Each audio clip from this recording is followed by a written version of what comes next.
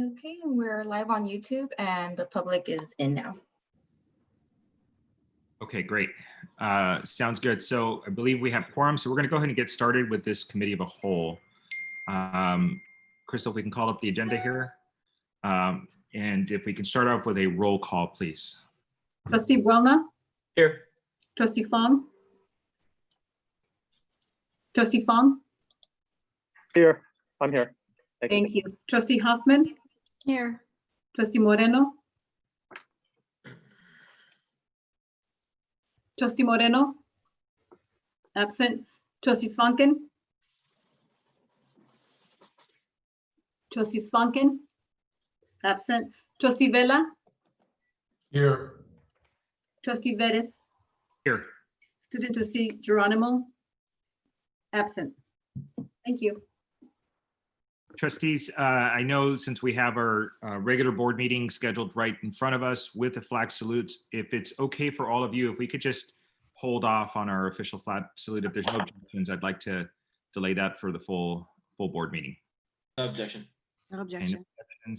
And let's move forward to, and I'm rushing along because I know we have lots of ground to cover, and there has been some requests to do public comment, which will occur after the presentation. So with that, let's get going on informational item number 1. It's equity and the African American community, LACCD.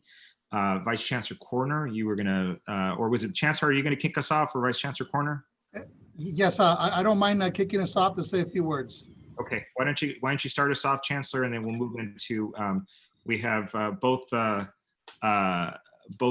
video presentation, I should say, it's all video right now, but we should have slides and a deck here, as well as some oral presentations coming up in front of us. So Chancellor, if you can get us started, and Vice Chancellor Corner, if I can ask you to assist me with a clock here to make sure that everybody has does their presentations within the time slots that you've discussed. Absolutely, Trustee. Okay, thank you. Thank you, Mr. Vettis, and welcome everybody, members of the Board of Trustees, colleagues who are visiting with us for this very special. Excuse me, today our presentation is focused around equity and the African American community, as noted, and later in the public meeting, you will note that there is a board resolution that essentially undergirds and underscores our framework for racial equity and social justice at the LACCD, which has a very specific goal to root out racism and to internalize some anti-racist practices at LACCD. So a discussion like today allows us to begin that discussion to better understand who our students are, what the needs of our African community is, and setting out a plan to move forward. This framework is designed to be an internal, I would say, interrogative process to review and recommend improvements through a whole variety of areas. There are 9 specific action steps to begin on district human resources, student equity, curriculum, professional development, employee evaluations, which we know must be collectively bargained, emphasis on student leadership development, our advocacy efforts on behalf of our district, and of course, informed civic engagement. I will turn your attention to the 9 specific action steps, and I'll highlight just a couple of them, and then I'll pass it to Vice Chancellor Corner. First, the Chancellor's Advisory Committee on Black African American Student Affairs will be established this month. A call for membership will come from my office this week, and we'll begin the work formally as the fall semester begins. So I'm looking forward to convening that group and to moving forward with that effort. Town halls are occurring and have been throughout the district throughout the summer at our colleges, and that will continue, providing informed, safe spaces so that people can connect and talk. For example, ELAC hosted a town hall last week of just under 300 participants, where they discussed race and racism. Next week, LA City College is hosting activist and author Tim Wise next Thursday from 2 to 3 p.m. Then I know that our LA Sheriff's Department, Community College Bureau, our very specific police force, is also visiting with colleges to discuss community policing and whatnot. A review of our campus equity plans has begun. Folks should know that that's a local campus effort initiated at the college level. And that work indeed has begun through already established committees or through newly established committees, some with a very strong and new anti-racist emphasis on the equity plan. So I commend our college presidents for leading those efforts there. And then lastly, we've begun an immediate review of our community college bureau's contract for services, policies and practices related to community policing, de-escalation techniques, risk assessment, and establishing mandated cultural proficiency, anti-bias, and responsiveness training. I also want to announce that we are going to reconstitute the LA Sheriff's Department Oversight Committee, a committee that we had in this district several years ago. We are resurrecting that alongside this review that I mentioned, and that committee will be established as a shared governance committee. So I just wanted to announce a couple of very specific steps related to our framework will be codified through board resolution in the next hour. And I believe that the discussion today on equity and the African American community is perfectly timed, and look forward to your voices and indeed your contribution. So let me pass it now to Vice Chancellor Corner. Trustee Veras. I will note for the record that Trustee Schwanken and Trustee Moreno have joined us in the meeting as audio calls. So we'll note that for the record. Okay. Right. And Thank you, Trustee Veras. I was on the phone when it began. Thank you. That's okay. It's so noted, and both of you, you're just listed in the audio portion here. So I will pay note, and I believe our staff is going to move you into the panelist period or the permitted speakers as you're able to demonstrate here. But with that, Chancellor, back to you. Okay, no, let's go ahead and begin. Thank you to our African American Outreach Initiative partners, our community partners who are here with us to lend their voice and expertise and assisting us in advancing our equity agenda for all students, and today's focus on African American students. Vice Chancellor Corner, please. Yes, good afternoon, everyone. I just want to thank you for the opportunity to present on this topic. It's definitely a topic that we've been working on over the last year or so, and we're very grateful for this opportunity. If we go to the next slide, we'll have an overview of what we will cover through this committee of the whole. We will touch on some of the demographics, success measures, faculty demographics, and student experiences that we see related to the data from LACCD for our African American students. This information was originally presented as part of our AOI and BFSA presentation of the state of African American students last semester. And this will be a great opportunity to share it with a broader audience. We'll then go into some of our LACCD initiatives where we are gracious to have our guests from our community partnership groups, as well as Dr. Nairi Berry, who is leading our African American Outreach Initiative. I will go through these quickly to make sure that we have enough time for trustees to have questions. But certainly if there are things that come up, I leave it to our chairman to guide the questions so that you can get any details that you need answered. If we can go to the next slide. So to begin, last year, what we see is that 9.6% of our students identified as African American. It is one of the larger groups that we have, the largest being Latino at 59.7. One of the questions that often comes up is where do we see the spread of our African American students? If we look at the next slide, you can see that there are African American students at each of our colleges, but proportionally, we see the largest groups at Los Angeles Southwest College, Los Angeles Trade Tech, and West Los Angeles College. Each of those groups is greater than 15%, and in the case of Southwest at 37.3%. Overall, we see over 20,000 students, African American students in our district. If we go to the next slide, we see a little bit about the demographics related to our African American students. There's a slight greater representation of females with our African American students than our general population, but I want you to note that we are greater in the female category in general as well. So 61% of our African American students fall into the female category.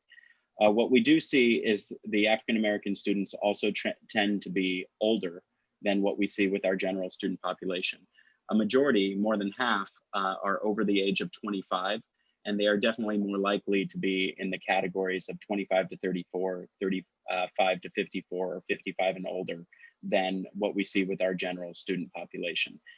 That's also related to what we'll talk about later, which is our outreach initiatives, which have specifically focused on trying to bring in first-time students from our high schools and our communities so that we can work with our students at a younger age. If we go to the next slide, we have some general demographic trends with the LA County versus Los Angeles Community College District. I will note between 1990 and 2000, the census changed the way they do racial and ethnic categories. So there's a little bit of change there, but none that we saw that markedly impacted this. We can see that there's been a trend in LA County for fewer African Americans as a proportion of the overall population. And we see that mimicked with LACCD, with the sharpest decline occurring 2010 onward. Currently, as we said, we're at 9.6% African American for our student body, which is slightly above the LA County mark of 7.88%. If we go to the next slide, we can talk a little bit about the success of African American students. We do see what is a typical equity gap across the board.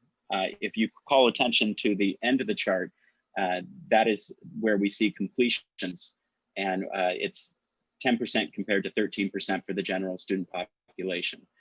But I think what is very important about this is that is actually less of a gap than what we see in our persistence in the first column, where you see a 43% first semester persistent or first year persistence compared to 60% for the general population. This gives us a clear area in which we should be focusing, which is that if we can correct our first year experience problem for our African American students, they will likely at least succeed at the same rate as the general student population, and probably succeed greater than that. Because to have only 43% of students persist to the next semester, but still only have a 3 percentage point gap at the end, really shows that after that first semester, the students that are maintaining in our programs are extremely committed and are working through to the completion of their programs. So I just wanted to highlight specifically that first year persistence, because that is one of the areas which we've been focusing on with our Promise program and with our partnerships that we'll describe in a minute, is how do we make sure that students feel comfortable and supported in their first time on our campuses so that they can be successful. If we go to the next slide, we have some general demographics of our faculty and staff. I do want to point out these are the demographics that we submit and also are maintained by the state. And there are a large percentage of our employees that do not declare their ethnicity. But what you see from those that do, 12.6% of our administrators are African American, 10.8% of our tenured or tenure track faculty, 11% of our adjunct, and 16.3% of our classified staff, for a total of 12.8%. So this is the most recent data from fall 2019 and is reflective of all the employees in our district. If we go to the next slide, recently we did do a survey of all students, and we were able to parse out some of the student experiences that were being described by our African American students in the survey. First and foremost, financially, we found that 55% of African American students reported household incomes less than $19,000. And I want that to sink in for a moment, to realize what that would mean, particularly in our pandemic state, and how much support we need to make sure that we work with to assist our students. This was compared to 40% of the overall student population. We also found that there was a greater propensity to work 40 or more hours a week. So we see a lot of working students who are coming to school. We saw that students were more likely to enroll in, African American students were more likely to enroll in college because of a specific educational program that they were interested in. And they also looked at the availability of online classes. Both of those double-digit gaps from what we see in the general student population. That gives us some information we can use with recruitment, that our African American students know what their intent is in many cases, and we need to make sure that we can effectively describe the programs we have. And I know that Carolyn Martin had some suggestions related to academic programming in her notes as well, and I would look forward to hearing those. African American students were also generally satisfied with student services, but where we saw the highest levels of dissatisfaction were in financial aid, food services, bookstore, and general counseling. So overall satisfied, but we did want to call out the areas where they highlighted the most issues. Lastly, we saw that African American students were more likely to participate in community service projects, college events, and attend college club meetings than we saw for the general student population, which means that for the African American students we have on our campuses, they are very interested in full participation in our academic programs and in our auxiliary programs, our extracurricular programs, and looking for ways in which they can assist the community both at the campus and beyond. So if we go to the next slide, as a quick primer for all about some of the initiatives that we've taken on. First of all, dual enrollment. We've been working very hard to expand our dual enrollment and to have opportunities be equitable, meaning targeting schools and school districts that are predominantly students of color and predominantly African American. That has been some of the work of the groups that we have here today to speak to. And we have looked specifically at quite a few charter schools that have been focusing in those communities. Back in October, the board approved a contract with the USC Race and Equity Center, which includes year-long professional development, but also a national assessment of collegiate campus climates, which is a specific assessment that looks at racial campus climates. And we look forward to that data so that it can inform how we could improve. Our LA College Promise, as integrated with the National Council of Negro Women, Brotherhood Crusade, and Urban League, who are all here to speak today. And I will just say that I think that you'll find their efforts over the last few months to be very impressive. In that program, we offer free tuition, Chromebooks, and wraparound student supports. District-wide, we also have our African American Outreach Initiative. We have Dr. Nairi Berry here, who has taken on the leadership for this initiative, and she'll speak to some of the future of the initiative and how we're changing our efforts based on what we see as the needs in our current environment. But typically what we see is faculty and staff engagement, local historical bus tours, and Black graduation celebration as core functions. But Dr. Berry will speak specifically to those other needs. And before we go to Dr. Berry, if we look at the next slide, I just want to speak a little bit to the college initiatives.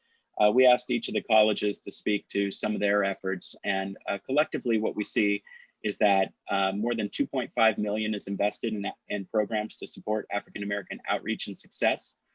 This includes more than 10 full-time equivalent faculty and staff supporting these efforts. Typically what we see across the campuses are cohort programs such as Emoja, that's predominant on our campuses, but some also participate in what's referred to as the Black Scholars Persistence Program. We also see an investment in cultural and outreach events, including HBCU tours, that's across most of our campuses, participation with A2 Men, and going to events such as Taste of Soul, Black College Expo, Black History Months, and development of local professional development opportunities. So with that, I'd like to turn the time over to hear our guests speak. And we will start off with Dr. Nairi Berry, who will speak to the efforts of the African American Outreach Initiative. Dr. Berry, and Crystal, we can go to the next slide. Thanks, Dr. Corner. So what is African American Outreach? African American Outreach is a district-wide collaborative of faculty, staff, and administrators dedicated to improving the access and success rates of African American students in the Los Angeles Community College District. The AOI will sponsor and support various district-wide events and activities, and each college can also implement experiences that best fits their students' needs. Each summer, AOI will revisit the blueprint, review the progress, and make appropriate adjustments. Next slide, please. So basically, who are we?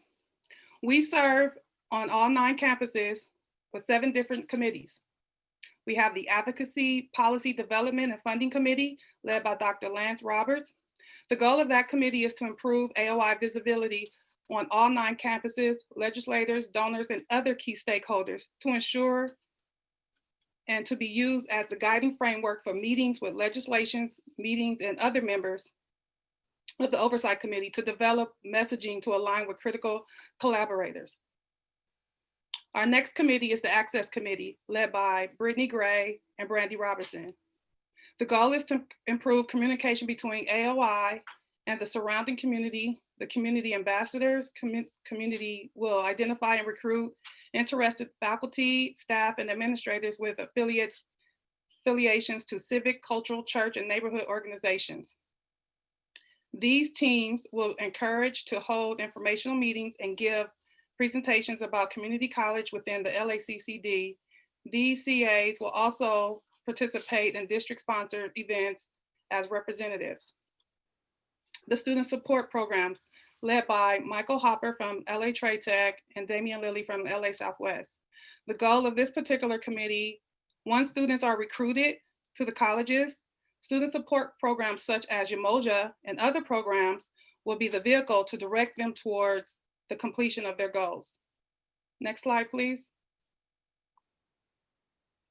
Our next committee is Workforce and Work Partnership, Community Workforce and Partnerships by Dr. Laura Manyweather, Ms. Kindon Ramirez, and also by Dean Sharon DeModge from LA Pierce College. The goal of this committee is to partner with community partnerships and will assist with the planning and coordinating of various events to engage district staff, students, and community-related initiatives. The committee will work with resource centers, community organizations, and form partnerships with local businesses. AOI will seek in-kind donations, community partnerships, mutual information sharing, and donor guaranteed sponsorships. Our next committee is the HBCU Transfer and Awareness Committee, led by Doctors Erica Miller from LA Southwest and Danielle Lindor from Pierce College. The goal here is to ensure that African American students will have the opportunity to attend four-year institutions. The Community and District Signature Events Committee is led by Dr. Elliot Coney, his last name is spelled incorrect, and he's from LA Valley College, and Dr. Nicole Flores from Trade Tech College. This committee is responsible for district-wide signature events and their opportunity to build community and empower students intellectually, socially, and emotionally, as well as politically. And our final committee is led by Dr. J.E. Stevenson from ELAC. And this is to create an authentic awareness of success through the lens of African-American culture by utilizing and advantages of traditional digital technology. So what does AOI really do? I know that's a lot to take in, but our goal is to reimagine the success of African-American students. And the way we're going to reimagine the success of African-American students, we're going to not fix the student, which has traditionally been the goal, but to reconstruct institutional barriers that prohibit African-American students from being successful. As Dr. Corner stated, we do this by professional development and then expanding our institutional capacity. We also will audit policy that is also includes barriers that prohibit African-American students from being successful. We started with just Dr. Aisha Randall. She did amazing work. And we just recently over the summer reconstructed our position, and we've been working very diligently to get things done and have it really going for the fall. And I really want to thank everyone for their support. And I'll answer any questions after Carolyn Martin speaks. So thank you, Dr. Berry. I think the board can see the great work that's been happening internally. And we're going to shift in a little bit now to our partners, starting with Brotherhood Crusade and Mr. Damon Johnson. Good afternoon, everyone. Next slide, please, Kristen. Good afternoon, everyone. I'm Damon Johnson. I'm Director for Boys, Young Men of Color at Brotherhood Crusade. It's been a pleasure working alongside the LACCD and the AAOI. It's been very successful for us in having our young men and young ladies be a part of things that they could not achieve just from trying to get into college because it is such a struggle, not having parents that understand the whole financial literacy and financial aid piece along with the whole college piece. So thank you for this opportunity. Some of the key things that we have done with Brotherhood Crusade, we have been able to contribute to a comprehensive list serve and database to enable LACCD to communicate with South Central Los Angeles African-American families, community-based leaders, students, and their parents. We did supply that list. Secondly, we identified key Los Angeles activities to assist with outreach and to increase awareness about the LA College Promise program, which was our Taste of Soul, which was last year. We're not going to have it this year because of the pandemic. El Barrio Navidad is an annual Christmas toy and food giveaway that we do every year at Holman Methodist Church on Adams. We had several youth summits. We had one in August where we had parents and students come in and listen to different colleges in the LACCD. I think the first summit we had 5, the next summit we had 7 in February. We were supposed to have a third, but because of COVID, that was not able to happen. We had the Black College Expo in February, which is annually at the LA Convention Center. And we ourselves held our first annual virtual college informational. We had about 30 schools total. We also had Dr. Randall and Dr. Berry participate in that informational as well, to give information to the young people that we had on the Zoom informational. Total, we had about 150 students combined with the colleges that we had. Next slide, please. We've been working to also increase the dual enrollment with our high school partnerships.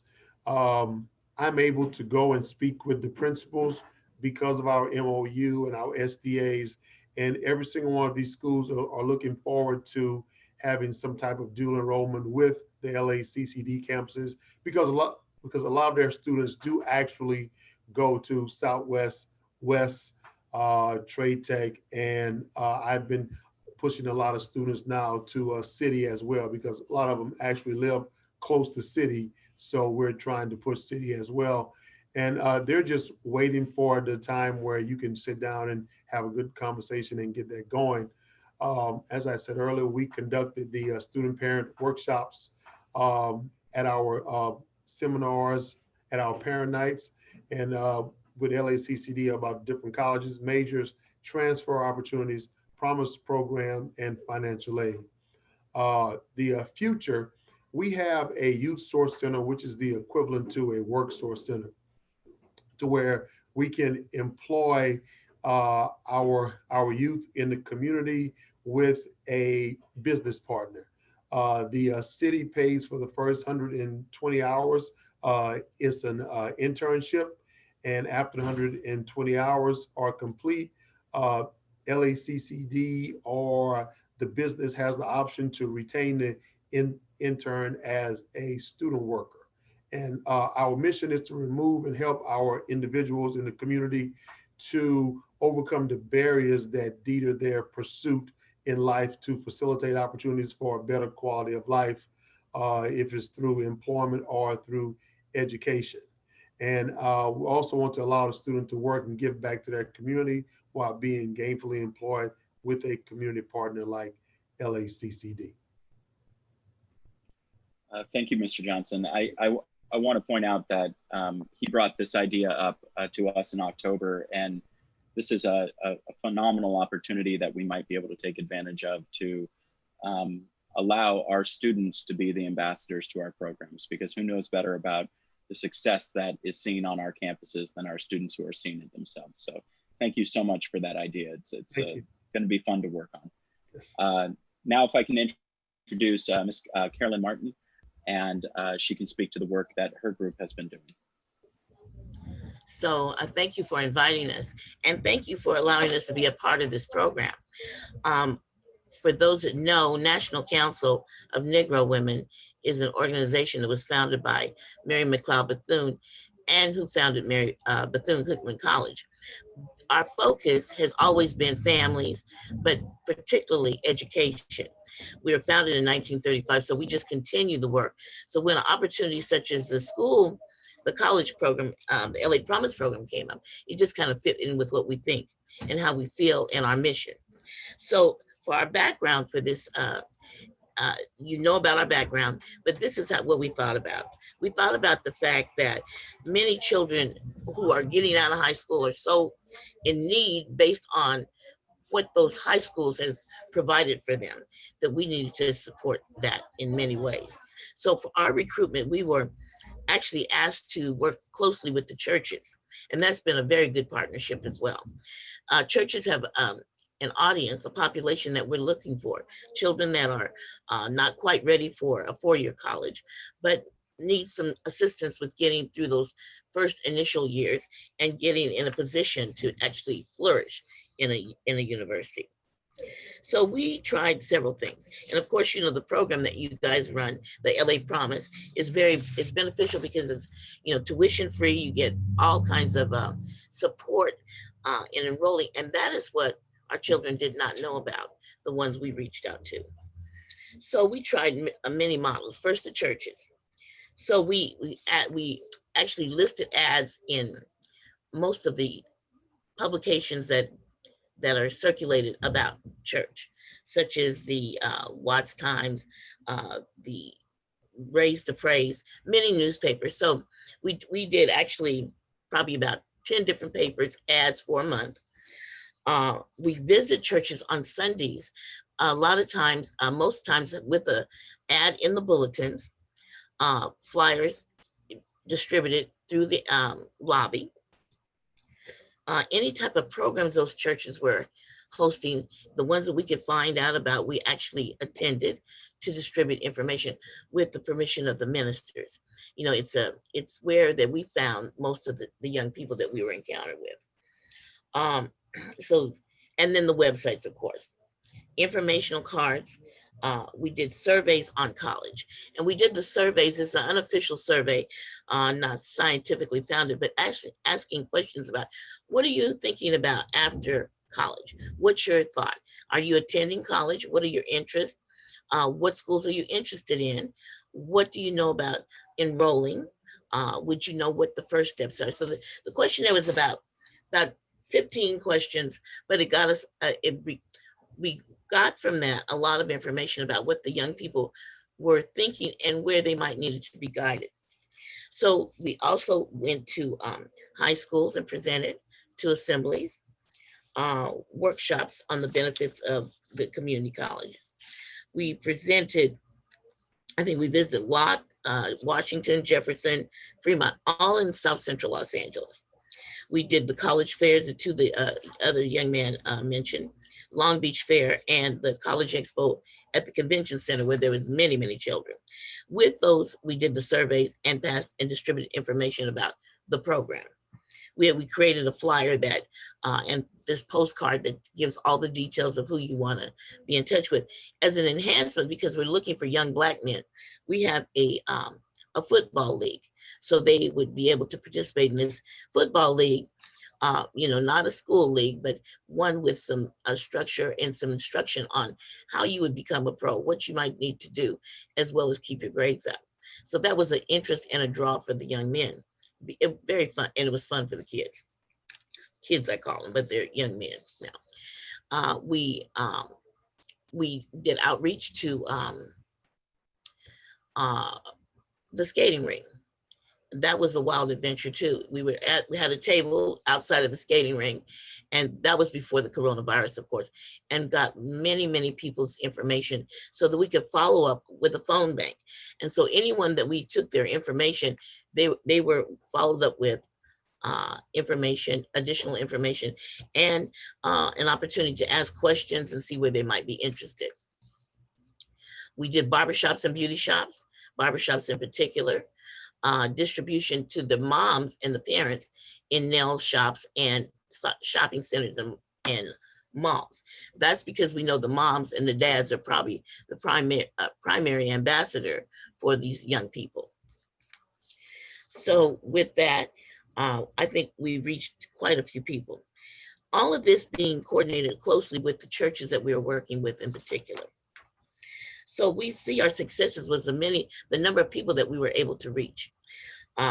We were focused on young men, but we still would help the young ladies as well. Actually, it seemed that, I don't know, that was probably an easier draw, but the young men, of course, were kind of lost as, what do I do next? A lot of our children, of course, may be on probation. Some are in foster care, which is another challenge, but they needed ways to work around and figure out how this was going to work for them. So that's where we do, is the support that we provide for them and the connections to the community colleges so they would know where to go next. Let's see what. So, and then I think what I found after all of this, because this was new for us, this is a short-term project with, with no background for actually, or experience for recruiting for a college. So this is what we learned. We learned that a lot of times the children are so busy or so concerned with graduating from high school, sorry about that, that they were so stressed out from all that they went through in high school that college was not the initial thing. And these are some of the students that we need to reach the most, the children that have had a challenge. And of course, there's a large number of children on probation, a large number of children in foster care. And those children, sometimes feeling lost, needed that extra support that the schools offer. Particularly, I work with Ms. Robinson at Southwest. She was always open to giving the children the extra support that they might need, asking the questions or answering that they didn't normally know. So what I saw with that is that if it's for long-term success with a promotion of college for our inner city children, that we should perhaps think about programs that go along way before 12th grade. So we get them in a mindset that this is what you might need to do, and this is an easier way to do it than dropping out and getting a job for minimum wage. I think that the children need to know what's offered, what's the benefit of going to college, and how that's going to work for you in a way that's not too challenging for them, with the support from the churches. And the churches agree too. I think they need to be engaged in more things that are related to the community college, way before 12th grade. Dual enrollment, I think, goes 2 years, but maybe we start with some type of program before that. I know budgets are not what they should be, and sometimes it's not permitted. But I think those are ideas for our community that might work as well, such as the churches. And of course, there's many churches in our community, where I found the most children. Building those relationships and letting them know it's not something that you can't do, that's something you can do, and there are people that can help you with that. So we look forward to it, and it gave us some ideas on recruitment and getting people engaged as well. Thank you. Thank you. Thank you, Ms. Martin. We have one last group, Trustee Veras, which is Urban League, Ms. Jamaica Marshall. If we can go to the next slide. Thank you.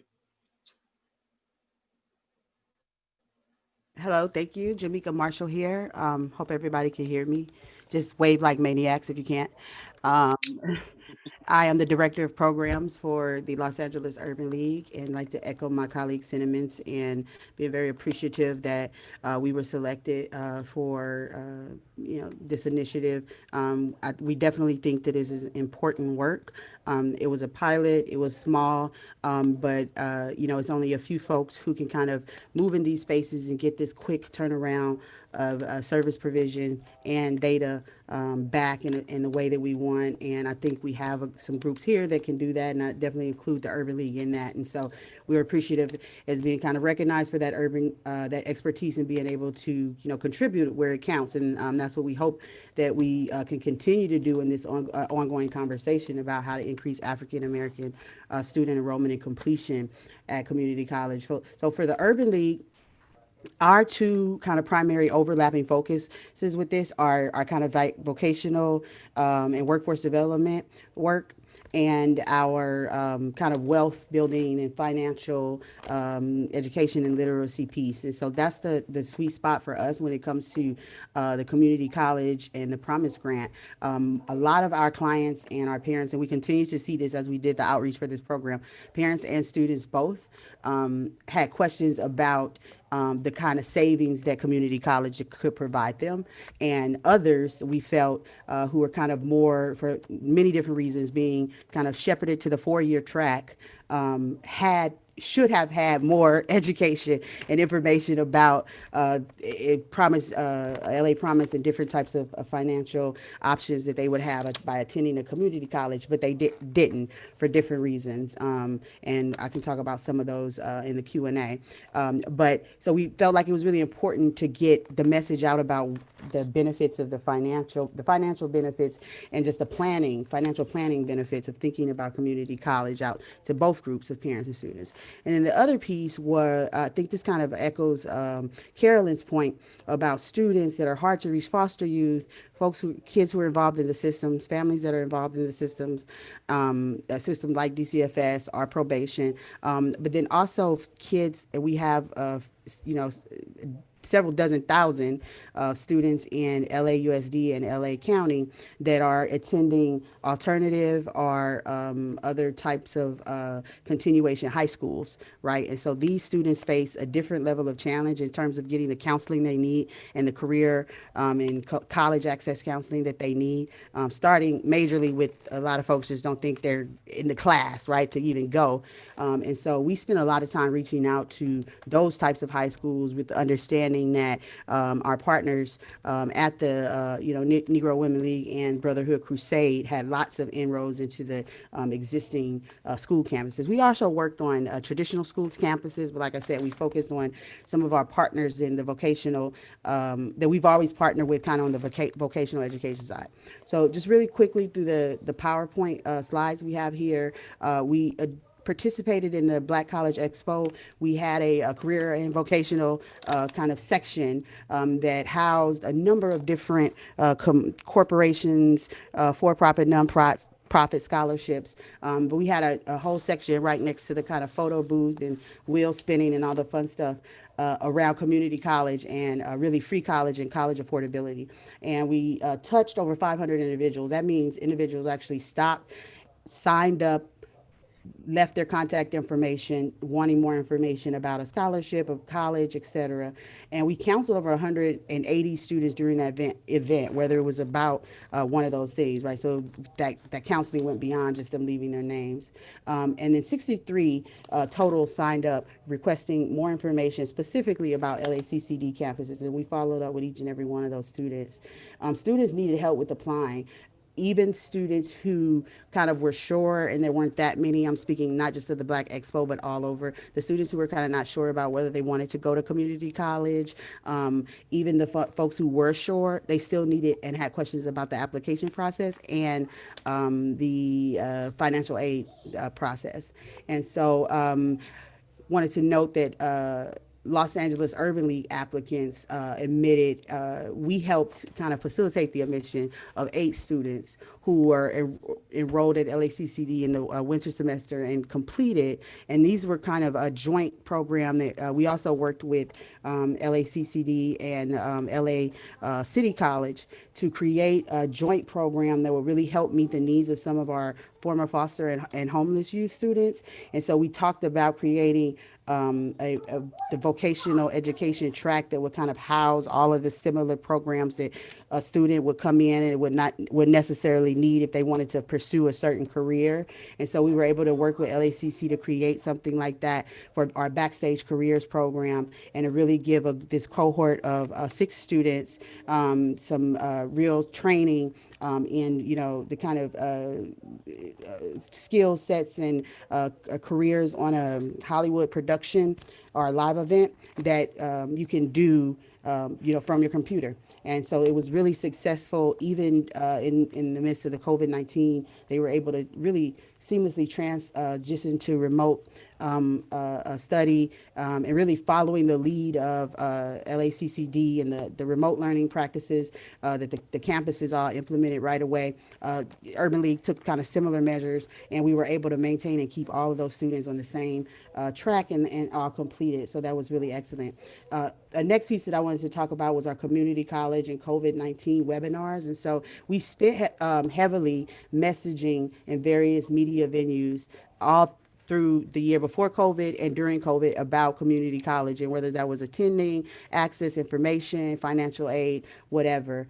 And as a part of our outreach through the contacts we made, via the advertising and from the Black College Expo, we had about a database of 180 juniors and seniors who were interested in hearing more information about college and our financial aid. And so based on reaching out to them and doing some data gathering from those groups and their parents, we helped design 2 really well-attended webinars, one with LACCD and LA Trade Tech in particular, around LA College Promise. It was really well received, and we felt there was a lot of interest in our community about, what did COVID-19 mean for the finances of, and the college decisions, enrollment decisions of their juniors and seniors. And it was very helpful. I think we had, I could answer questions about that if folks have any. And then 67% of the students who were registered for those webinars requested follow-up around financial aid and college affordability. And you can go to the next slide. We found that the students that we were able to really give a handoff to someone at the LACCD campus found a lot of success, right? So they had this really nice personal webinar or maybe counseling session, and then we were able to hand them off to somebody at LACCD or one of the campuses that kind of knew exactly what their issue was and could help them kind of troubleshoot. We found a lot of success in those students coming back and telling us, yes, they were registered and they were feeling good about starting, maybe if not at that school, a different campus or a different campus outside of LACCD. Our last event that I want to talk about is our virtual Black high school graduation and rites of passage event.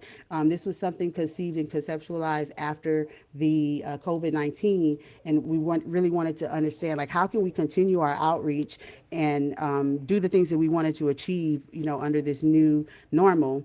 It really helped us build the database. We had over 1,200 people registered, and they had in the opt-in and the registration had questions about, students' plans about college. We captured over 200 students who said they planned to attend community college and wanted more information, so we could send them good stuff about LA College Promise. And then it's a way to celebrate Black high school students. The event is available on YouTube. It was simulcast on KTLA-5, and we're going to adopt this as an annual opportunity to engage graduating seniors, because we think it's important to kind of not just come to them to only talk about, college and just only be around, when we are trying to quote unquote get something out of them or kind of sell them on something, but really try to create a constant connection with them, helping, hey, we can help you with financial aid, we can help you with scholarships. If a community college is right for you, maybe it's LACCD, maybe it's another campus, we're happy to help you with all of that and being those people and those adults for these students. And this is another way to do that, and we wouldn't have been able to do that without the kind of funding and the partnership from LACCD. So that's it for me, and I'm happy to answer questions. Okay, thank you. I do want, and I think that concludes our presentations. One of the things about community goal is we're on a tight timeline. So I've consulted with the president here about what we can do. We have some individuals who requested to do public comment. So I'd like to take those now. We do have a resolution that speaks to many of the items that are here. So I'm hoping that we can hold our trustee comments in general there. And if the presenters that just gave this presentation, if they can hang with us, because the trustees, I wanted to give an opportunity with the president to have a dialogue there. So if that's okay, I'd like to jump into public comments that have been submitted. We have about 10 minutes or so that we can squeeze here. So I'd like to, if there's no the board, yes, sir. Just a very quick question. So we will be able to ask questions at the regular board meeting? There is an equity resolution that falls under the same kind of topic. So I'm just going to ask that our presenters be present so you can ask questions there. So Lupe will make sure that they're able to stay on so we have access. That's what I'm requesting, yes. And so I just wanted to make sure the public, since they had submitted their request, had a chance to at least make a few comments here. So Crystal, can you help me here identify the public comments? And if there's no objection for the board, I at least wanted to offer 1 minute to each of the individuals that are there. They can also stay later in the general public comment session, but I wanted to see if I can do that here now. So, Chair Meredith, I yes. can call out the names as they came in the list. And Yes. we'll time them 3 minutes or 2. We're going to do 1 minute because I know the list is quite large. Perfect. I wanted to be able to process through, and if there's individuals that want to see time, that's okay too.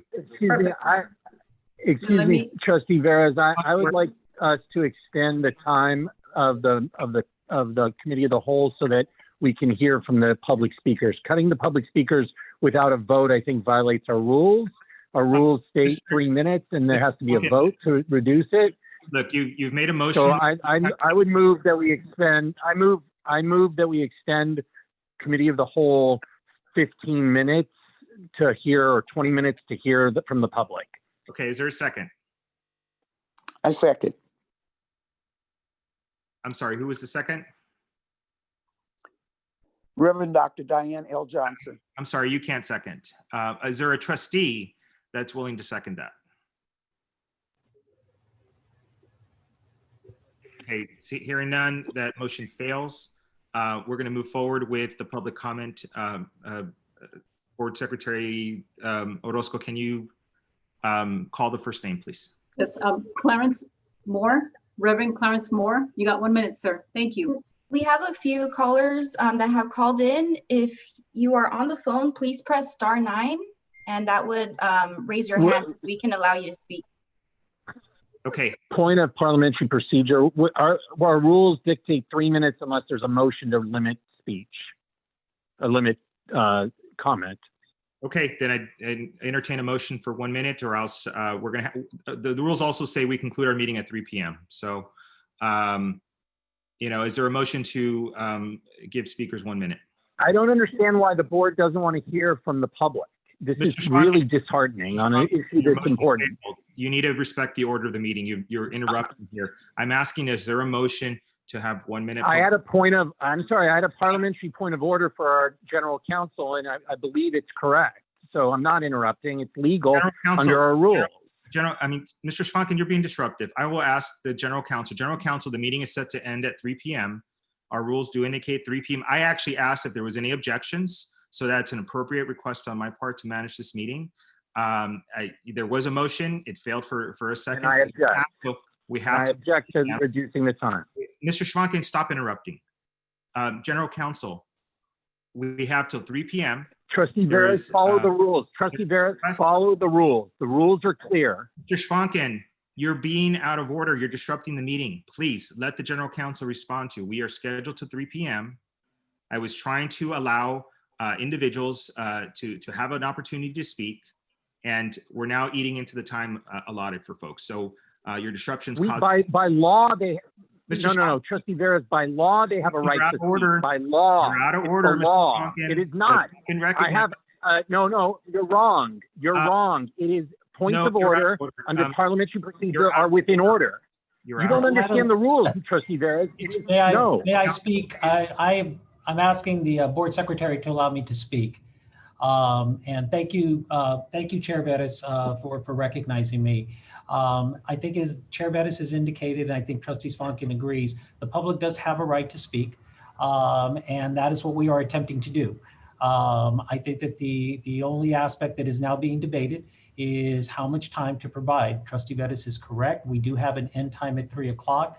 There are the appropriate motions here to establish the amount of time that the speakers are allowed to speak, which is also allowed by the law. So I would suggest allowing the motions to be made in terms of allowing the folks that have asked to address this issue to continue, and so we can establish the time and then we can move forward.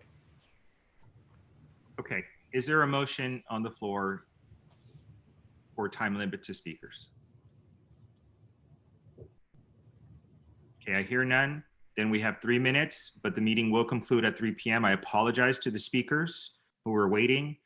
We're on a time limit here. I was trying to do my best to accommodate, but there were significant disruptions here. So first on the list was General Counsel, General Counsel, doesn't it extend the meeting under the rules? It can be extended because we have to allow public comment. We have a rule of 30 minutes for public comment. Again, I apologize, Trustee Vettis. We actually have a rule that allows for 20 minutes for a particular topic, is what is this particular rule.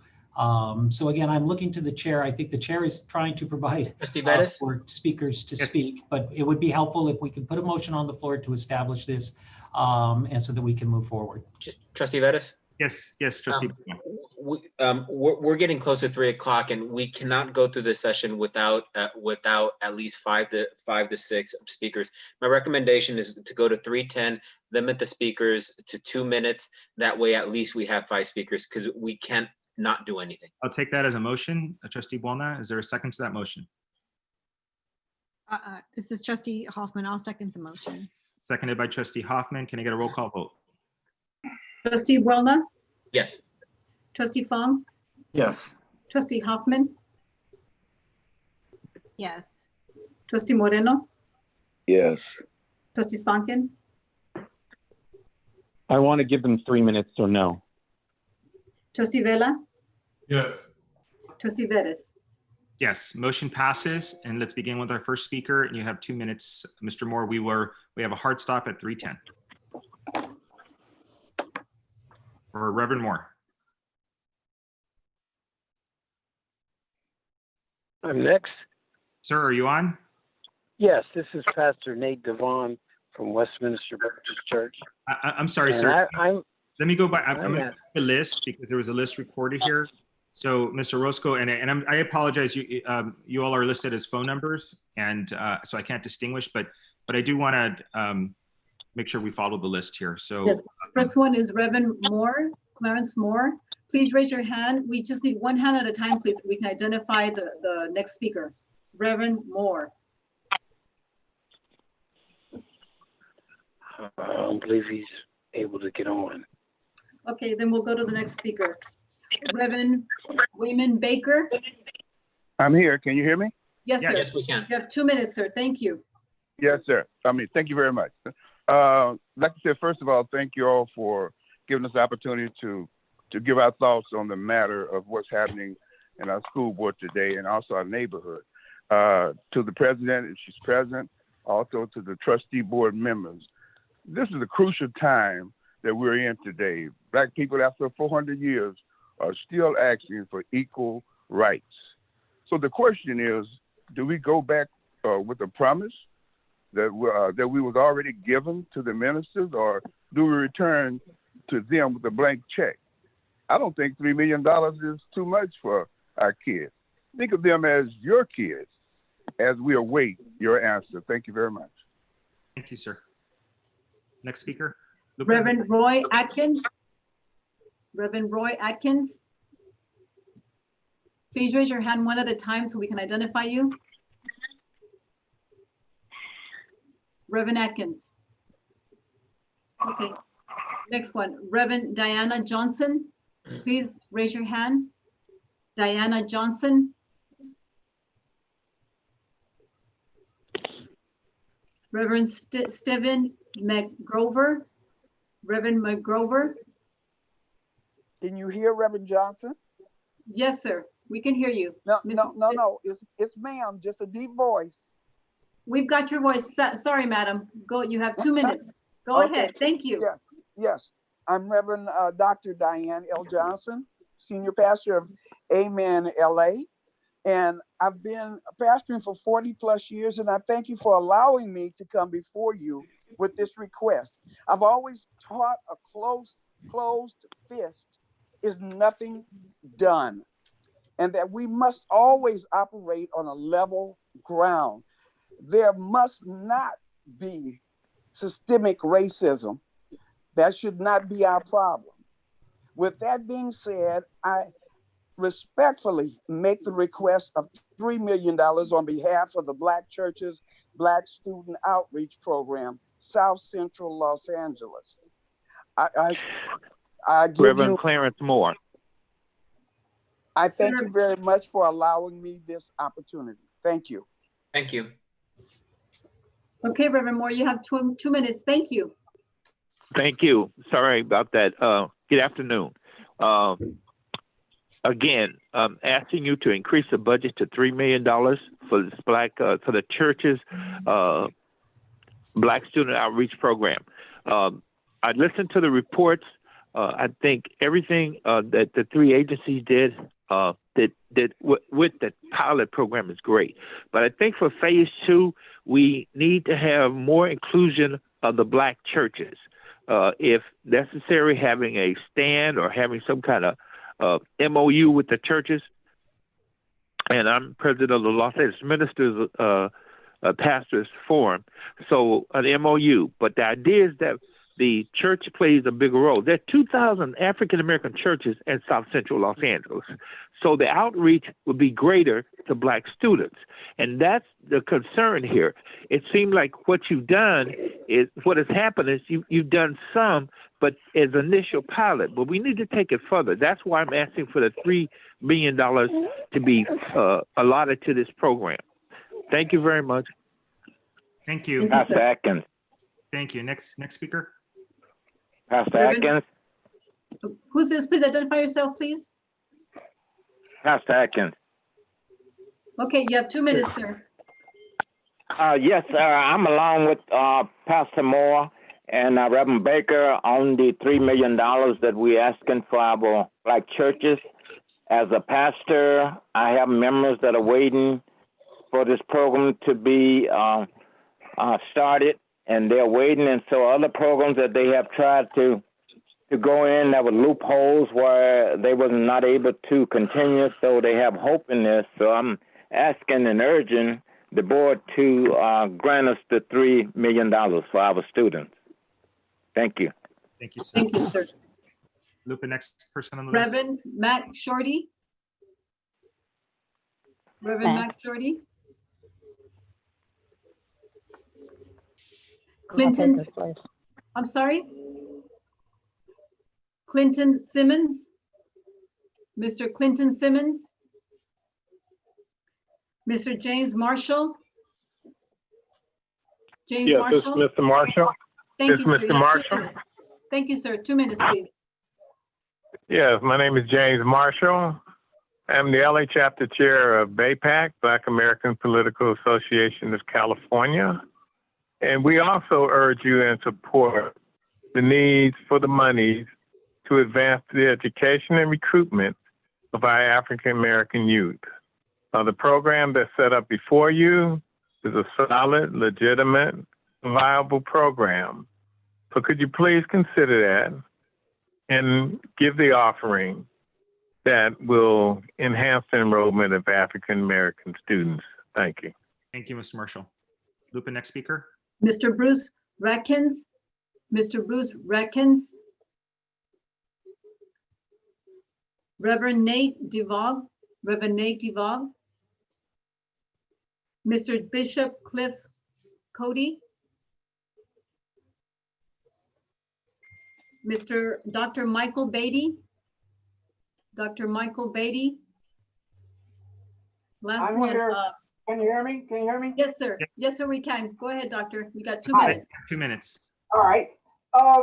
In the Los Angeles Community College District framework for racial equality, there aren't any specifics there with respect to student achievement factors about how that's going to be ameliorated. And I've heard these other initiatives from the College Promise and those types of people, and there was only a 3.5% participation rate in that, so it didn't seem like there was a lot of bang for their buck. And the African American Outreach, which is a district-wide program, again, doesn't really address anything with respect to student achievement. And in looking through the online stuff for the student success scorecard, we see that transfer rates for Black students are, 80, between 10 and 12%, which means 90% of people aren't really, getting anything out of it. So in my view, that we have to do much to ameliorate these challenges. And these challenges are around mathematics in both across the state, in the city, and at the school district. And the proposal that we've been talking about is making churches the center of math intervention and achievement through my association with the LA Council of Black Professional Engineers and other organizations that I'm working with, including the STEM Parents Network and STEM 54 and other entities that are really working hard to make mathematics something that it can be a positive force in our community, as opposed to the 90% failure rate that high school students have had in Los Angeles for the last 20 years. So having said that, I think these dollars will do much if they're properly spent and used in a way that can bolster the Black church by making them the center of learning for math intervention. That is something that could really do something with respect to student achievement, which is why these enrollment rates are going down so poorly, because our students aren't really mathematically literate. So I'm supporting everyone's statements and so forth to say that these dollars could be spent positively and in a way that the data will show that they've been effective in getting students into these junior colleges and staying there and then matriculating to four-year schools if they so desire, given this math pandemic and this education pandemic that's a result of this viral pandemic. Thank you. Thank you, sir. Any other speakers? We're right up to the 3:10, so we could probably squeeze one more speaker in. Okay, let's try Leonardo Gonzalez. Leonardo, I can see your hand. Here. Okay, thank you, sir. Can you hear me? Yes, sir. Thank you.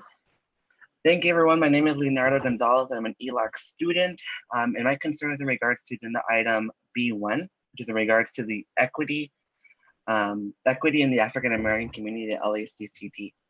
Now, the hope to recruit African American students throughout a program that will be funded with millions of dollars from public funds is a good idea, but that's just it. It's a good idea, not a plan. Currently, we are seeing that this exact board constantly mentions the need to have high student retention, but they fail to act on the need to provide colleges with the funds to give students the value they deserve. And that includes students, minority students. This idea is revolving around giving a check of millions of dollars by public funds to churches in hopes that they can recruit students to enroll in LACCD colleges in our behalf. My main concern as a student from the LACCD district is how are we planning to hold accountable and hold these students responsible in the event that they cannot recruit students? Because what I see now is that as a student, so keep in mind that I am a student currently enrolled in these colleges, is that these colleges are being underfunded, understaffed, and in the results are not giving students the proper value they deserve. So instead of us giving a blank check to these churches who are not a direct line to students from African American descent, we should instead give these funds to our colleges and have colleges actually recruit students themselves. We do not need a middleman at the table. We need students recruiting students. So let's do that instead of having pastors and reverends do the work that we should all be doing for ourselves. Thank you very much. Thank you, Mr. Gonzalez. So with that, I'm going to close the public comment piece. I would like to thank Dr. Berry for her presentation, Mr. Johnson, Ms. Martin, and Ms. Marshall, Urban League, the NCNW, and the Brotherhood Crusade. And if I can make a special request that you stay with us, we have resolution item number 1 that I think I'd love to be able to offer your comments and feedbacks to the trustees here that didn't get a chance to ask questions, but we'll have a chance to comment on this effort and this initiative that's listed on our regular agendized meeting. So with that, we've reached our timetable for this meeting, for this extension. And if there's no objections, we'll close the committee of the whole and allow the regular board meeting to begin. So I see no objections. Thank you all for your participation, and I'll hand it over to the president here to start our official board meeting. Yes, thank you, Trustee Perez. I just need a minute to get organized. Give me 1 minute.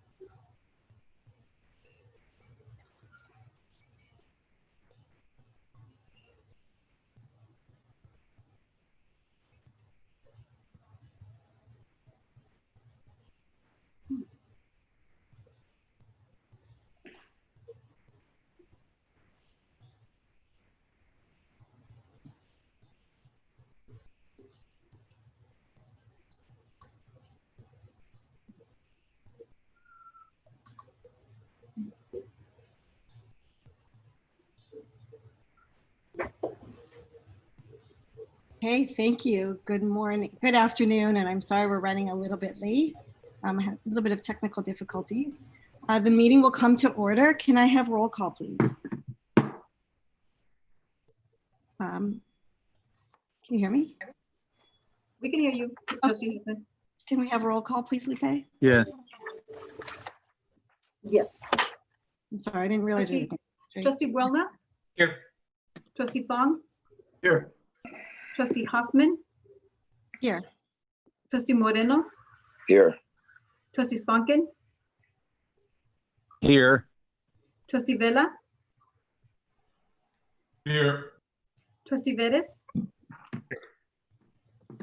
Student Trustee Geronimo?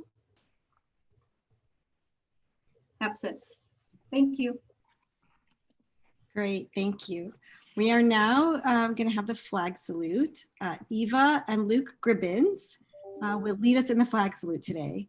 Eva is an entering 9th grader at Hart High School, where she will be pursuing her passion, show choir, and was selected for the advanced female group despite being a freshman. Eva is a great student, a black belt, likes to surf, and recently was honored with the Citizenship Award at her school. Luke is a 6th grader at Stevenson Ranch Elementary School. He's a dedicated Dodgers fan, woo-hoo, go Dodgers, as well as being a passionate and skilled baseball player himself. Similarly to Eva, Luke is working on his black belt, enjoys surfing, and plays the piano. So Eva and Luke, would you lead those in attendance with the flag salute, please?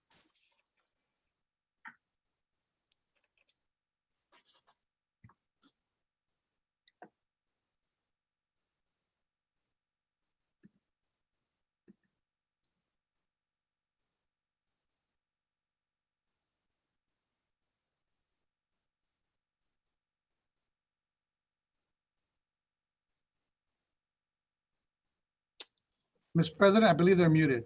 Yeah, I think they're muted also. I was about to jump in. Eva and Luke, are you there with us? Yes. Okay, go ahead. Okay, please stand. Put your right hand over your heart. Ready, begin. I pledge allegiance to the flag of the United States of America and to the republic for which it stands, one nation, under God, indivisible, with liberty and justice for all. Thank you guys so much. And I also want to mention that Eva and Luke are the children of our wonderful president at LA Valley College, Dr. Barry Gribbins. So thank you, Dr. Gribbins, for allowing us to have your children join our board meeting today. All right, welcome everybody. We have a special recognition at this time. We bow our heads and adjourn today in honor of Representative John Lewis, who passed on July 17th, 2020. And rather than elaborating on all of his remarkable contributions in his memory, I would like to share his parting words to all of us, which he wrote shortly before he died. In his letter to America, published posthumously, the New York Times ran an op-ed. He asked that the essay be published on the same day as his funeral. In this video that I will share with you, actor Morgan Freeman narrates his words. He's a remarkable civil rights icon that will be sorely missed. May he rest in peace. And now, Crystal, could you please show the video? It's about 5 minutes long. While my time here has now come to an end, I want you to know that in the last days and hours of my life, you inspired me. You filled me with hope about the next chapter of the great American story when you used your power to make a difference in our society. Millions of people motivated simply by human compassion laid down the burdens of division. Around the country and the world, you set aside race, class, age, language, and nationality to demand respect for human dignity. That is why I had to visit Black Lives Matter Plaza in Washington. Though I was admitted to the hospital the following day, I just had to see and feel it for myself that after many years of silent witness, the truth is still marching on. Emmett Till was my George Floyd. He was my Rayshard Brooks, Sandra Bland, and Breonna Taylor. He was 14 when he was killed, and I was only 15 years old at the time. I will never, ever forget the moment when it became so clear that he could easily have been me. In those days, fear constrained us like an imaginary prison, and troubling thoughts of potential brutality committed for no understandable reason were the bars. Though I was surrounded by two loving parents, plenty of brothers, sisters, and cousins, their love could not protect me from the unholy oppression waiting just outside that family circle. Unchecked, unrestrained violence and government-sanctioned terror had the power to turn a simple stroll to the store for some Skittles or an innocent morning jog down a lonesome country road into a nightmare. If we are to survive as one unified nation, we must discover what so readily takes root in our hearts that could rob Mother Emanuel Church in South Carolina of her brightest and best, shoot unwitting concert goers in Las Vegas, and choke to death the hopes and dreams of a gifted violinist like Elijah McClain. Like so many young people today, I was searching for a way out, or some might say a way in. And then I heard the voice of Dr. Martin Luther King Jr. on an old radio. He was talking about the philosophy and discipline of nonviolence. He said we are all complicit when we tolerate injustice. He said it is not enough to say it will get better by and by.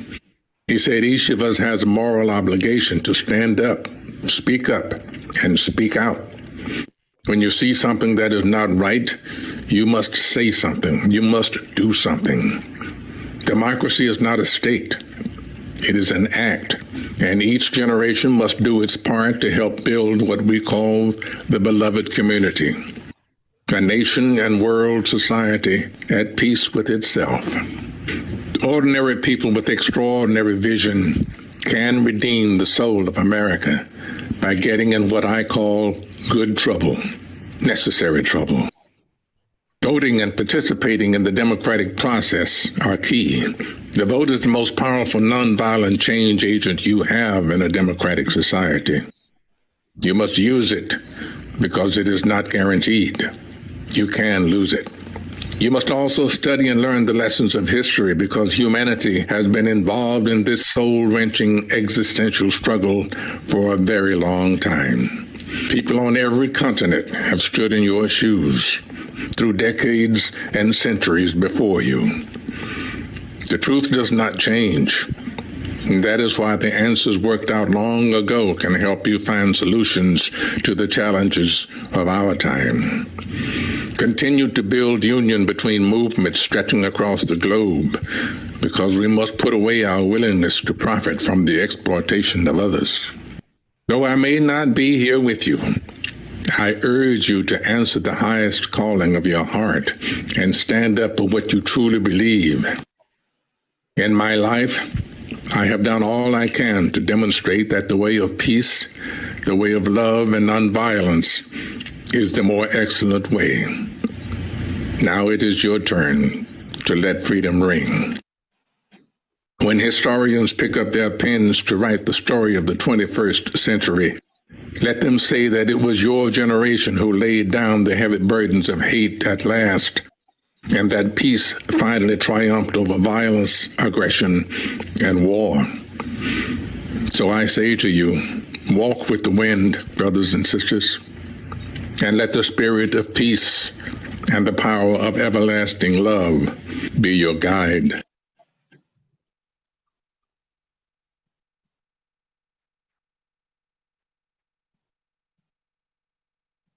He was a remarkable civil rights icon, and he will be sorely missed. May he rest in peace.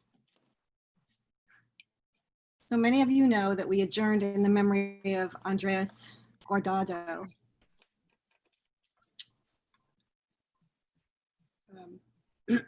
Andreas was an 18-year-old LA Trade Tech college engineering student seeking to eventually transfer to a four-year university.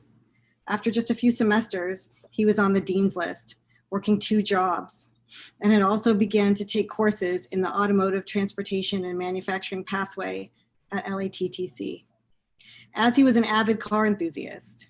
Prior to the stay-at-home orders, Andreas and his friends are remembered to be playing soccer or frisbees on the lawn on the campus.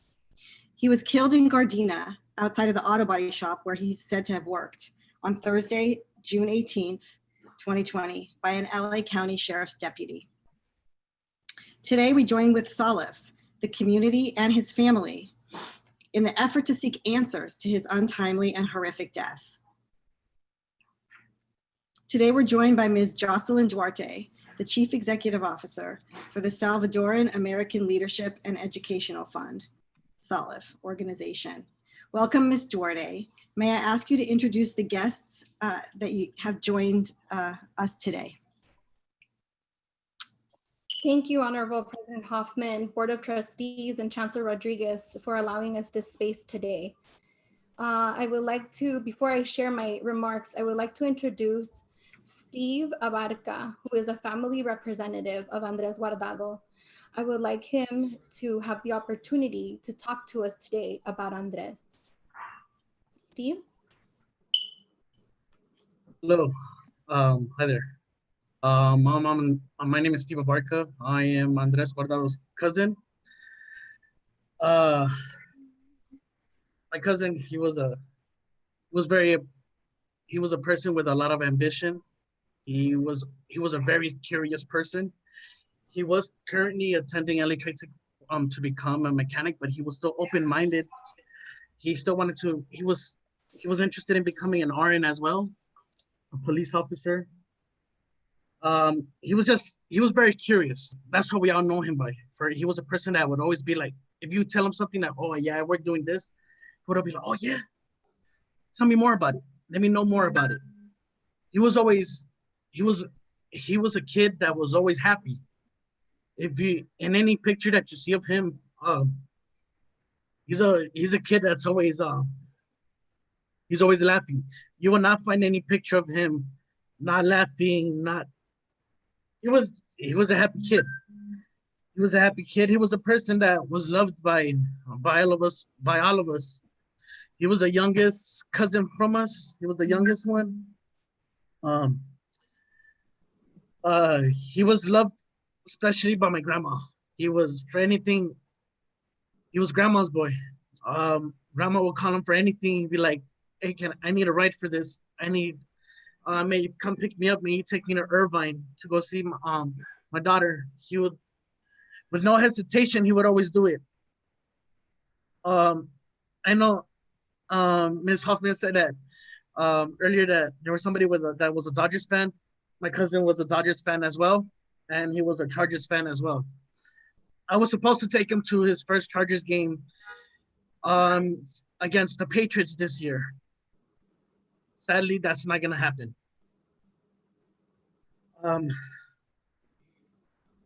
Yeah, man, sorry, it's just very difficult every time I talk about him.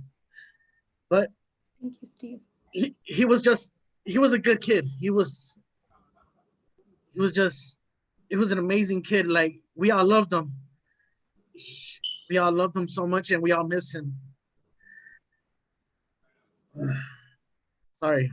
It's okay, Steve. We appreciate you very much for sharing. Sorry. But he had a lot of potential.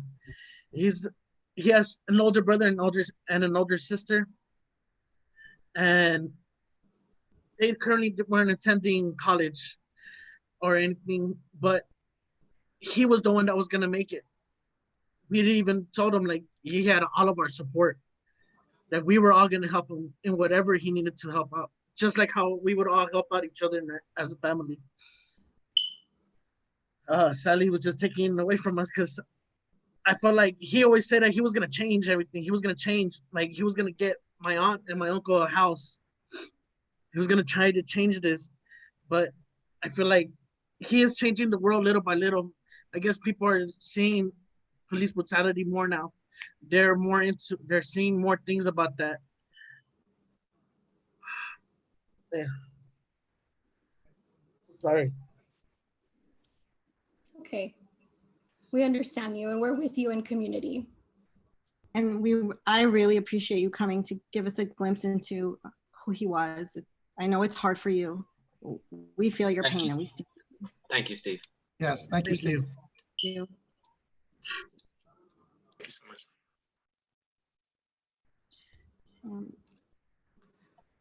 Jocelyn, did you have other yes that you wanted to? I wanted to go ahead and say thank you, Steve, very much. And I will continue my presentation on Andres. And I thank you tremendously from the bottom of my heart for being here and sharing with us and giving us a glimpse of who Andres was. And we completely appreciate you and are in community with you and feel your pain. So, thank you. Thank you. President Hoffman, Board of Trustees, Chancellor Rodriguez, like I mentioned before, thank you very much for allowing me this space, along with Andres' family, to address you today. Like President Hoffman said, my name is Jocelyn Duarte, and I am the Executive Director of the Salvadoran American Leadership and Educational Fund, SALEF. I am also a proud faculty member of the Chicana Studies Department, teaching primarily Central American Studies courses, as well as a faculty member in the Adult Education Non-Credit Department at East Los Angeles College. I am here today to address the board regarding the death of Andres Guardado, a student of Los Angeles Trade Technical College.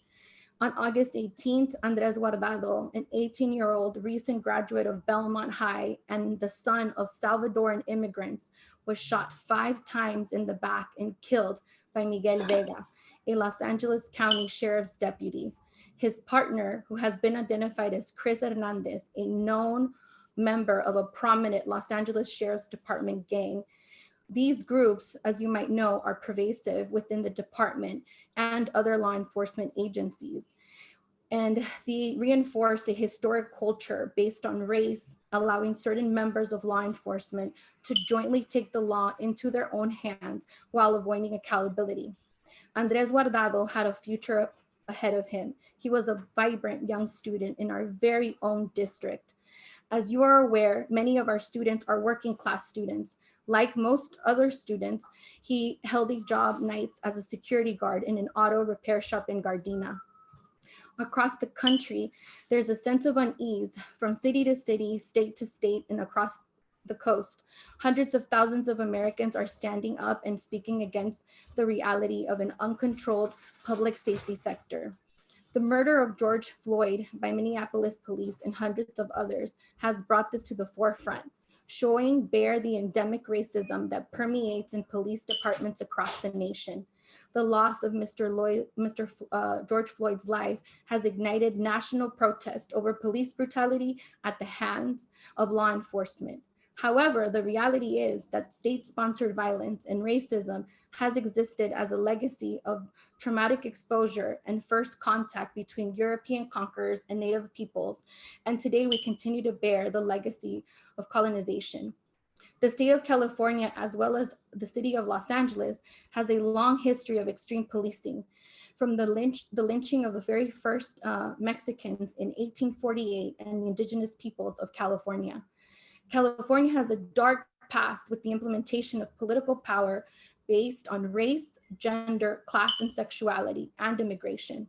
From the Chinese Exclusion Act to the Japanese internment camps, the Suit riots, the Watts Uprising, the Chicano student walkouts of 1968, the killing of Ruben Salazar in 1970, the killing of Harvey Milk, and violence against the LGBTQA+ communities, the beating of Rodney King, the anti-immigrant policies of the 1990s, like Prop 187, Prop 209, Prop 227.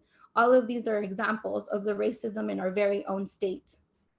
Over the last 10 years, there has been a movement in solidarity across our country to reignite, that has reignited, and this is due to the constant shooting of Black and brown people, including the killing of our transgender siblings at the hands of law enforcement. People of color, particularly Black people, disproportionately die at the hands of police on a daily basis. The rate of fatal shootings in the United States shows large differences based on ethnicity.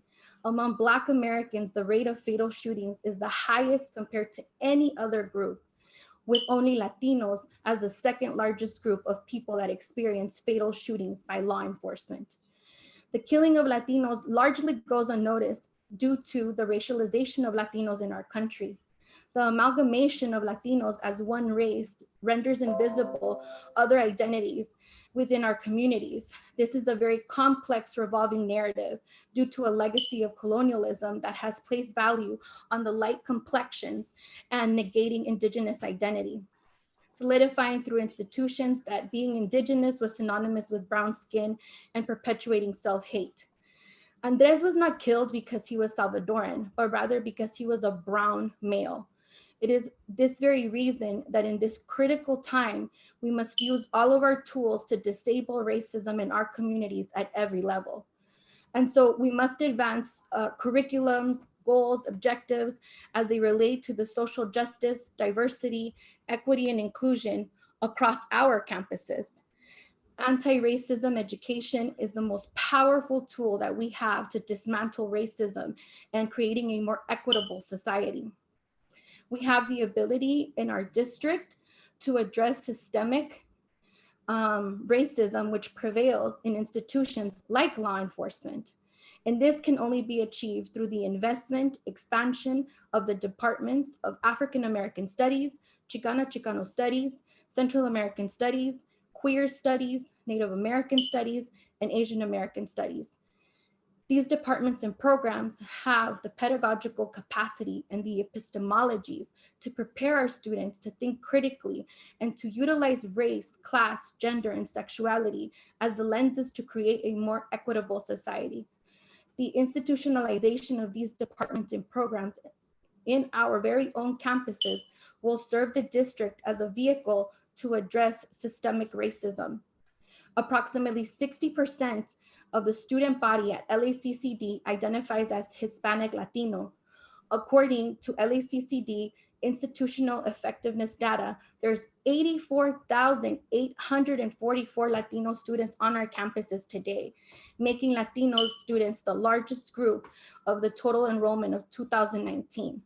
As the largest ethnic group, the demographics identify as Mexican, making Central Americans students the second largest ethnic group in the district to amass about 20% of that population.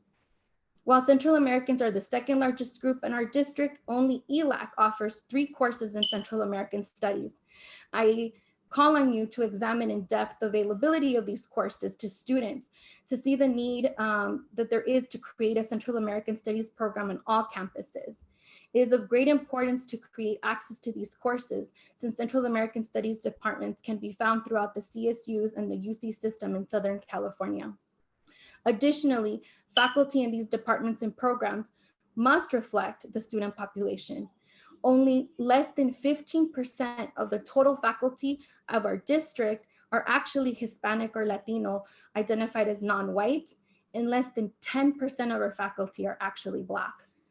These racial disparities have to be addressed regarding Black and Latino faculty at our campuses. And in order for us to create change and transformative change, there is a need for anti-racist education to be conducted by faculty of color trained in these disciplines and that hold these perspectives which center the experiences of our students. And so when I talk to you about equity, I'm also looking and discussing the hiring practices, which must represent all student bodies across the district, and not only in regards to race, but in regards to gender equity. When we have full-time positions in our departments, like the most recent one available at Mission College in the Chicano Studies department, where no women candidates were interviewed. That department has no women faculty. When I talk about change and transforming our campuses, I'm referring to a more equitable approach, an approach that is intersectional, that ensures that historically marginalized groups and individuals are heard and given an opportunity to further diversity and inclusion within academia. See, when we speak about anti-racism education, it requires anti-racist practices in all aspects of higher education, which will contribute to an actual equitable institution. And lastly, today, I am asking that the members of this board introduce a motion to create a people of color centered commission composed and reflective of our faculty and staff to review the upcoming public safety contract, which is currently held by the Los Angeles Sheriff's Department within 30 days. This commission will be tasked or should be tasked in providing this board with recommendations in relation to public safety as it relates to the Los Angeles Sheriff's Department, which contract is extended until the end of the year. This board has the opportunity, but most importantly, the responsibility to create transformative change to lead our city, our county, and our state in investing in anti-racist education by expanding across 9 campuses the departments of African American Studies, Central American Studies, and Chicano Studies today. This transformative change is going to be a direct response to the brutal killing of Andres, a Salvadoran youth of color that lost his lives at the hand of the Los Angeles Sheriff's Police Department.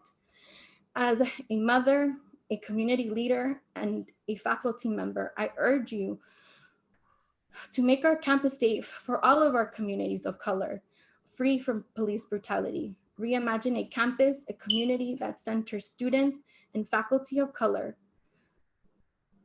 Equality is not a word, but rather a right that we all deserve.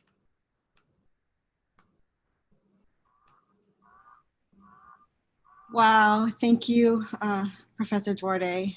That's a lot to take in right now. Really appreciate your comments. And Steve, thank you again. Like our hearts go out to you and Andreas and the entire family. And it took a lot of courage to come and speak to all of us today. And we really were with you. We appreciate it. Ms. Duarte, did you have any additional speakers at this time? At this time, I'm the only one representing our community with Steve. Thank you very much. Okay, thank you so much. Okay, now I'm going to do something that I am kind of excited to do. I'm going to turn the gavel over to my colleague, Trustee David Vela. Trustee Vela, I was informed that you have some individuals that you would like to recognize this afternoon. So it's all you. Thank you, President Hoffman. First of all, I want to thank everyone who's here. In particular, our African-American community members. We heard right now in Committee of the Whole the importance of African-American outreach. And I really want to thank our staff for committing to broaden and strengthen those efforts. You just heard from Jocelyn, who has let us know about the importance of intersectionality. And that's what we're celebrating today. Among all of the groups that are currently going through injustices as well is our LGBTQ plus community that in many ways consists of every single one of the ethnic and races here in the United States. What we know is that in the 1960s, the Stonewall riot, it was an African-American transgendered woman who began the rights of our LGBTQ members in this country.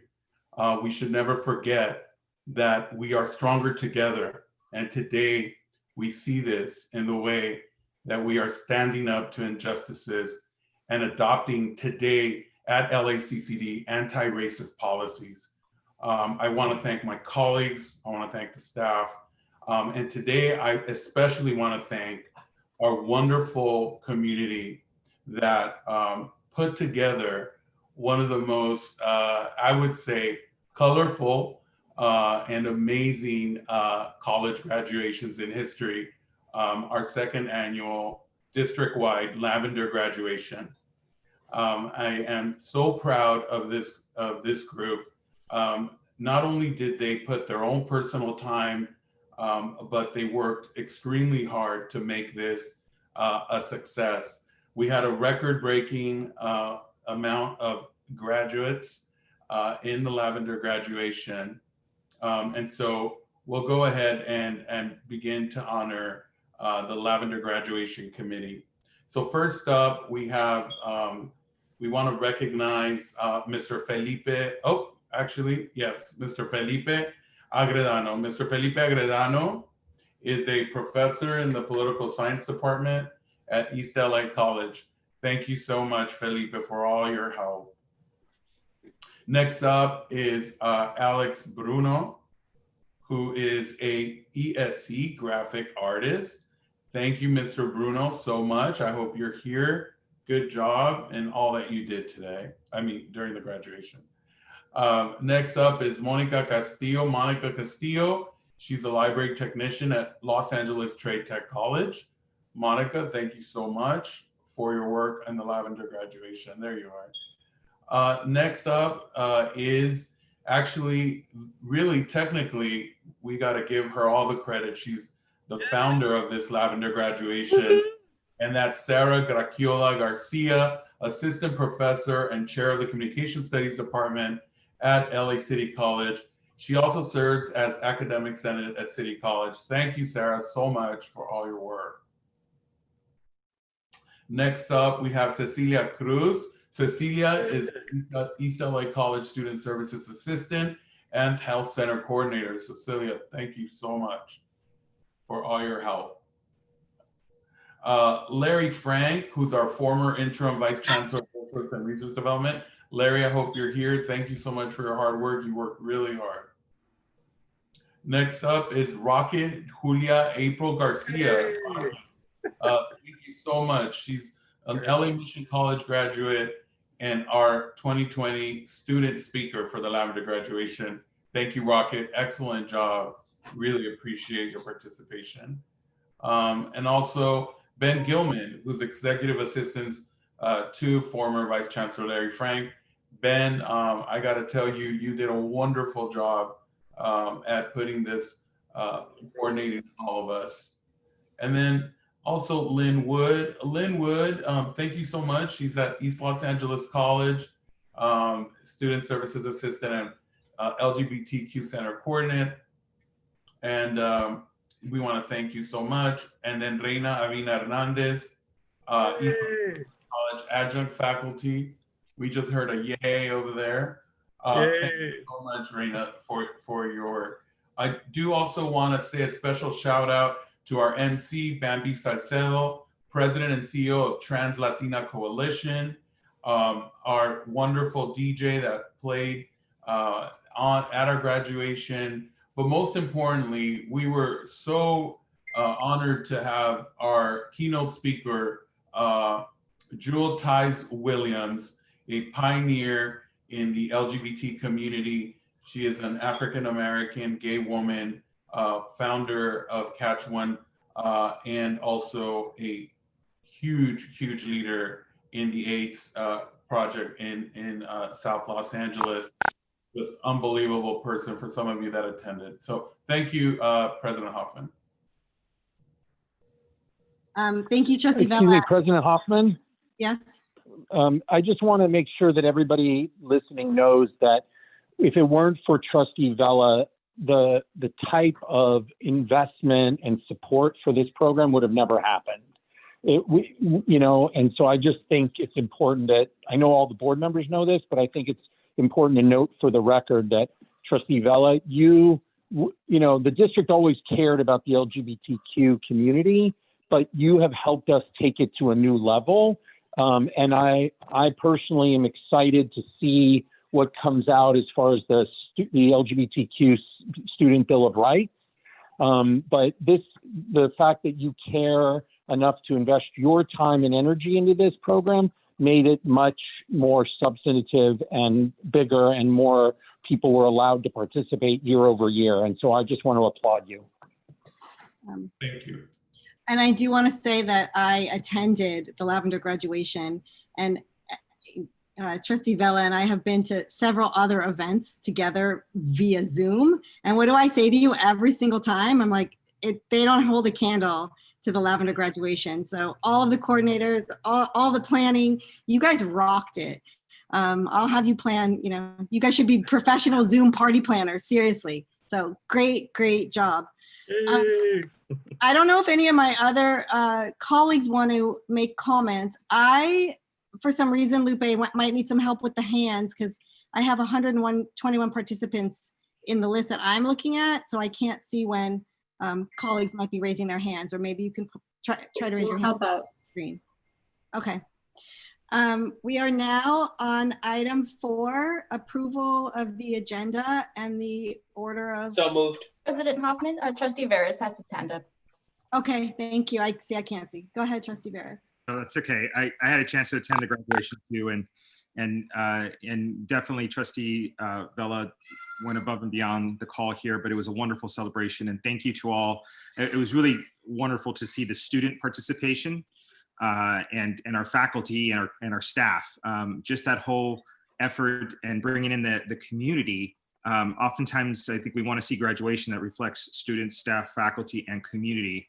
And this was definitely one event that all those things came together and happened. And so I didn't want to go without acknowledging the fact that this was truly a community college or community in community college event. So thank you, Trustee Vela, and all those who were the lead. President Hoffman, I wouldn't be remiss without mentioning thank you to all of you, my colleagues, every single one of you on the board who have been supportive, to be honest, and also our administration. I mean, if it wasn't for, our Chancellor and his staff, and the college presidents are very supportive of LGBTQ rights, and it's very, very heartwarming to see all that. So thank you all, and we can all work together. Thank you.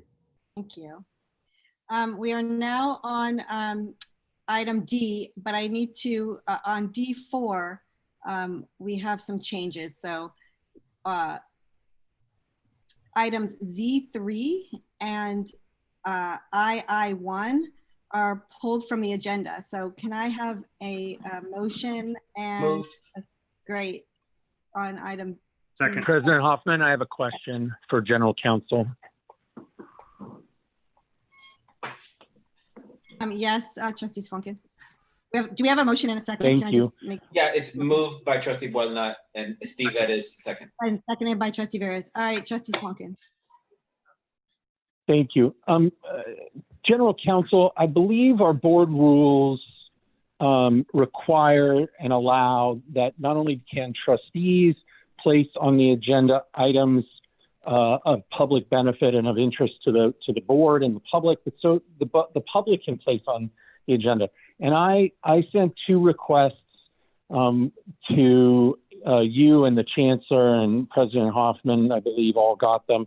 One was a follow-up to the discussion last meeting to invest, and I can talk about it a little more under the other, but as a point of order on this item, I don't see the agenda items for first investing more in our Black outreach program and expanding it.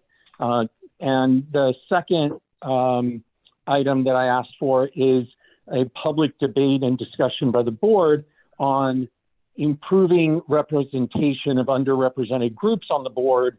And neither of those items are on the agenda, General Counsel, and I wanted to find out, based on our board rules, I know that it's allowed for the board president and the chancellor to choose what meeting they go on, but I believe that there's no provision not to allow an item to be placed on the agenda under the rules. And that's been the general counsel's opinion and position for many years. We've even had items placed on the agenda that were placed by public members and that we had to take a vote on, even, or at least have heard whether we vote on it or not. It's up to the majority of the board.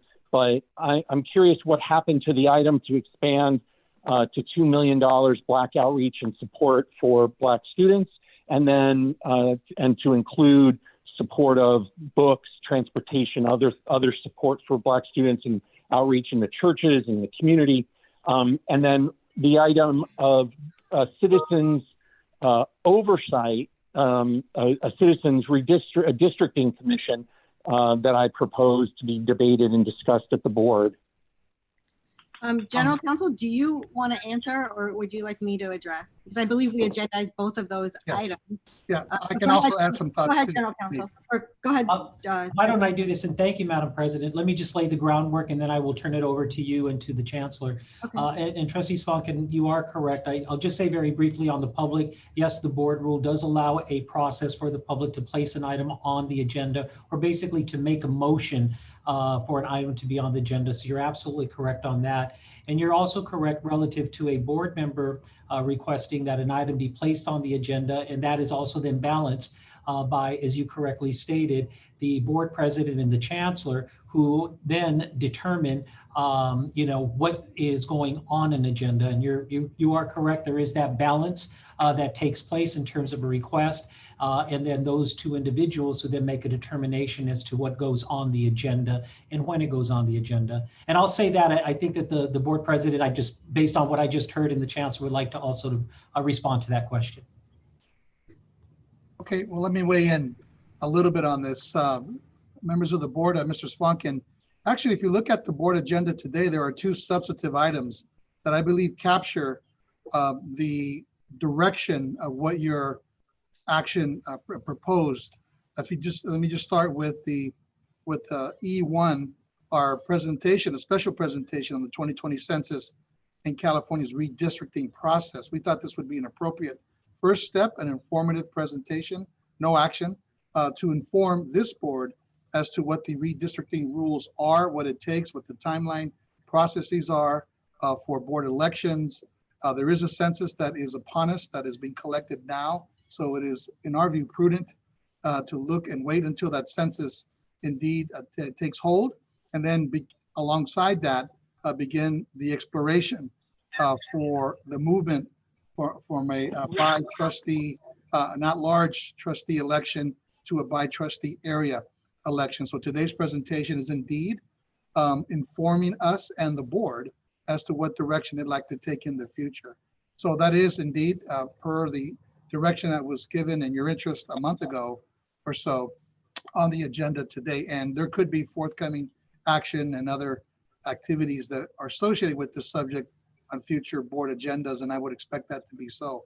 On the second item, it is not usual and customary from the floor just to raise a number, dollar amount, and then put it on the agenda for the board to support on something that's not very well defined and whatnot. There is a budget process that we use for all of our expenditures. What the resolution today does, it codifies the direction to further invest in the necessity of African-American student, faculty, and staff development and indeed outreach. It does do that. So I believe it takes the necessary formal step forward without aligning. It could be that the investment that the district makes overall over time will be much more significant than a one-time investment, if you will, towards these particular efforts. I think we all were part of the 2 to 3 o'clock presentation. I think it's very clearly stated. We've got a lot of work to do. We have a lot of work to do. First and foremost, to erase the equity and achievement gaps that exist amongst our students, particularly African Americans, to look at diversifying racially our workforce so that it indeed matches and corresponds to the types of students that we're so proud to serve. So, Mr. Swankin, I do believe that both those items in one way or another are in today's agenda, although it's not the specific item, if you will, because that's not the normal way that we engage upon. Yeah, Chancellor, I appreciate, Chancellor, I appreciate your comments, but my issue is sort of a parliamentary one. It is, I believe, while a lot of what I want to accomplish is being accomplished today in these items, and I think it's very important. The number I proposed was just a starting point, whether it's more for some, less. But what I was asking for in those items, because the public hasn't seen them, what I was asking for in those items was a report back, that the board take a vote, that we're going to do these things, and a report back in a specific amount of time so that these things don't languish, because every day that goes by is a day that a student, a Black student, a student of color doesn't get recruited and brought in. So whether it's the specific amount was not as relevant as the fact that you would report back on the progress and on expanding the program in a 30-day, 60-day period of time. And on the redistricting, I appreciate the presentation on the census, but what I'd like the board to vote on is the idea of this is the timeline, and this is that the board intends to do a independent citizen redistricting commission. It does not mean that that it has to be completed before the census is done. It just means that we are going to tell the voters and the public and the constituents, all of the faculty, staff, and students, because the Chancellor, the student trustee had been bringing this up a number of times, and it didn't make its way onto the agenda. I think it's important that the board vote up or down. Are we going to let the public vote on districts and let them decide? I think that's part of democracy. I think when we honor the memory of John Lewis today, I think we need to remember. Are you there, Trustee Swankin? I think that's why we're getting a presentation by Mr. Paul Mitchell today, and that will be included in the presentation. You know, we need to gather the information before we can just vote, and I'm excited for the presentation, which is next up on our board agenda. Furthermore, we had a 1-hour committee of the whole specifically addressing African-American outreach, and I believe our partners are here to continue that conversation during the public board meeting, so thank you. President, can I just call the question, because he's debating two items that are agendized and he can speak to. Yeah. So other than just having it, he wanted it his way with his language, the two items are available to speak to, and we should actually just get to the debates. We did agendize them. All right, so we've got a motion and a second. Roll call, please, Lupe. Student Trustee Geronimo's advisory vote. Absent. Trustee Buelna? Yes. Yes. Thank you, sir. Trustee Buelna? Yes. Trustee Fong? Yes. Trustee Hoffman? Yes. Trustee Moreno? Yes. Trustee Swankin? Trustee Vela? Yes. Trustee Veres? Yes. Trustee Swankin? Absent. Okay. Hi. We are now on our special presentation. Well, President, we're now. Here's the student trustee wanted to chime in, so I think. Oh, I'm sorry. Go ahead. Sorry. Hi. Good afternoon. Sorry, I was here and I've been here since the beginning of the meeting, and I don't want to be absent. I don't want to be marked as absent. So Okay. yeah. Thank you. Thank you. We got it. Thank you. We're glad you're here. Good. Sounded like Mr. Swankin had a problem with his connection when he was apparently cut off during that discussion. Is somebody trying to get a hold of him? I am Trustee Moreno. I'm texting him. Okay. I'm not sure what happened. I am as well, Trustee Moreno. We're sending him a note that he dropped off. Go ahead. We're honored and pleased to welcome Mr. Paul Mitchell, who's joining us here today to provide an overview of the 2020 U.S. Census and California's redistricting process. Mr. Mitchell is the owner of Redistricting Partners, a nationally renowned firm based in Sacramento. He's conducted the redistricting for more than 35 cities, school boards, and community college districts, including the Los Angeles Unified School District, and most recently, the cities of Santa Ana, Davis, and Napa. The firm's work on racially polarized voting analysis and demographics has aided dozens of agencies as they navigate the California and federal Voting Rights Acts. Redistricting Partners also works with nonprofit organizations such as the Irvine Foundation, American Civil Liberties Union, the Advancement Project, and others in building community engagement and working throughout California on elections and voting issues. For the past 8 years, Mr. Mitchell has also worked on voter data as Vice President of the Bipartisan Political Data, Inc., where he works with both political parties, campaigns, nonprofits, and universities with a specialty in polling and survey data. So welcome, Mr. Mitchell. Thank you for being patient. Look forward Ms. Hoffman, I'm back.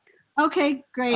Somehow I got cut off. I don't know if I was able, I don't know where I got cut off, but I just wanted to note for the record that I would like those two items placed on the agenda. Okay, they are on the agenda today, and we're going to listen to Mr. No, Plummer. they're not. No, the items, Ms. Hoffman, that's not accurate. We're not voting on this presentation and what to do next. We're not voting on investing and making sure the chancellor comes back within 30 or 60 days with a plan to do outreach and extra support for Black students. Those were very specific agenda items that you and the chancellor are interpreting, and I don't believe that that's. General Excuse me? We're not that item anymore, so we should be moving forward. He's out of order. Excuse me, there was a, wait. Come on, guys. There was a technical problem. Excuse me, Trustee Veras, you're not the chair. You don't have the authority to cut me off, and I was speaking and I got cut off. A technical issue, wait. There was a technical issue, and you're gonna try to silence a discussion on what should be voted on by the board and the public? That's pretty outrageous, Trustee Veras. You have no right to silence. You're not the chair. Perhaps, you have no right to silence. You're out of order. I had the floor. Excuse me. No, this is ridiculous. I had the floor when the computer kicked me off, or the Zoom. We've started a presentation. I had the floor. I cannot believe. Perhaps, Madam Chairman, and I just wanted to and this is the general counsel, and maybe perhaps the best way, just in terms of moving forward, I do think that we have the gist of what Trustee Svanken has indicated. Clearly, and I don't want to take Mr. Mitchell's time, but this item has been agendized as an information item, so we will not be voting on this. We'll get information. And clearly, if the board gives direction in terms of future items as it relates to this, which very, very well may include action items and a timing, I think that would be appropriate. And I do think that when we get to the resolution, relative to the time frame that the board may want a report back from the chancellor in any, I think that can be discussed as part of that resolution. I think the resolution includes language in terms of what to do, and clearly it's within the purview of the board if they want to give some direction relative to a time frame when they would expect. So I think those matters have been addressed, and I just wanted to state that. And I think we'd like to we get can the move on. information. So let's hear Mr. Mitchell's presentation, and then we can have more information. Thank you. Mr. Mitchell, you're on. Thank you very much.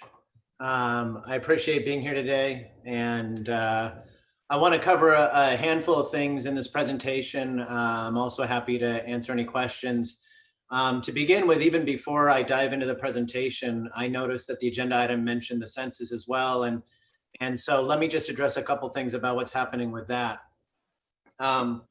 Right now, as you know, the census is being conducted. It was actually supposed to be finished as of the end of last month, but the Census Department used their own administrative authority to extend that period of doing the canvass because of COVID, obviously.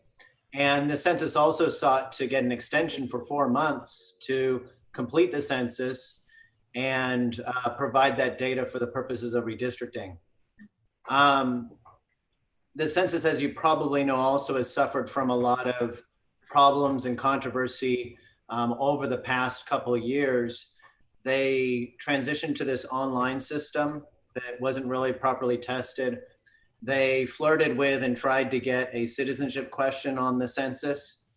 They've tried to advocate for using administrative records to identify citizenship on the census, which is likely going to be problematic and result in lawsuits.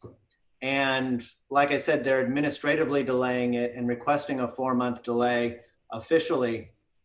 The Congress has passed a bill by Jimmy Gomez to extend the deadline for the census, which would push the data back by 4 months. The administration seemed to be on board with this, but then that bill stalled in the Senate. And right now, the administration seems to be trying to get the census sped up. So we don't know when the census data is going to come out. It is not really feasible for the census to try to wrap up in the next 3 weeks or month or 6 weeks in order to try to get the census work all done by the end of the year, but that seems to be the way the administration is pushing. For the purposes of redistricting, we know that under the current federal law, the census has to provide us with the redistricting files by the end of March of next year. They have suggested that it might not come until the end of July. And so we really are kind of in limbo. right now as to when that data comes in. So for the most part, agencies are looking to stay on pace for a redistricting process that would be happening in the spring and going into the summer, but then also making accommodations for potentially a redistricting that starts in the summer and goes into the fall.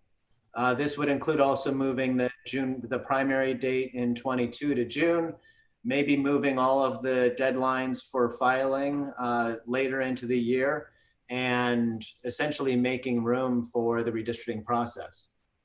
So unless there's questions about the census, I'm happy to dive into the actual presentation. And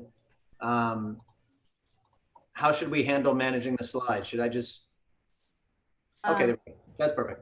Great, and then we will listen to your entire presentation, and colleagues take notes, and we can have questions at the end. Okay. So this basically covers the points I'm going to discuss, which is the California Voting Rights Act, the terminology around districting, redistricting, and so on, and gerrymandering, the traditional districting and redistricting principles, which are from a combination of different state, federal law, case law, and other sources, and then the new safe harbor and fair maps implementations. So first off, what is the California Voting Rights Act? The CVRA has been around for a long time, nearly 20 years. And what it did was it took existing federal law that essentially said that if you have a voting system that dilutes the voting power of protected classes, and you have the ability to create majority minority districts, then you are not allowed to have an at-large election system. The CVRA reduces that threshold from majority minority to ability to influence, which is in quotes, and is currently that terminology is currently a subject of debate in a lawsuit out of Santa Monica. And it also allows, where the federal system didn't make it easy for plaintiffs to file a case or receive any remedies at the end, it requires full reimbursement for legal costs associated with a challenge, and it makes it a lot easier for those cases to be filed. The safe harbor laws that I mentioned are a way to reduce attorneys' fees in exchange for a prompt, transparent, and open redistricting process. So districting is the process of creating from an at-large system those initial boundaries. And those boundaries determine two things: who's eligible to run for that office, meaning that they have to live in one of those areas, and who votes for that office, meaning only people who live in that area vote for that trustee, and there's only one trustee per district boundary. So while we have multiple different election systems that we've had in California, almost every agency is being pushed to that kind of one-member districted system. What these do not determine, to be clear, is how you will necessarily govern. The district can still decide to govern in a manner that considers the full agency and the full district needs, rather than kind of breaking it up into their own little areas. And it doesn't necessarily tie to how services are provided and other kind of things and how the district is managed. And this is a cultural thing. It's something that you're going to have to decide essentially for yourselves. In the most extreme cases, you'll see a community college district or another agency like a city council that will literally put on their door outside their office representing communities of A, B, C, and D. And that creates a culture in that agency of that maybe council member only represents these neighborhoods in their district, or that community college trustee only really is caring about these particular campuses. But that's a cultural choice. It's not a choice that is created by the CVRA. Redistricting is the process of redoing those districts. But you'll catch me and others talking about a districting process and just throwing out the word redistricting every time we're talking about it, just because it's the more natural term we use. So it's more common way to discuss about it is we'll talk about redistricting. The redistricting process has been heavily litigated. It's one of the most often litigated issues at the Supreme Court and most often litigated issues within the Voting Rights Act. A gerrymander is what most of your students in political science classes within the district are learning about. And the gerrymander comes from Governor and it is a political cartoon from a redistricting that was done for state Senate districts. And it was technically Governor Gary. So like the debate between whether you call it a GIF or a GIF, you can debate whether you want to call it a gerrymander or a gerrymander. These are kind of old timey things and people think like, oh, that doesn't happen anymore.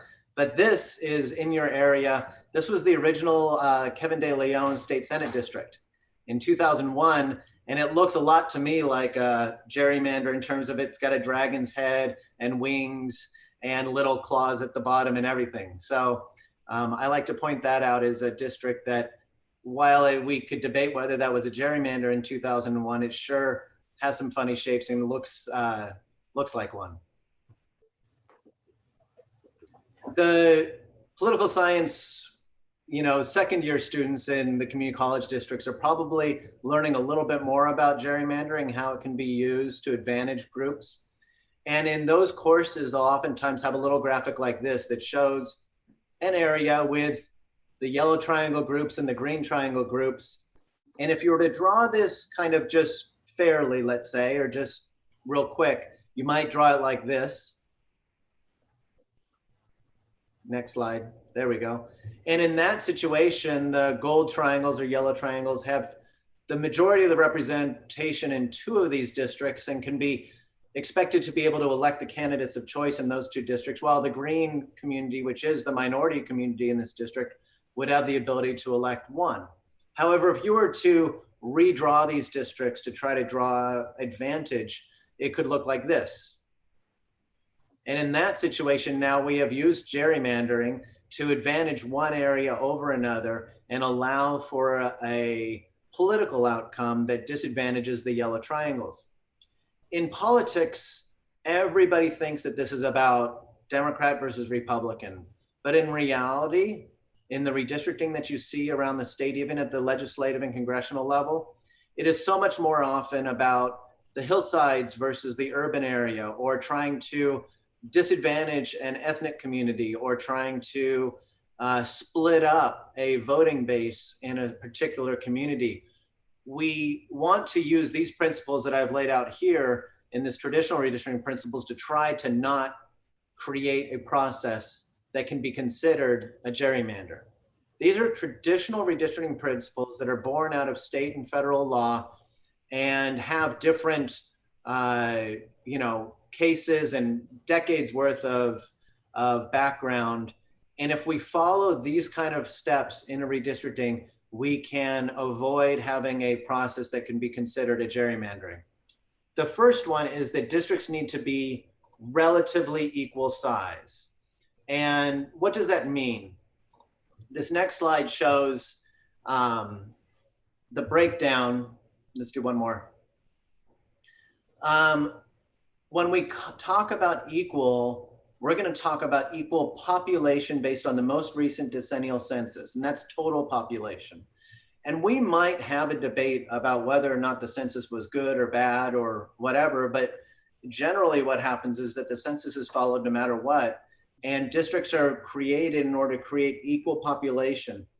And that equal population is generally with a deviation in local government of 10% or better, meaning that the smallest district is, and the biggest district, the difference between the smallest and biggest district is no more than 10%. It is actually possible to draw districts that are a lot smaller deviations. The most extreme example would be a congressional district that is only a 1-person deviation in California. But you'll have the opportunity to devise a percentage threshold that you would want to use in every redistricting. I would suggest something around 2 to 5% maximum. Contiguous is another definition, And that means that districts are whole pieces. It makes sense, a whole district, and everybody's used to that. But there's actually a little bit more subtlety to it. We should have a thought in our minds about things that are literally contiguous, meaning whole parts, and things that are functionally contiguous. So you might say that two areas are literally contiguous. Let's say Palmdale and La Cañada. So Palmdale and La Cañada, if you were to look at from a satellite photo, you could say, oh, those are contiguous. I can draw a circle and I can put both Palmdale and La Cañada in the same circle. But we know that's separated by a mountain range. So the only way to get from Palmdale to La Cañada is to either go over the crest or usually go around the 5 and come back down a freeway and get back to La Cañada. So they aren't functionally contiguous. Another issue of contiguity is like Catalina Island. Catalina Island isn't literally contiguous to LA County at all, but it's functionally contiguous via the ferry route. So we would consider it functionally contiguous to Long Beach, let's say. Keeping districts compact is another criteria, and compact for the purposes of this conversation is not meaning small.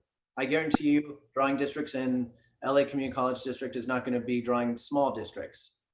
The compactness nationally is usually this math equation that has to do with measuring the external boundaries and coming up with a ratio of how many twists and turns versus the size of the district. California, and also nationally, we have these criteria sometimes that are things like banning funny shapes. There's literally a state that says you cannot have funny shapes in your districts, but that really doesn't always make sense. I mean, LA, think of the city of LA, that's got funny shapes, and the community college district has a lot of areas around the edges that might have funny shapes.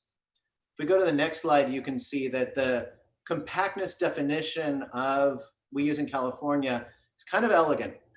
And it says that if you are drawing districts, you will not bypass another nearby population to get to another population center. So if you're going to draw districts, you're not going to start in downtown LA, then draw a sliver through Eagle Rock, and then go grab Glendale. You're going to draw districts and you're going to grab adjacent nearby areas and draw districts that are more compact in that way. And I've put in here some examples of areas, districts that are not compact. These are two districts. We can go to the next slide. This is a district, if you look at that red district starts in one south east corner, gets super, super narrow near a freeway, and then kind of pops out and goes west. That is not compact in part, not only mathematically wouldn't be compact, but it's also not compact in that it is bypassing other more nearby area to reach a far away area. In this example, at the very, very end of that district is where the mayor lives.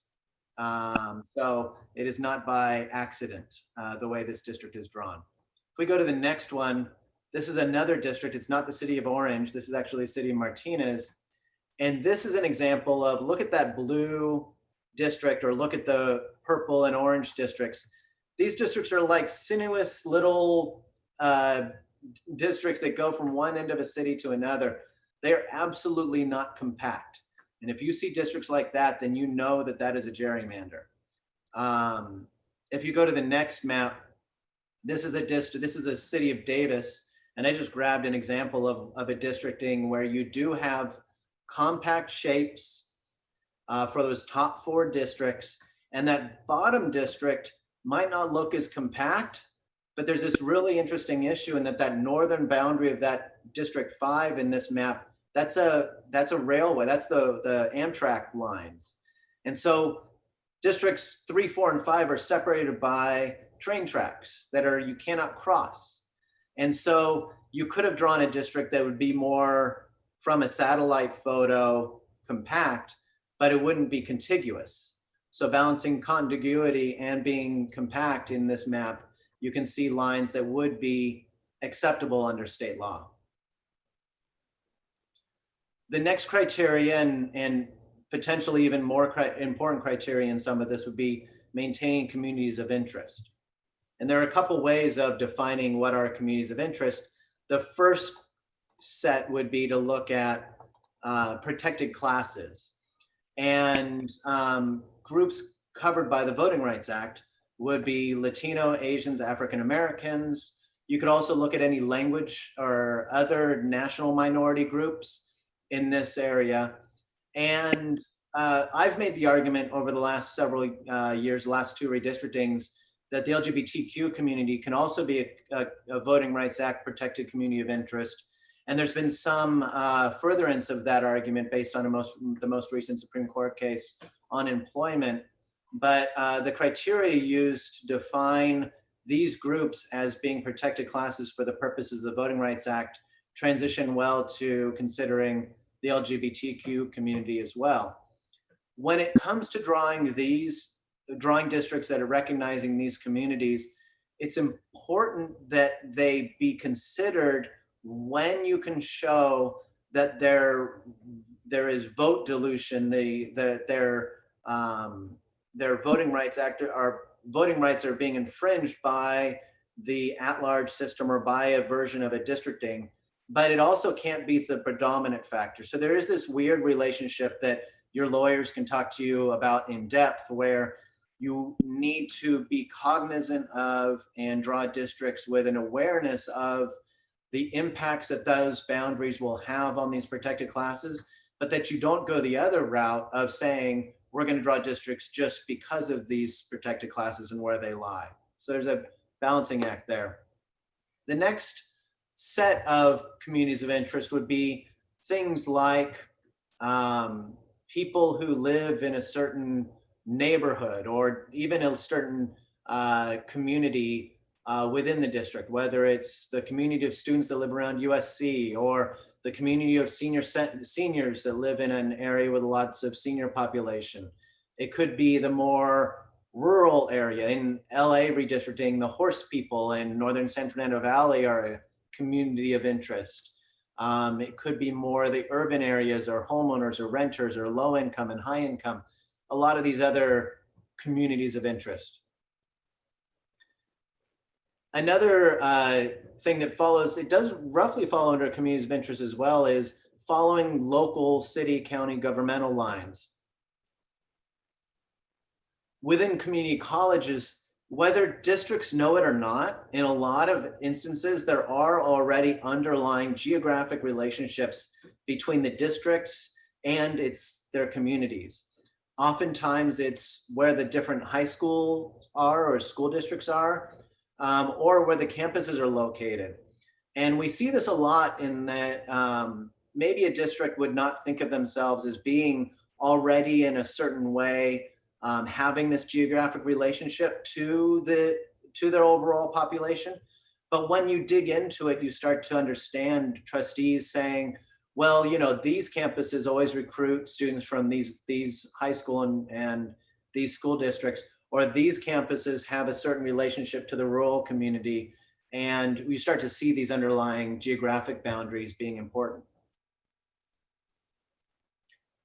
The safe harbor under the California Voting Rights Act is that pathway to drawing districts in a transparent and open way, and it protects you from spiraling legal fees from plaintiffs, and it allows you a process for converting the districts without having to have to go to the voters to have them vote on the change in the election system.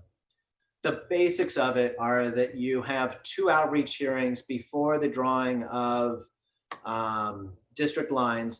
Those 2 outreach hearings are important because when you have these outreach hearings before providing actual maps, you get a lot more open discussion about communities of interest. Once you draw lines, everybody starts debating the lines. So it is an important part, these first 2 outreach hearings. Then you have 2 outreach hearings on map options. And anytime you present a map for a board meeting, it has to be public for 7 days. That gives it a chance for advocates, whether external to the district or even within the district in the shared governance structure or others, to kind of see the boundaries that are going to be discussed and have meaningful input. Then you have a final hearing where you have an up or down vote on a final map with no substantive changes to be made. And that map is public for 7 days. Starting in 2020, this year, in January 1st, there's also this overlaying Fair Maps Act that was passed. And it only specifically is written for counties and cities. But like a lot of redistricting law, it ends up creating a best practices for all agencies to follow. And in a way, you're not going to be subjected specifically to this act for the purposes of redistricting. But in doing your districting, somebody might come forward and say, well, what's your justification for not following these best practices? And so that creates a situation where we're recommending that agencies follow these the best they can in order to abide by these higher kind of values in the state law and provide the greatest opportunity for your students, the faculty, and the public to see the transparency in your districting. So there's this process and transparency having to do with things like having a section of your website where you post all this information and archive the information from your districting. Not using incumbency as a community of interest when you're drawing lines, and not using where candidates live as a community of interest. So you're basically maybe looking at where incumbents or candidates are as a last resort, but you're not starting with that as being more important than other kinds of input. And definitely not drawing districts to advantage a political party, which honestly, I've never seen done at a community college districting anyway. So it's hardly something that is a tough pill to swallow when I've never, in all of our redistrictings, had a trustee come up and say, can you show me where Democrats and Republicans live? That's more of a thing that comes up in legislative and congressional districting. So that's the basic presentation. I'm happy to dive into any specific questions you might have. Thank you so much, Mr. Mitchell. I am going to ask trustees to raise their hands, their blue hands, but I need your help, Lupe, because I only have the participants. I don't have panelists for some reason on my screen. Okay, we'll check for them right now, okay? Okay, so can you call out the board members who have their hands up, please? And then I have questions myself, but I'll go last. Okay. So far, no hands, no questions, board members? See, Trustee Veras, you have your hand up. Okay, thank you. Go ahead, Trustee Veras. I see it now. Thank you. Hey, thank you. Hi, Paul. Thank you for the presentation today. Seems like we get a chance to see you every 10 years or so. So I have a couple of questions. One, and maybe this is not necessarily completely part of the presentation, but up in Sacramento right now, you know, there's a meeting of the state's independent redistricting commission for state senate and assembly and Congress, and certainly one of the challenging issues there is that the Lucky Seven, as it's called, has no Latinos that have been selected there. So I think that the question I have, and I have a couple of questions, but I can ask one, and President Hoffman, if you'll permit me to ask maybe another and then come back to me, so that way all the board members have a chance to ask questions. But my question is, how usually or how typical is this concept of independent random lottery? I know we have it in the County of Los Angeles coming up for the first time. The state's process is extremely troubled at the start because it really does lack one of our communities of interest there, having a voice and a role here. But how much of a part of redistricting throughout the state of community colleges are this idea of independent commissions? Yeah, I'm happy to answer that. So we are tracking the statewide redistricting process, and they're right now in the process of selecting the next 6 members to complete that 14-member panel. And there's actually different slates that the different commissioners have come up with. We constructed what was essentially like what the consensus would be if you took all their slates and kind of rank ordered them. Right now, it looks like there should be 4 Latinos on the commission, which is still less than their 30% of the citizen voting age population, or more than 40% of the state population. But but it would be more representative to have at least 4. The last commission only had 3 Latinos on it. There are other statewide, there are other commissions, a lot more in local government than we saw in the past. LA City and LA Community College District, or in LA USD have commissions, but they're not the independent type where we see in San Diego as an example, where it is a truly independent commission. Our firm has been selected by the city of Long Beach to conduct their independent commission, which is a truly independent commission, just like the state. There are other, like you mentioned, LA county supervisors, San Diego county supervisors, Fresno, Sacramento, Oakland, San Francisco, other agencies that are doing commissions. Now, I have not seen a community college district do a commission, not in my recollection. There has been an issue when San Diego County tried to do a commission in 2011. They were told they couldn't because they didn't have the authority to hand the responsibility for taking that action to a third party.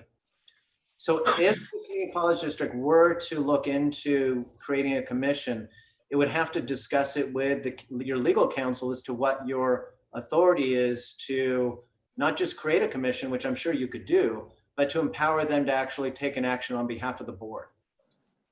You might be in a situation where you could create an advisory commission, but ultimately pass the responsibility for passing the final plan back to the district and making some kind of a internal agreement that you're going to pass whatever the commission were to create, but that probably wouldn't be binding. So I would hand off to your lawyers the exact pathway that you would have to go through to do a commission. But I'm a big fan of truly independent commissions and the work that they've been able to do. And you're dead right that when these are done, they have to emphasize diversity, and it's couldn't be more important than in the communities that are represented by your district. Okay, thank you. Second question, and then I'll pass it back if anybody else has questions. Currently, as we're looking at this census and the challenges that it proposes, I will note that the last time I looked at the California census numbers, that the assembly districts and Senate districts and congressional districts that have the worst census numbers all are in the heart of LACCD, and frankly represent several of our challenging schools. So when you have such a severe undercount, and Los Angeles as a whole is counting fairly badly, but nowhere more intense than in sort of the area between East LA College, Trade Tech, and LA City College. What are the kinds of things that we can do to sort of ensure integrity in a line drawing process when we all know that this is the worst undercount in the entire state of California, and probably amongst the worst in the nation when it's all said and done? How do we build districts that equitably, and I'll say this, those are areas with extremely high concentrations of Mexican, Central American. There are Asian communities in that pocket there too. But how do we, ensure that something doesn't, like that, where there's a severe undercount, doesn't impact the rest of our conversations? That the West Side is very well represented in the census right now, and so is the West San Fernando Valley. But when you go through, and then as a next level, not too far away from that center part, the Northeast San Fernando Valley is experiencing severe undercounts, and so is the Southeast LA. These are all neighborhoods. South LA amongst the neighborhoods that are performing badly in the census count. How do we account for that, and how do we ensure that doesn't create fundamental failures and flaws in potentially lines that could be drawn to encourage representation? Yeah, so there's a lot there. First off, you're dead right that the census has been horrific in a lot of the communities you're talking about. There's some other pockets around the state, like in Santa Ana, that this cycle and last cycle had a lot of evidence of severe undercount. The severe undercount in lower socioeconomic, minority, and immigrant communities. Some of the higher income, higher socioeconomic minority communities are not suffering in the same way. So if you look in like the San Gabriel Valley, you'll see, as an example, 2 Asian communities right next door to each other in like El Monte and San Marino, and one has really high count and one has really low count. To step back a little bit, the problem with undercount when you're dealing with redistricting is that it contributes to and exacerbates vote dilution. And the way that does it is this. Let's say theoretically you had a district of 5 trustees and 100,000 people per district. And so, you know, 5 districts, 100,000 people per. If you had one district that just poof, was now at 80,000 because of an undercount, what does that do? What it does is it means that now the districts have to recalculate their population, and that 80,000 district area now has to grow, physically expand to get more population. And if you're talking about a district that's drawn around a dense, lower income, lower socioeconomic population or minority community, as it grows, it now has to take in external areas that are less heavily dense with that minority population, that dilutes the voting strength of that minority population. And redistricting growing because of an undercount is bad because it's diluting the representative and voting power of that area. And so what can the district do? Well, first off, I'm sure you guys are involved in the California counts and trying to work with people on, you know, in the grassroots level to encourage the completion of the census. When the districting, when the data does come out for the redistricting, if it is horribly flawed, there are a couple things that we might see the federal government or the state doing to try to deal with that. One is the federal government might do a additional round of counting. If it's a Democratic administration that comes in, there's been discussion of kind of redoing a portion of the census in order to get a better count. The other thing is the Department of Finance in California has already been doing some counting, and the Department of Finance could come out with a supplemental or alternative data source for the districting.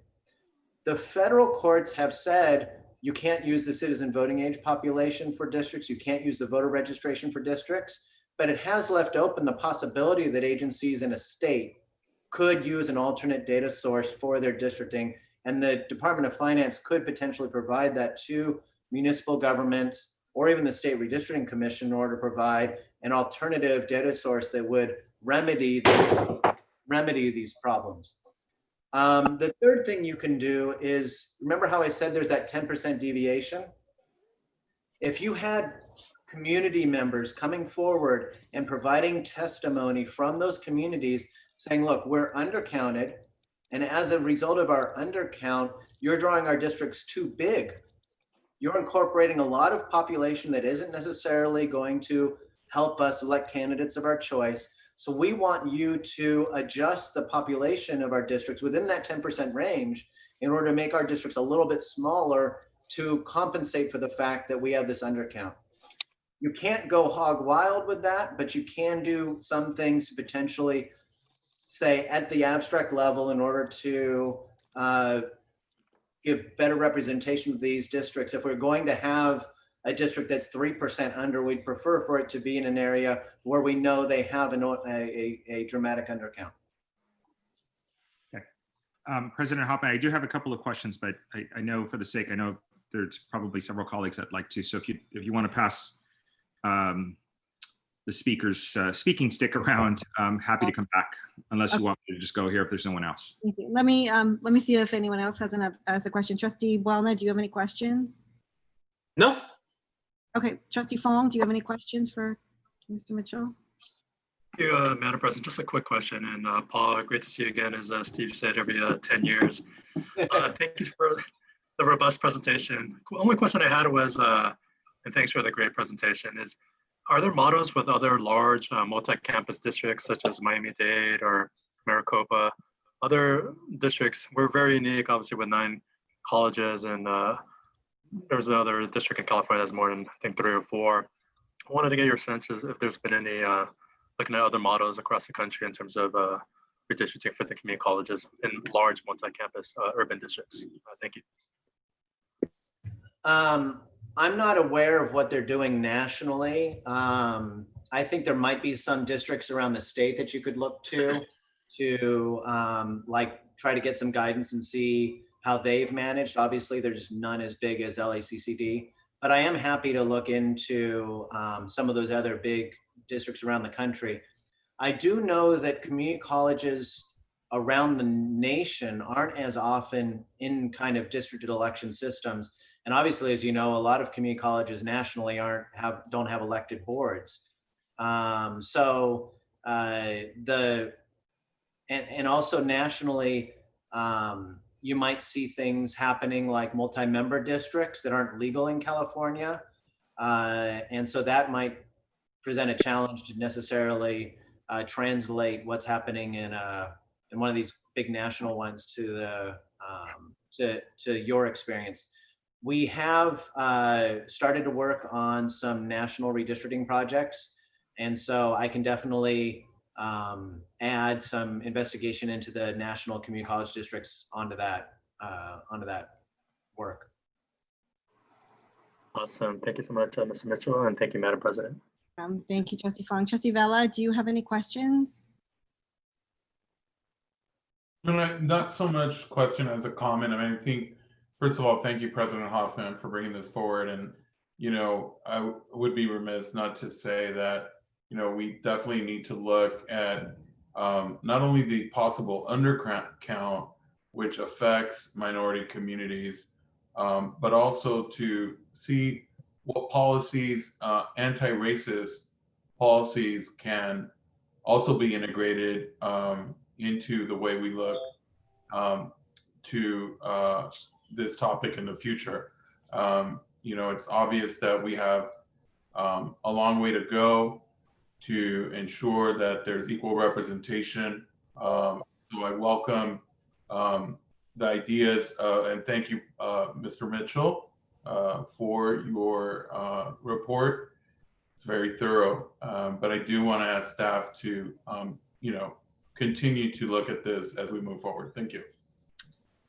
Thank you. Trustee Moreno, I know you have your hand up. Yes, having worked with the district since its inception, really, you know, when I looked at this from a practical standpoint over the many years, I believe the state legislature, specifically when we separated, specifically provided that the LA Community College District would have a board that was elected at large. And I couldn't figure out why at the beginning that was a problem, or why was it that way. But after I watched the district in its operation, I realized that, you know, all politics are local.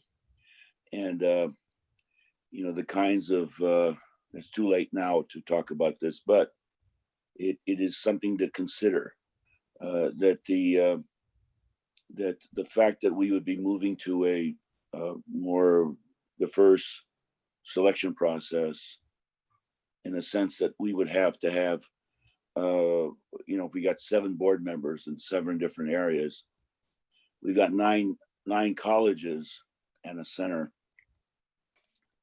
And so you start dividing it up. And if you divide it up, so you have to have, you know, one board member may have 2 campuses, maybe even 3, I don't know.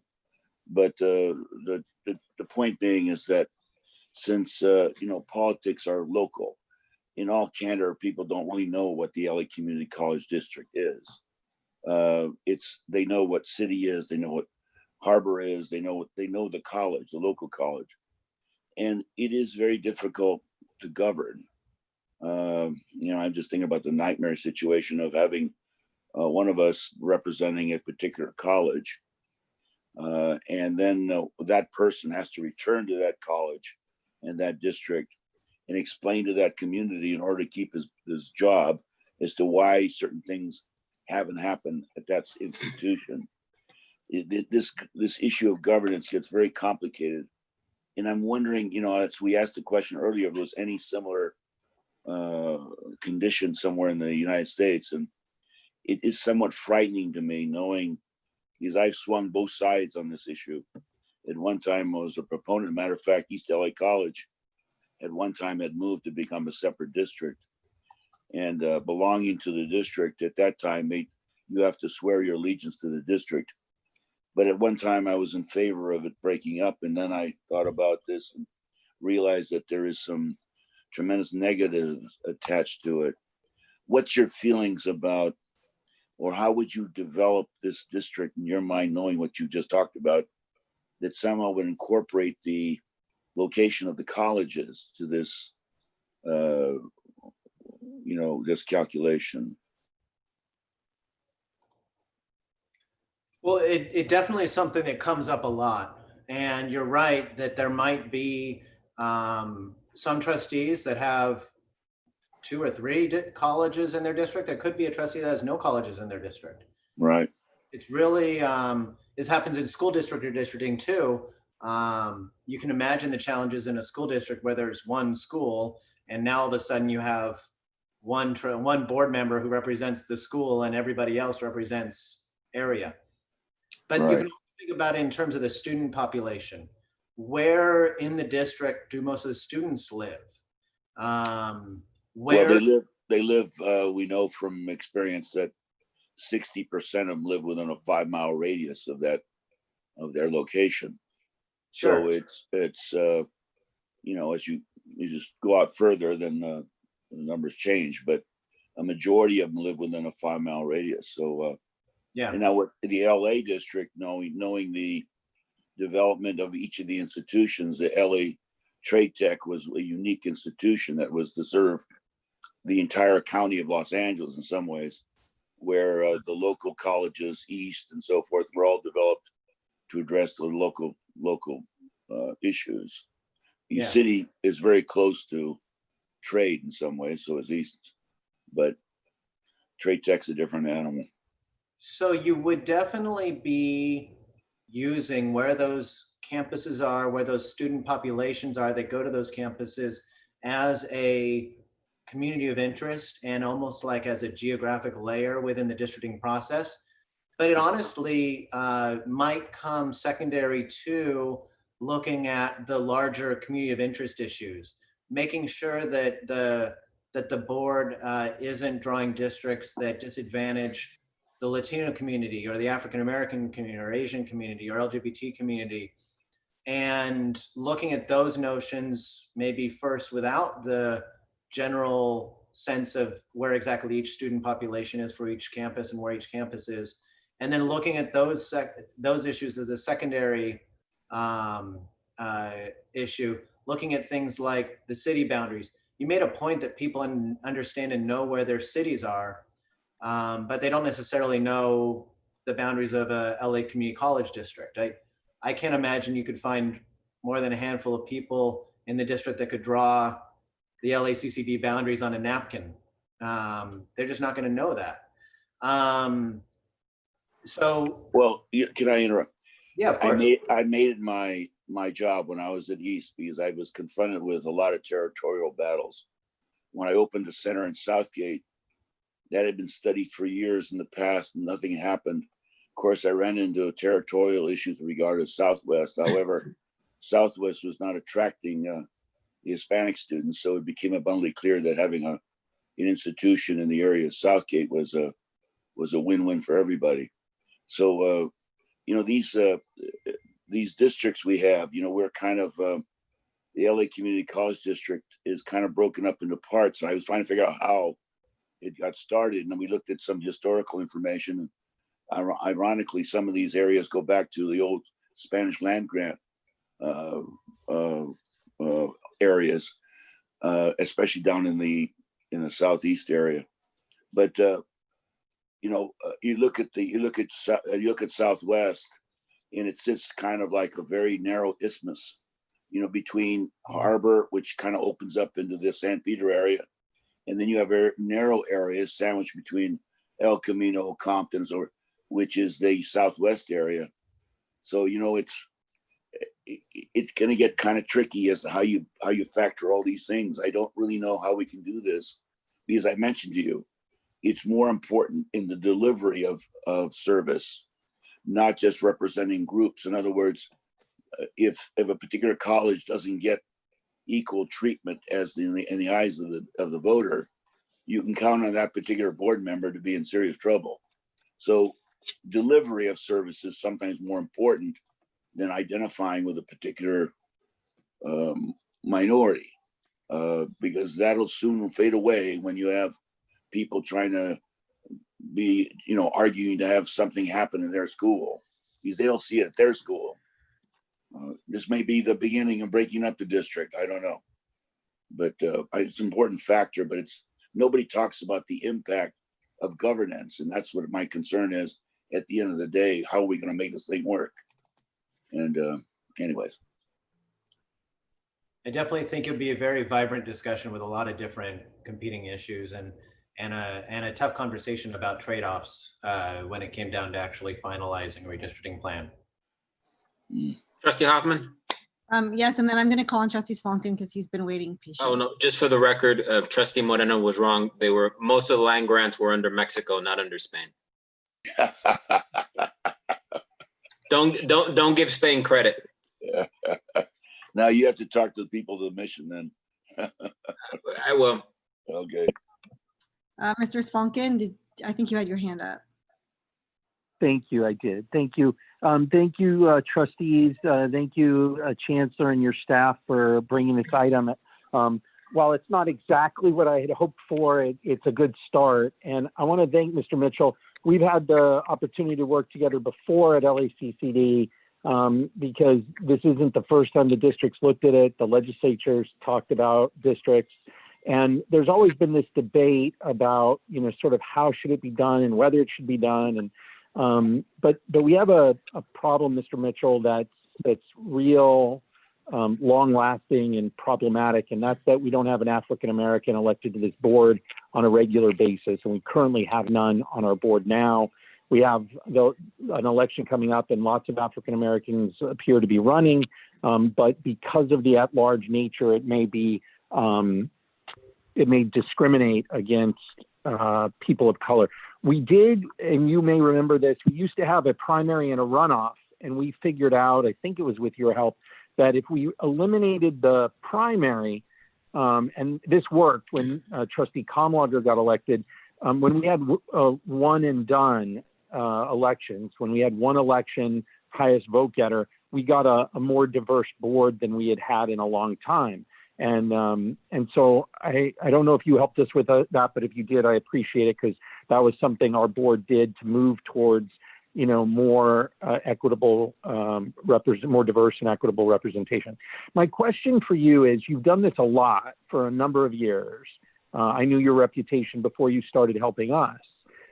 What would be a reasonable, if you could estimate, a reasonable timeline should the board decide in order to do an open process, whether it's completely independent or somewhat independent, because of the law, forget about which process you use, but if you were to design the ideal redistricting process, how long would that take for a district our size? So first off, let me, under the California Voting Rights Act Safe Harbor law, if there were a situation where the district was doing this because a plaintiff had come forward and because there was a claim, and you were doing this as a part of the Safe Harbor law under the California Voting Rights Act, you would be given one of two deadlines: either doing it, completing the process from start to finish in 90 days, or through obtaining an exemption from the plaintiff, being able to do it within 180 days.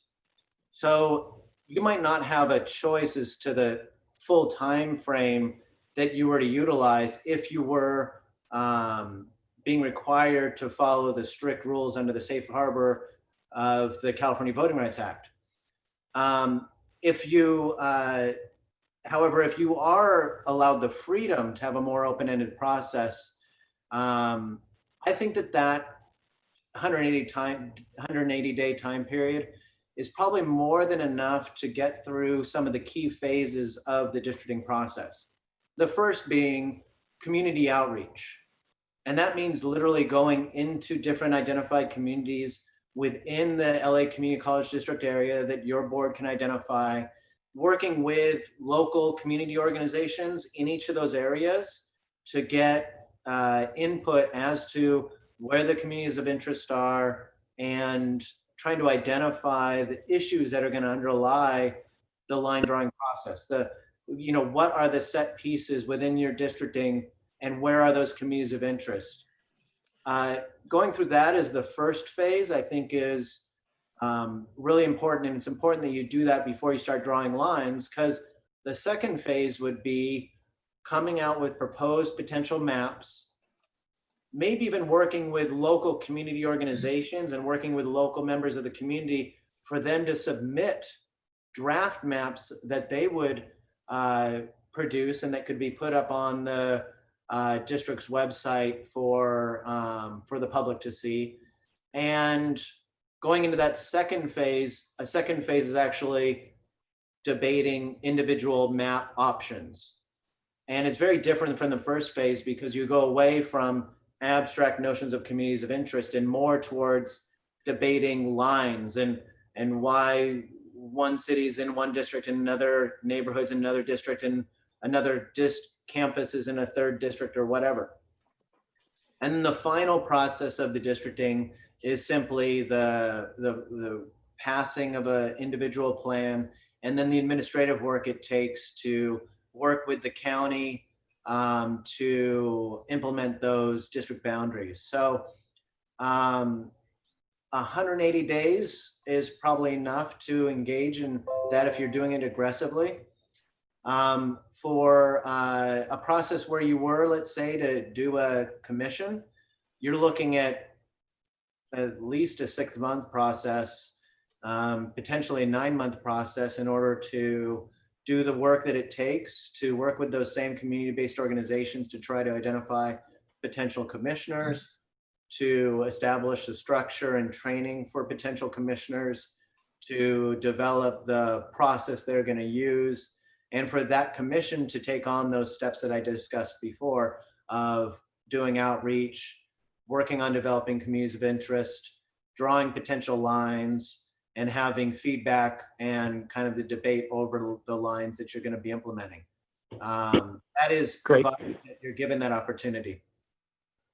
Okay. And then, well, so far we have that opportunity if we choose to take it. But that'll be up to my colleagues. If we do this 9-month independent effort, where in, or we were to do, if we were forced, the 3 or 6 month effort, if we were forced, where in that process do you or the commission or whoever's looking at helping us draw the lines, the community groups, where in that process do you begin to look at the census data?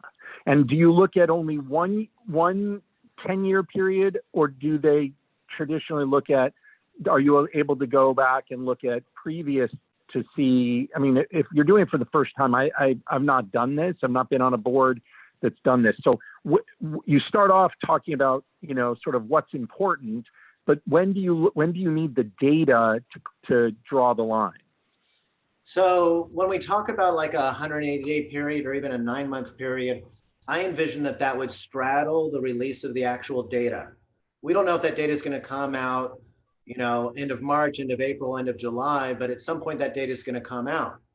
You can have all the work done before then in terms of whether it's establishing a commission and developing that piece or doing the community outreach, helping develop communities of interest and all of that. You need the data from the US Census. It's called the PL file it's the redistricting file from the US Census. You need that to actually start drawing the physical lines. Now, there are a couple different important data sets that are used, and they're both from the US Census. The one that we all think about is that decennial census, that final decade, the 2020 census file that the Census Department will release. And that's the data we'll use to say how big each district is and what's the population of each district. That's the decennial redistricting file. There's also the American Community Survey, which is a product of the US Census. And that American Community Survey provides us with the citizen voting age population of each district and all the underlying data to identify how Latino or Asian or African American a district is. The American Community Survey is also supposed to have, and we're working with the Census Department to get this data back. The current administration has kind of hidden the data at the census, but data on the LGBTQ population. And that data is, fortunately, that American Community Survey data, it's a 5-year average data set. So every year they come out with a new data set. So that data does look at an area in terms of its current and historic populations in terms of the ethnicity. And those are the two data sets you're using. And again, you'll need the decennial data set in order to draw the actual lines, but you can do a lot of the community of interest work before that.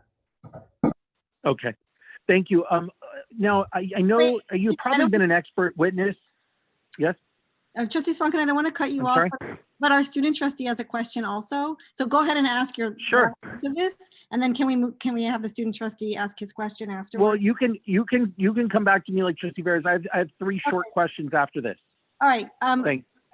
Thank you. I appreciate it. Mr. Geronimo, you have a question? Yes, hi. Thank you, Ms. Madam President. Thank you. I just have a question. I already done the census already, and I just have a question on when is the last day to fill out the census form, and how will redistricting affect the resources for community college students, and how will it create an impact on minorities who struggle every day, with getting representation, and how will it be if, let's say, the lines are drawn differently from now on? If one trustee is representing one campus, and then suddenly it changes to 2 campuses or 3 campuses at once. Those are my questions. Yeah, so first off, when the census has to be finished, when the last day to return the census is kind of a moving target right now. They were supposed to finish the canvas the end of last month. They now are probably going to have the final deadline be in September. There was a discussion that they were going to try to make the final deadline October 31st. So it's a moving object, unfortunately, as to when that final deadline is. The communities that are underrepresented in the census because of this undercount are impacted in redistricting for sure, because when you draw districts for an area that's been underrepresented in the census, you have to add more people from different areas to that district and make it grow in order to get to the right population size. But there's actually a much worse problem with the undercount, and that's the real actual resources from the federal government being allocated around the country. Trillions of dollars in US spending is sent back to states and to communities for the purposes of, social programs, transportation funding, education funding, anything you can think of from the federal government. And it's tied to what the census says, how many people live there. And if a community is not properly counted, they're not going to get the dollars that are necessary for that actual real number of people there. And it's a real pervasive problem, because when the people who are in greatest need of these federal trillions of dollars are being undercounted, then they are receiving less, even though they're the ones who traditionally would need more. And that exacerbates existing structural problems within our community and within our state. So getting these populations to create a fuller count is extremely important. I'd be remiss if I didn't mention that the state has been doing an extraordinary job in trying to outreach these communities. And California is doing better than a lot of other states like Florida, Texas, and New York at getting these communities counted. It's just that they are still grossly undercounted. All right, thank you. I am going to allow for Trustee Veras and Trustee Swankin, if you can be quick, have your last questions if you really need to ask them, because we need to move on. I also had some questions, but I have a feeling this is not the last time we'll be seeing you, so I'll hold my questions. Trustee Veras, did you want to ask your question, or is it something that can wait until next time? No, I'll ask the question, and I think some of it may also require some study here. So, I was handed, and I think all the trustees were handed a chart of everybody who's ever represented LACCD from the Center of the Study of Los Angeles at LMU. And I'll note here that in the history of LACCD, there's been 10 Latinos elected to represent the district, 5 Asian Americans, 7 African Americans, what they're categorizing as 11 white and 12 Jewish Americans. And prior to 2011, there was actually only 6 Latinos. So, when you think about redistricting, you think about demographics, and we've been an at-large seat since its inception. And I wouldn't say, when it comes to, we've always had like sort of a Latino, we always had sort of, and there's been gaps with Latino and gaps with African Americans, and certainly gaps with Asian Americans. But there is always been a strong interest by the people that pay attention to LACCD to fight for some level of diversity and equity here. If we were redistricted, back in the 60s, I'm not sure you would have had enough seats to have a Latino, or enough space to have a Latino there, because of voting issues and immigration or voting opportunities. And if you continue forward, the demographics tend to be, moving towards Latino and Asian American. And so I think, the question that we all are sort of at the heart of our questioning and the heart of our interests is, fairness and equity, to make sure that all our communities are appropriately represented and appropriately part of this effort. LAUSD is probably the one district near us that's similar to us. And arguably today, without redistricting, we're more diverse than them. So it sort of begs the question of, will redistricting actually create the diversity that we are interested in seeing? And I know it's been raised by at least one trustee that this effort, he has an effort to ensure that a district would be pushed to create an African American seat. But from a standpoint of demographics and to, sort of, I do want to acknowledge all the people that have worked in the past to ensure that there was, everybody from Kenny Washington to Althea Baker that's been part of this board through the years, and certainly those Latinos that have been there too. But do we have the capacity with the numbers, with the spaces, to create just raw seats that would cover the ethnic groups that have been traditionally represented, or have been historically, not traditionally, but historically represented by this body through the years? Can lines be drawn to do that? Yeah, so first off, you brought up a lot of great things, but we did do an analysis, like was mentioned before, for the district, looking at past election patterns.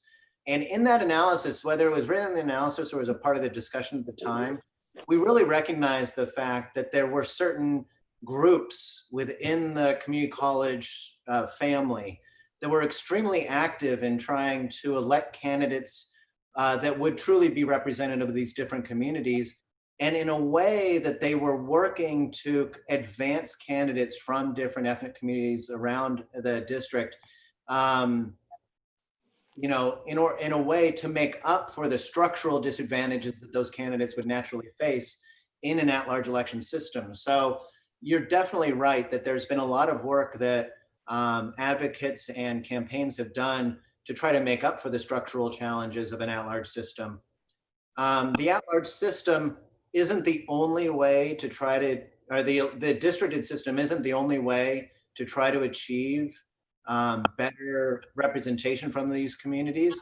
It's just the way that the state has directed districts to convert. The state has essentially made the choice, I think, in some ways for all of us, that the districted system is a better way for communities of interest to elect their candidates of choice.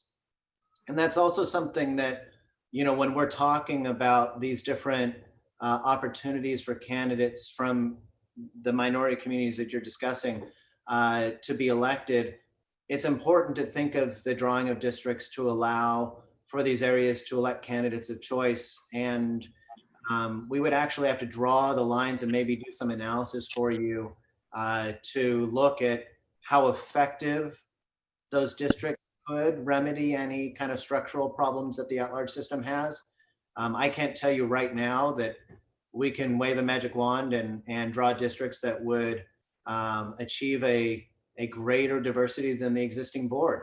But you know, the state has said we need to go to these distributed systems in order to remedy the structural problems of the at-large systems.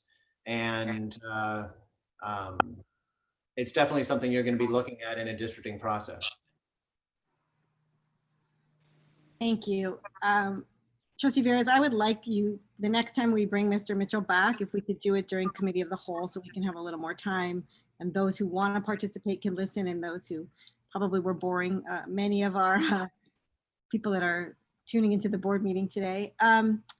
Trustee Svanken, did you have one last question that you wanted to ask? Yeah, well, I had, but they were very short. How many, your firm's one of the preeminent firms, but how many firms are in this space? Approximately 5 or 6 firms. Okay. Yeah. Okay. And then lawsuits, would you know off the top of your head, how many, what's the sort of either percentage, how many districts have been sued in the last, I don't know, 5-10 years?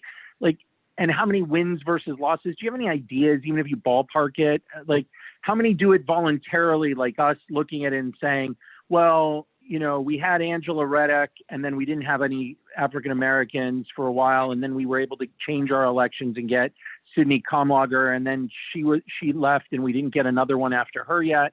And while there may be some diversity, right now there's one group that sort of picks who those candidates are versus the community picking who runs from their neighborhoods. So can you give us a win-loss idea in lawsuits? So talking about all agencies as a whole, water districts, school boards, hospital districts, cities, counties, the record is probably 100 losses and 1 win so far. The only win that a district has is Santa Monica, and that's being referred right now to, it's being further litigated. Every other case has been a loss for the agency. And if we weren't able to draw districts, Trustee Moreno proposed sort of that the only way to fix this could be breaking us up. Have you seen that organizations get breakup movements when they don't have local representation that's diverse? I haven't seen that. I've actually more often seen agencies trying to annex population as a part of their process of going to districts. That's usually in city government, not obviously in a community college structure. Your other question on, I forgot. You know what? I think, can we quickly wrap this up? Mr. Maybe after the last thing is the last question is really short. Have you ever been retained and not been able to draw districts that make the board more diverse? I told the community college district up in Santa Clarita that I didn't believe we could draw districts that would create greater opportunities for the Latino population. And we didn't end up drawing districts there.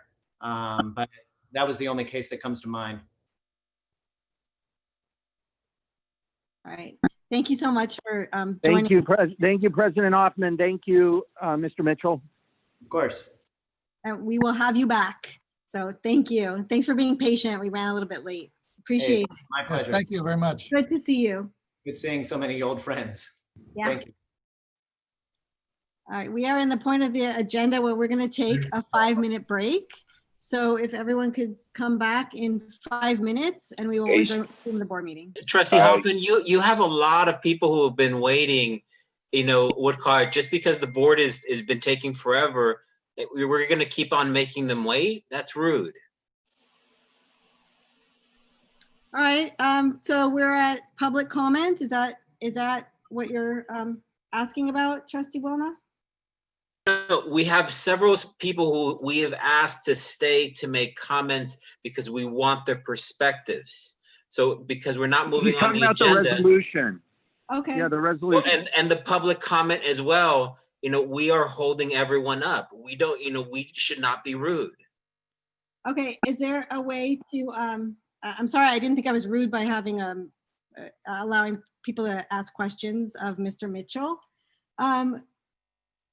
General Counsel, can we move up because we were continuing with our guest speakers from Committee of the Whole? Can we move that agenda item up before we get into the meat of the agenda and public comment? Madam President, absolutely. If somebody wants to entertain a motion to move items on the agenda, you can take a motion to move certain items on the agenda to reflect the conversation. That would be public comment, then the resolution. Yeah, do we need to take public comment before the resolution, or are we allowed to take public comment after? We should take the public comment before the resolution in case there are members of the public that would like to speak on the resolution. I think that was the intent. So if we want to move directly into public comment and then have the resolution right after the public comment, that absolutely the board can do that, and you can do that by unanimous consent, Madam President, if that's your desire. Sure, I'm happy to move public comment to this part of the meeting. Lupe, I'll need your help. And actually, I don't have the advantage of walking around while I'm chairing a meeting. So I'm gonna ask Trustee Veras to chair the meeting for 2 minutes because I don't have the luxury of leaving my chair while I take a little bio break, Mr. Buona. And Trustee Veras, can you start with the public comment, please? Yes, absolutely. Could you read the portion on the script about the First Amendment of the Brown Act? Do you have that in front of you? I have to open that file up. If you can read it. I'll read it. Okay. Great. So the First Amendment and the Brown Act guarantee a member of the public the right to criticize a public employee in the performance of his or her duties. However, speakers are encouraged to focus their comments on issues relevant to the conduct of the public's business, rather than on private or unrelated matters. Are there any persons signed up to address the Board of Trustees regarding regular agenda items? Yes. We have 6 individuals. The first 5 are under D3, the Board of Trustees Special Recognitions. Great. Okay. So the board rules provide for a maximum of 20 minutes per topic. We only have 6 speakers. So you have 3 minutes. And Okay, can you call the speakers in order?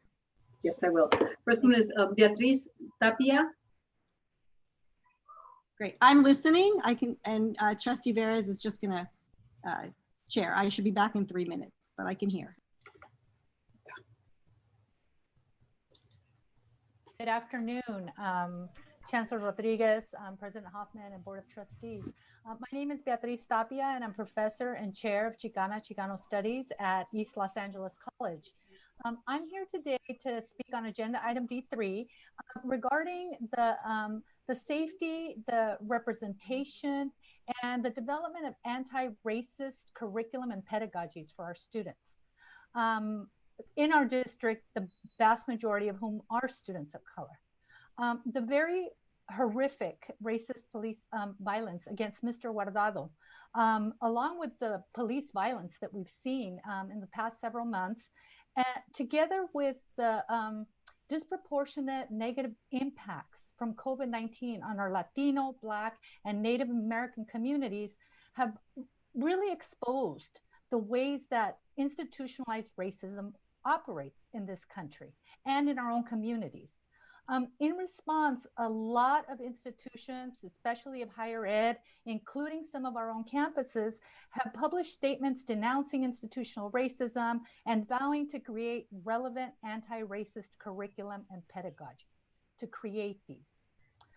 These assertions, though, demonstrate the continued devaluation and erasure of the fact that we already have disciplines and programs, even within our district, that have been providing student-centered anti-racist curriculum and pedagogies for over 50 years. Though I have to say, they've grown very little, maybe except with Chicano Studies at ELAC, and received really very little respect. I'm here today with several of my colleagues from this district, and we represent Chicano Studies, Central American Studies, African American, and LGBTQ Studies. All disciplines that were born out of the anti-racist, anti-colonial, people of color, LGBT, and women's liberation movements of the 60s and 70s. What we are asking is that within the next 30 days, you take up and create a task force, one that is made up of ethnic studies faculty from across the district. We exist. And in order for us to be able to work with you to explore strategies for growing the various ethnic studies programs and departments, programs in Chicano Studies, African American Studies, Central American Studies, Asian American, Native American, and LGBTQ+ programs at all 9 of our campuses. We believe that we are uniquely situated to be able to educate our students, students who make up the vast majority of the workforce, educated workforce in California, and we need to be able to provide them with an education that is anti-racist, that centers them in their experiences, and that allows them to go out into the world, into their professions, into our communities, and practice anti-racism. So I really hope that you will look at that agenda item, the proposal by Ms. Duarte, and really consider moving quickly. It is important and it is timely, and we need to do it now. Thank you. Next speaker, please. Thank you. I'm back. Okay. Thank you so much. And I heard your comments. So thank you. Lupe, who's the next speaker? Yes, Miss Aisha Randall. Aisha Randall, are you there? Hi, Dr. Randall. Are you here? Yes, she's here. Okay. I'll unmute you. You have to unmute yourself, Dr. Okay. Randall. Thank you. I think I did. Can you hear me? Perfect. We can hear you. We can Thank hear you. you. We can see you. Thank you. Good afternoon, everyone. The Los Angeles Community College District Black Faculty and Staff Association supports developing an ethnic studies requirement that would help our students to critically evaluate the history and humanity of the many ethnic groups in the United States, as well as the contemporary experiences of these groups. These courses would be designed to do more than disseminate knowledge, but would also inspire, invoke action, and uplift social consciousness in an environment that encourages and validates diversity, and one that promotes anti-racism and cultural harmony. Specifically, it is impossible to understand American life or modernity itself without a deep engagement with the systematic investigation of the history, culture, social relationships, political economy, literature, arts, languages, and intellectual traditions of peoples of African descent and their contribution to world civilization. We want students to learn about not only the current experience of marginalization and oppression, but also the history, the historical legacy of slavery, disenfranchisement and exclusion from most forms of opportunity, housing discrimination, voter suppression, lack of investment in education, employment and wage discrimination, and much more.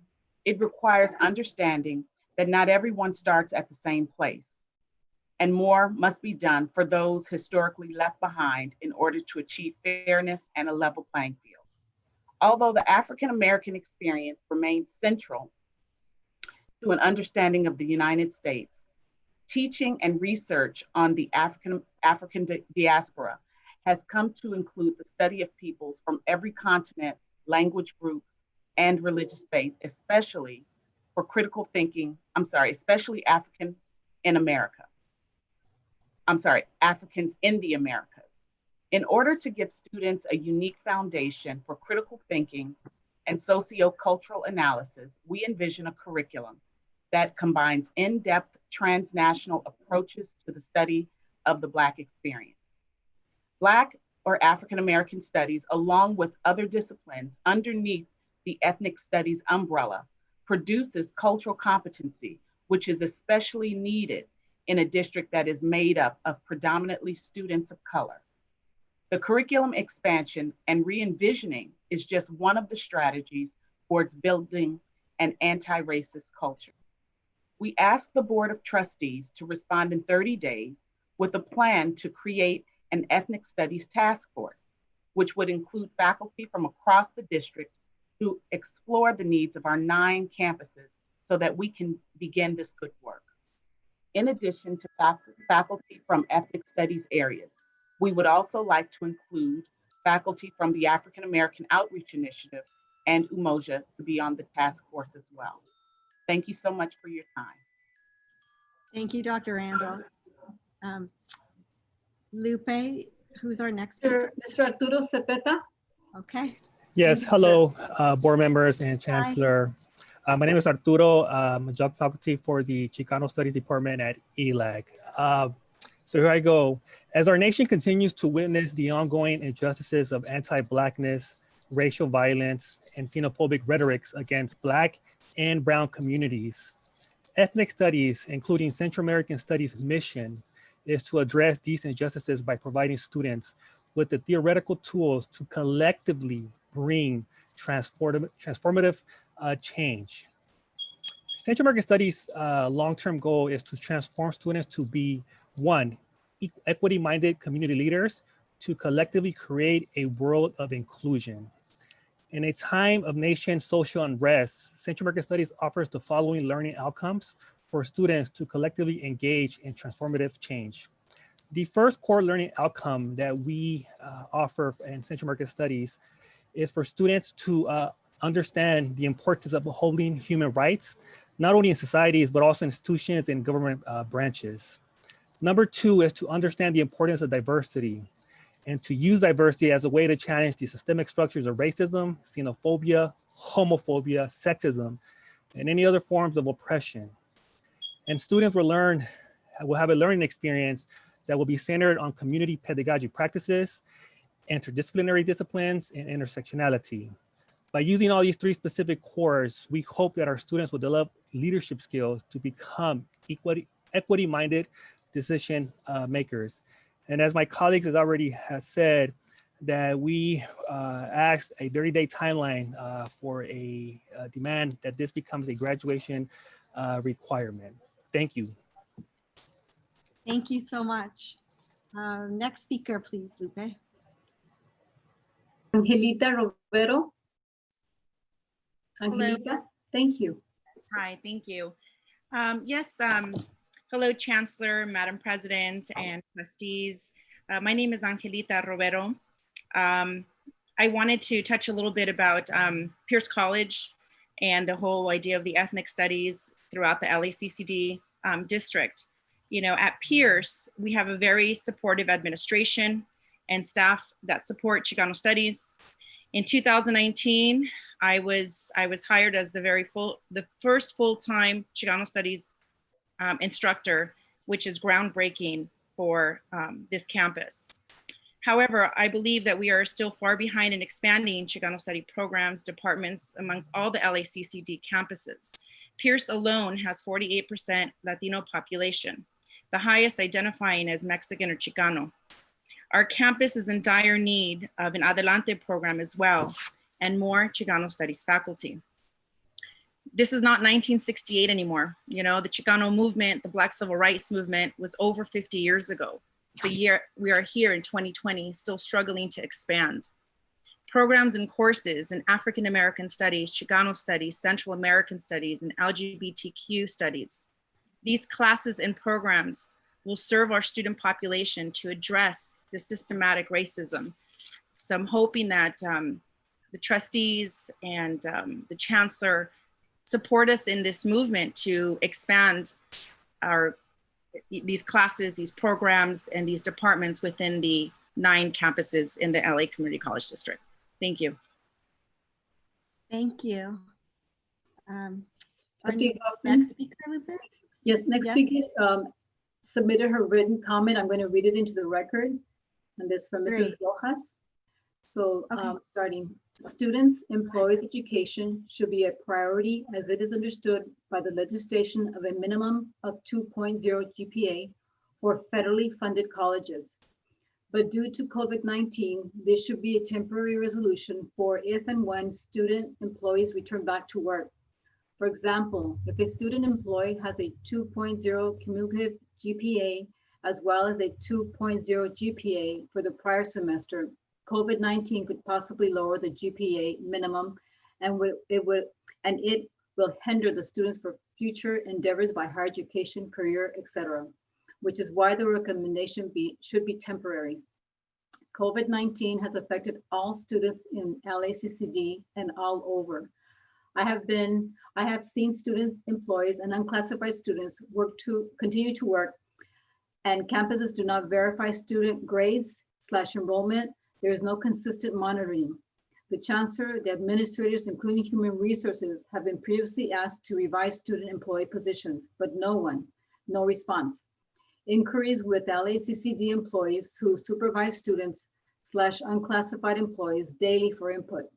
We would be more than glad to assist, as an employee of LACCD recommendations should be a temporary solution, not permanent. Please put education first for the students of LACCD. And this is in reference to item Z1. Thank you. And I think, Thank you. Yep. I'm sorry, who's speaking? This is Felipe Agredano. I think I was skipped. Not sure if Lupe wants to confirm that. You're right, sir. You're absolutely right. Forgive me. You have 3 minutes. Thank you. Go ahead, Felipe. Good to see you. Thank you. Thank you. Honorable Trustee, Chancellor, faculty, staff, students, and community. In 1969, a group of Americans were raided by police at the Stonewall Inn, New York. The LGBTQ patrons assembled there were discriminated by society and routinely harassed by the police. These pioneers emerged from riots, protests, and civil unrest as the nascent icons of the LGBTQ movement. As Trustee Vela mentioned earlier, these leaders were trans women of color facing police brutality. It was the likes of Marsha P. Johnson, African-American trans Black woman, and Sylvia Rivero, Puerto Rican, Venezuelan, trans Latina brown woman. Today, the LGBTQ movement leaders are mostly white, male, corporate, supported, and protected by law enforcement. 50 years after the Stonewall movement, almost 60 years after the civil rights movement, and the first documented LGBTQ civil unrest by Mexican-American author John Francisco Requi, right here in Los Angeles, calls us and moves us as a center. And I want to ask the trustees, it's time to be visionary, to move forward with a moral impetus to support ethnic studies, to support LGBTQ studies upon this land, upon Tongva land, which also has been erased. The notion of Native American people here in California, which represent the majority of Native American people anywhere in the state, also anywhere in the nation. And it's time to be supportive, to move forward, and to be visionary. So I want to thank you for this opportunity to speak, and I want to remind you of your necessary leadership during these times. Thank you. Thank you. Thanks for being here. Does that conclude our public speaking for right now on agenda items, Lupe?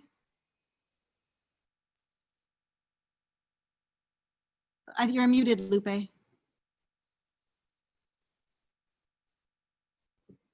Okay, Crystal? Yes, President Hoffman. So that concludes those that were on our speakers list as of this morning. Not sure if you want to take the raised hands from the attendee side at this time. Oh, I thought you gave me the list of raised hands. So were the hands raised prior to public comment? The public comment was the scheduled list we have, had. All right. I see we have four raised hands. Four raised hands, correct? Oh, 6 no, right now.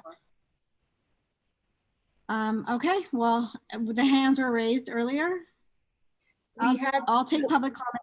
1, 2, 3, 4, 5, 6 from the 6 raised hands. That's why we didn't vote to shorten the speaking time, because I was told there's only 6 speakers. But I will take 1, 2, 3, 4, 5, the next 6 who I see are on here. Do you want to put them in the room so they can make public comment? Yes, we'll move in right now. Okay. It's Adrian Brown, Monte Perez. Is that President Perez? Angie Ortega, yes. Jeff Hicks, Carmen Wimsat, and Dr. Jessica St. Paul.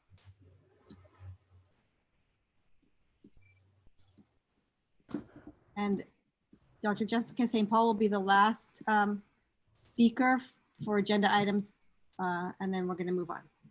Oh, and then and Jenny Arzaga. I didn't see you, Jenny. Okay, we got them all in. Okay, so, great. So if you could. One is, I'm sorry, Jessica St. Paul. Yes. You could go ahead, please. 3 minutes. Thank you. Good evening, Los Angeles Community College District trustees and administrators.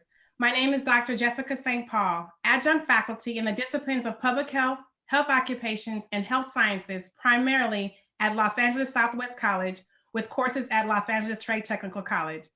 I am the new chair of AFIC, our Adjunct Faculty Issues Committee at AFT 1521. I would like to recognize the trustees for your leadership and willingness to be transparent in contract negotiations.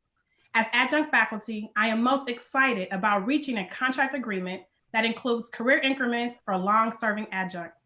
The idea of career increments came from our AFIC research for the past 2 years, where we surveyed and spoke to adjuncts across all 9 sister campuses in the district about their personal experiences. Many expressed that they felt like second-class citizens or service employees that were ancillary to the success of our students. Unfortunately, many did not feel respected in the district as educators. Our adjuncts are instrumental to achieving student success, and thanks to your leadership, working alongside our Los Angeles College Faculty Guild, we were able to make gains, such as professional path and career advancement, continuing to improve teaching skills through professional growth and professional development opportunities, institutional memory and retention. Most importantly, valuable contributions to institutional transformation amongst our 9 colleges through guided pathways. We are now respected and embedded in the culture of the Los Angeles Community College District as educators. By lifting up adjuncts, we're lifting all faculty in our district. My mission as adjunct and AFIC chair is to reimagine the adjunct experience. Now, we are grateful to see that our district is moving forward in the right direction. I commend both the administrators and trustees for your leadership. Thank you for your time. Thank you. Thank you so much. Next is Jenny Arzaga. Jenny Arzaga. Yes, hi. Good evening. Good evening, LACCD trustees. My name is Jenny Arzaga, and I'm a full-time faculty at Los Angeles Harbor College in the nursing department. I spent months as a nurse regarding the importance of health insurance, especially during a pandemic. And I also met with administration as a nursing faculty member regarding equity within college departments related to faculty load assignment in nursing. I would like to recognize the trustees and administration for your leadership and willingness to be transparent in negotiations. This historic change regarding faculty load assignment in nursing for me and my colleagues across the district felt like what it must feel like to win an Academy Award. It conveys that the district respects and appreciates nursing faculty. With this decrease in units, nursing faculty will be able to continue, even exceed in providing excellent nursing education for LACCD students, colleges, and our communities. In addition, we appreciate your leadership in preserving healthcare funding and programs like the HRA at this time. Doing so reassures faculty and staff that our health and well-being are valued. Once again, the employees are productive and better equipped to function meet the students and the district. I've always been so proud to say that I am a Los Angeles Community College District employee, where frontline worker voices are given the opportunity to be heard. And so outcomes are made in order to better serve our students and our communities. Together, we work with mutual commitments to enhance the welfare, excellence, and prestige of the district.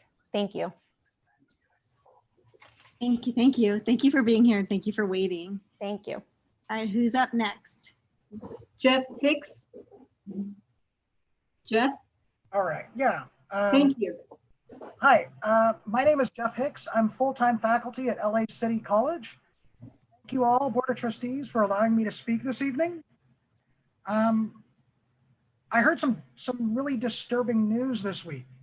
I've heard that the district is sending a directive to our colleges to cut our budgets by 5%. We do not need this 5% budget cut at this point. But more importantly, we need to make sure that we do not cut classes. This is not the time. This is not the time to be cutting classes and cutting sections.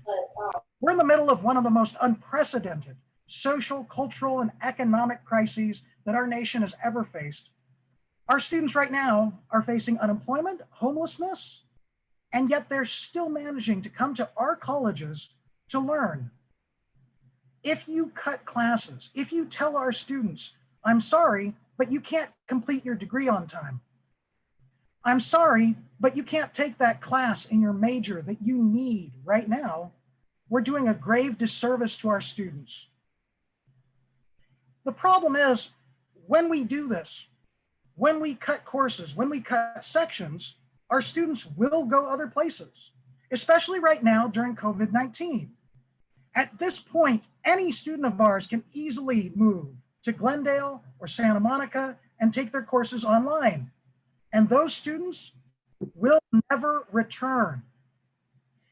If we use this budget crisis as a way to slash the sections being offered, if we use this budget crisis as a way to eliminate classes that our students need, they will leave us and we will never see them again.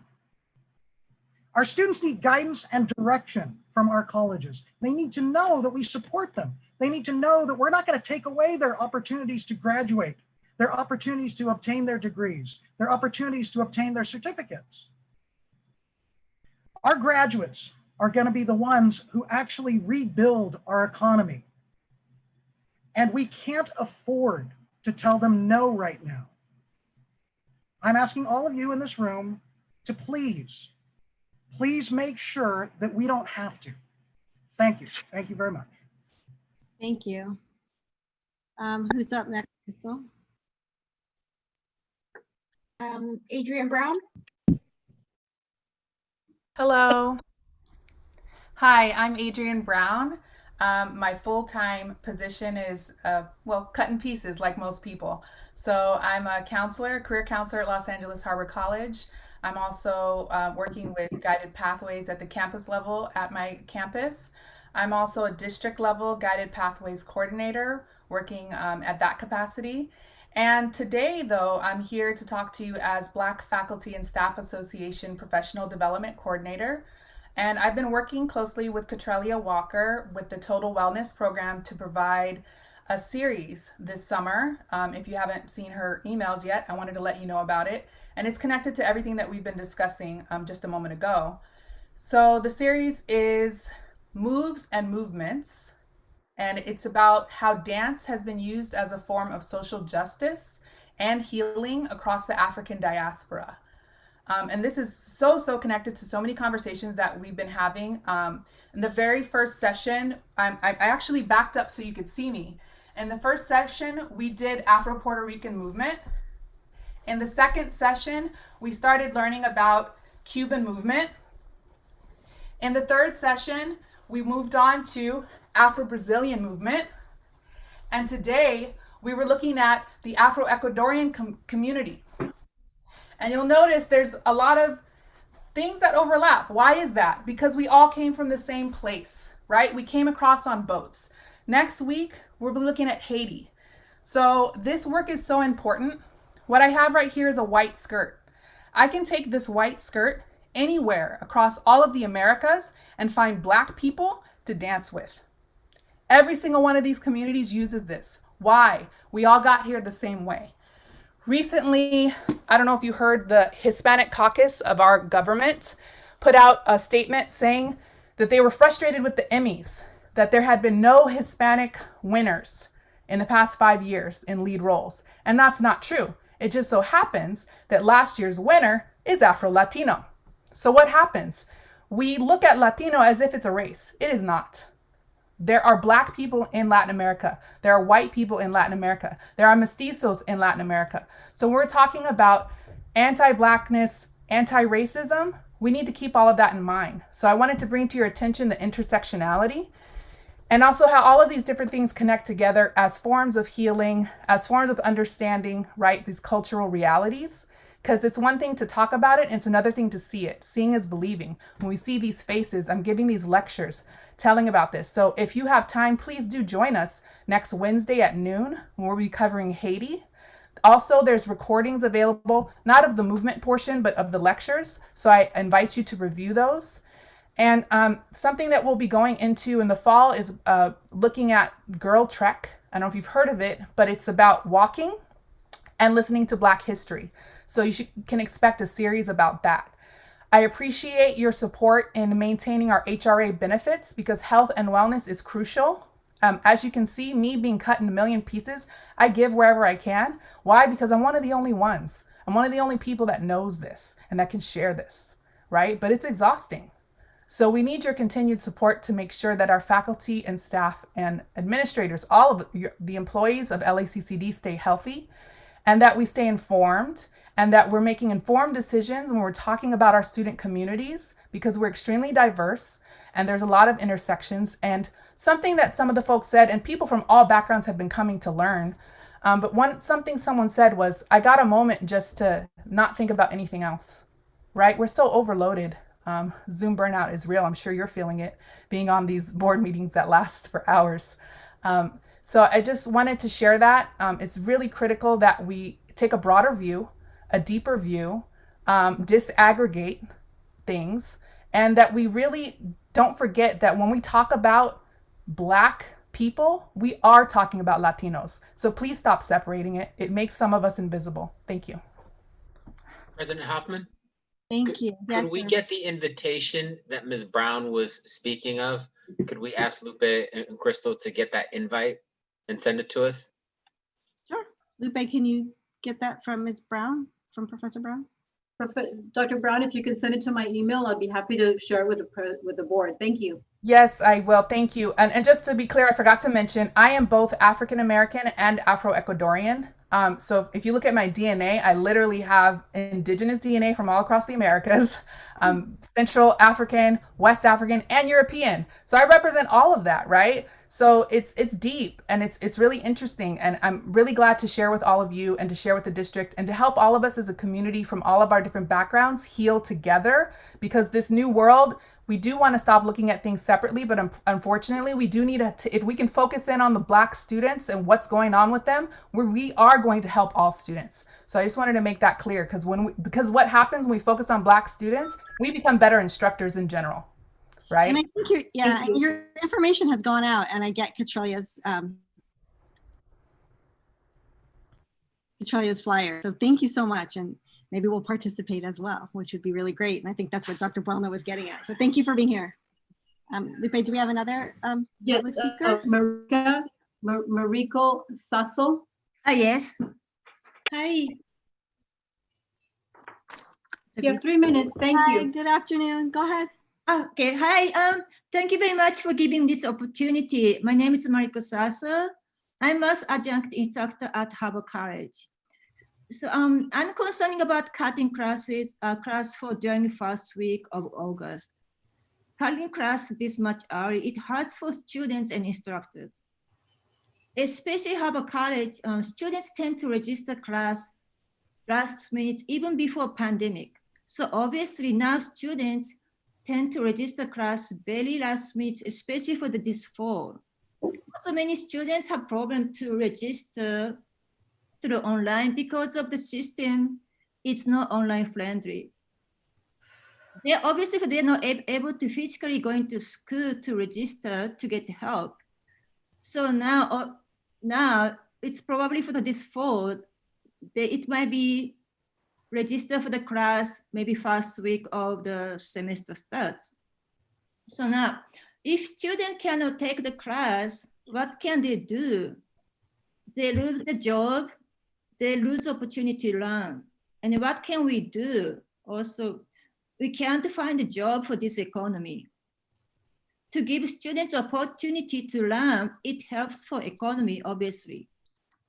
Okay, this is the time to give more opportunity to learn. And students need a future. They need education. I need a future. We need all, this economy, this situation, it's not normal. All of us, we need a future.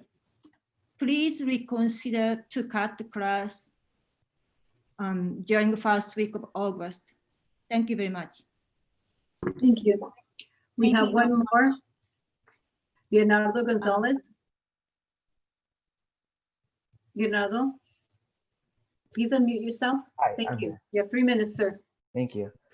Thank you, Board of Trustees, for taking the time to listen to our public comments. My name is Leonardo Gonzalez.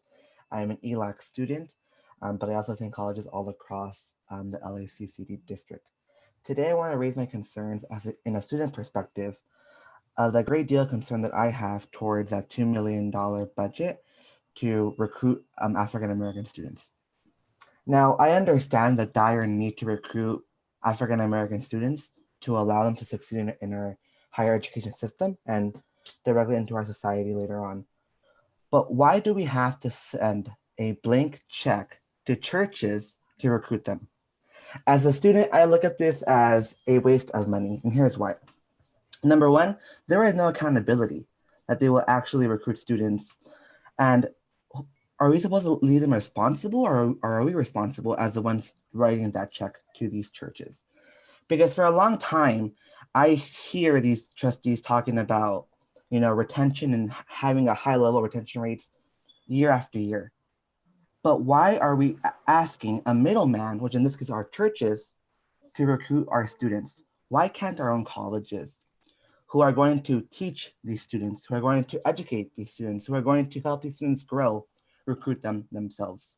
In addition, if we're only going to provide a $2 million budget to recruit students, why aren't we also investing in our colleges to make them a better learning environment for our students? Why aren't we investing in our students' value? Because at the end of the day, if they recruit 1,000 students at the end of their recruitment time, and only 500 students remain enrolled in the next year, we have to figure out why that is. And more than likely, as a student and as friends that I have across this district who have transferred out to Santa Monica College, Pasadena College, Glendale College, it's because our colleges fail to acknowledge our value. Our colleges fail to acknowledge our value. And we keep putting bandages on a pipe that's bursting in all directions. And it's time to get that pipe out of there and put a new pipe. What this means, it's time to start funding our colleges with the value that these students deserve. It's time to give our students what we need. Not to mention everything else that we're going through. It only makes common sense to do the right thing for our students. Thank you very much.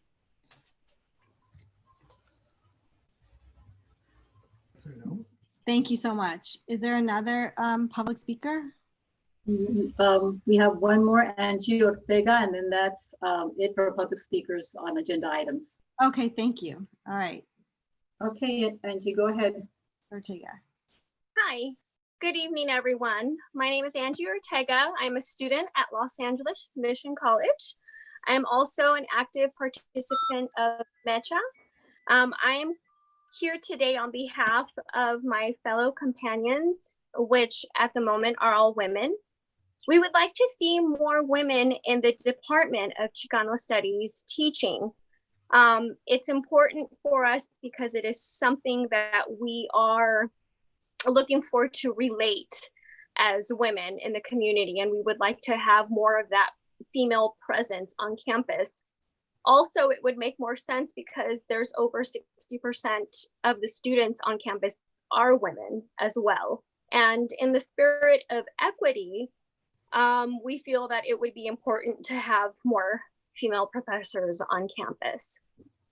Another concern that we have as Chicano department, we would like for it to change to include Chicana as well, being that CSUN is the largest Chicano department in the nation and we're a feeder to that college.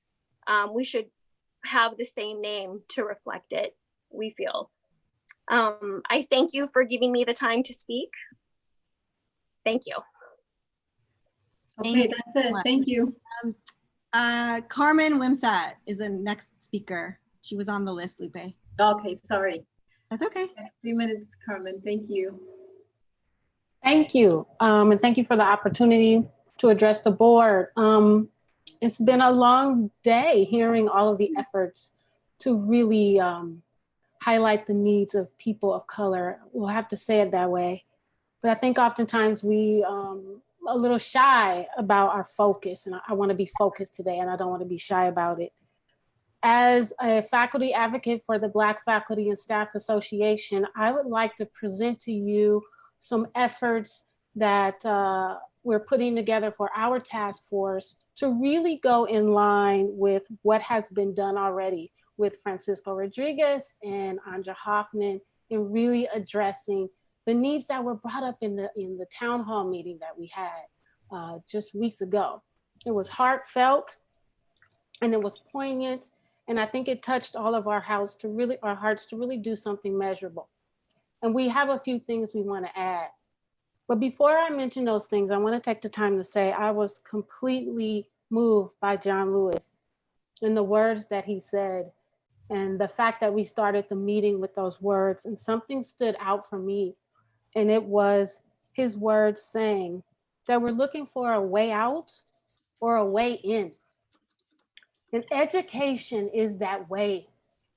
And we gather in our meetings and everything that is very professional.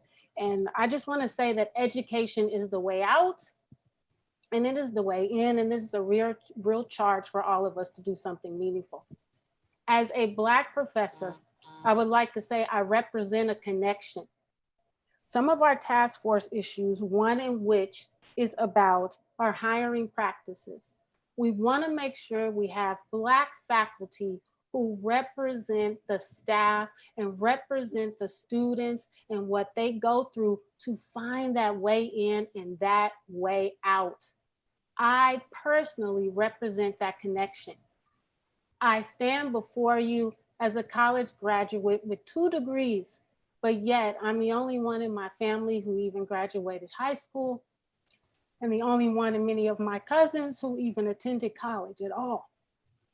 And I want to tell you that it is a challenge for Black faculty whose lives were ultimately saved by education to then not have the opportunity to serve that population again, to give back in the field of education. There are many of us who come from those backgrounds who then choose to serve in education and are not given the opportunity to do so. And the Black Faculty and Staff Association would like to be a part of making sure that that happens systemically. And so our efforts are as follows. We would like to institutionalize Umoja to make sure that it is on every campus, regardless of the number of Black students that are there, to ensure that their needs are met. We want those institutions and the service to provide workshops and town hall meetings for students to express their needs as Black students on campus. We would also like to make sure that there's representation at the senior level in discussions regarding pertinent college-wide decisions. We are proposing that we have a mentoring program, a multicultural program. We're not here just to say that Black deans and future faculty can only learn from ourselves. We want to learn from anyone who's willing to help us and lead us to get to those positions. We are interested in looking at Project Match. I've been on the committee for Project Match for 8 years now, and it is a program that was designed to bring diversity to the faculty. Yes, Chancellor Rodriguez, I've seen you at the meeting several times. I want to start quantifying and looking at whether or not our faculty actually is diverse, whether or not we actually bring in the people that we train through those institutions. It is valuable, but yet they're not being hired as full-time staff. Also, we're interested in presenting case studies. I teach statistics, and I know the value of real numbers. We want the stories for those who have tried to become a part of the district and who have not been able to do so. We want to collect that data, and we want to present those stories to the board routinely. And we would like to see the number of cases drop within the next 1 to 2 years of people who feel slighted by the district. The Black Faculty and Staff Association would truly like to be a part of listening and hearing the needs of our people as it relates to the service provided by the district. We would like to continue, lastly, to provide professional development for all administrators, faculty, and staff to assist with addressing issues of anti-Black. Done over your 3 minutes. Yes. Thank you. That was my last point. Thank you again for the opportunity to address the board. And I look forward to working with you in the future. Thank you. I think we were deeply listening and we missed the ding there, Lupe. All right, Yes, you did. that concludes public comment on agenda items only from everyone who signed up. We are now going to move on to the next item in the agenda. Remember, we took things a little bit out of order, and we are going to approve the minutes. So can I have a motion? So moved. Great. From July 8th, I have a motion from Dr. Boyle. Second. I have a second. Can I have roll call, please? Student to teacher animals advisory vote. Yes. Trustee Buelna, Yes. trustee Fong, Yes. trustee Hoffman, Yes. trustee Moreno, Yes. trustee Swankin.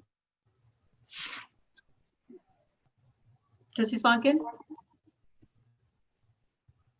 That's it. Trustee Swankin. Yes. Thank you. Trustee Yes. Vela, Yes. trustee Veres. Yes.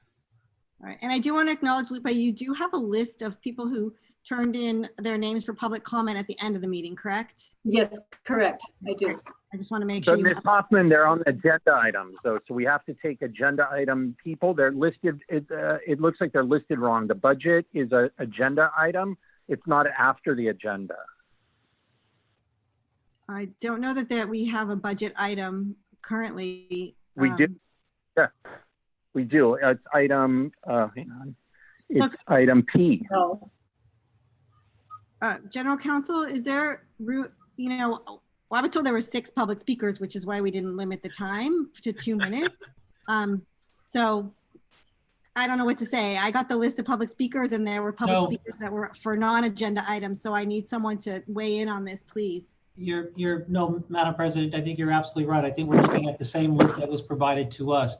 I don't know if these speakers, there is a budget item. It speaks to, and I'm going to defer to Ms. Gordon, but it speaks to the budget transfers. Okay.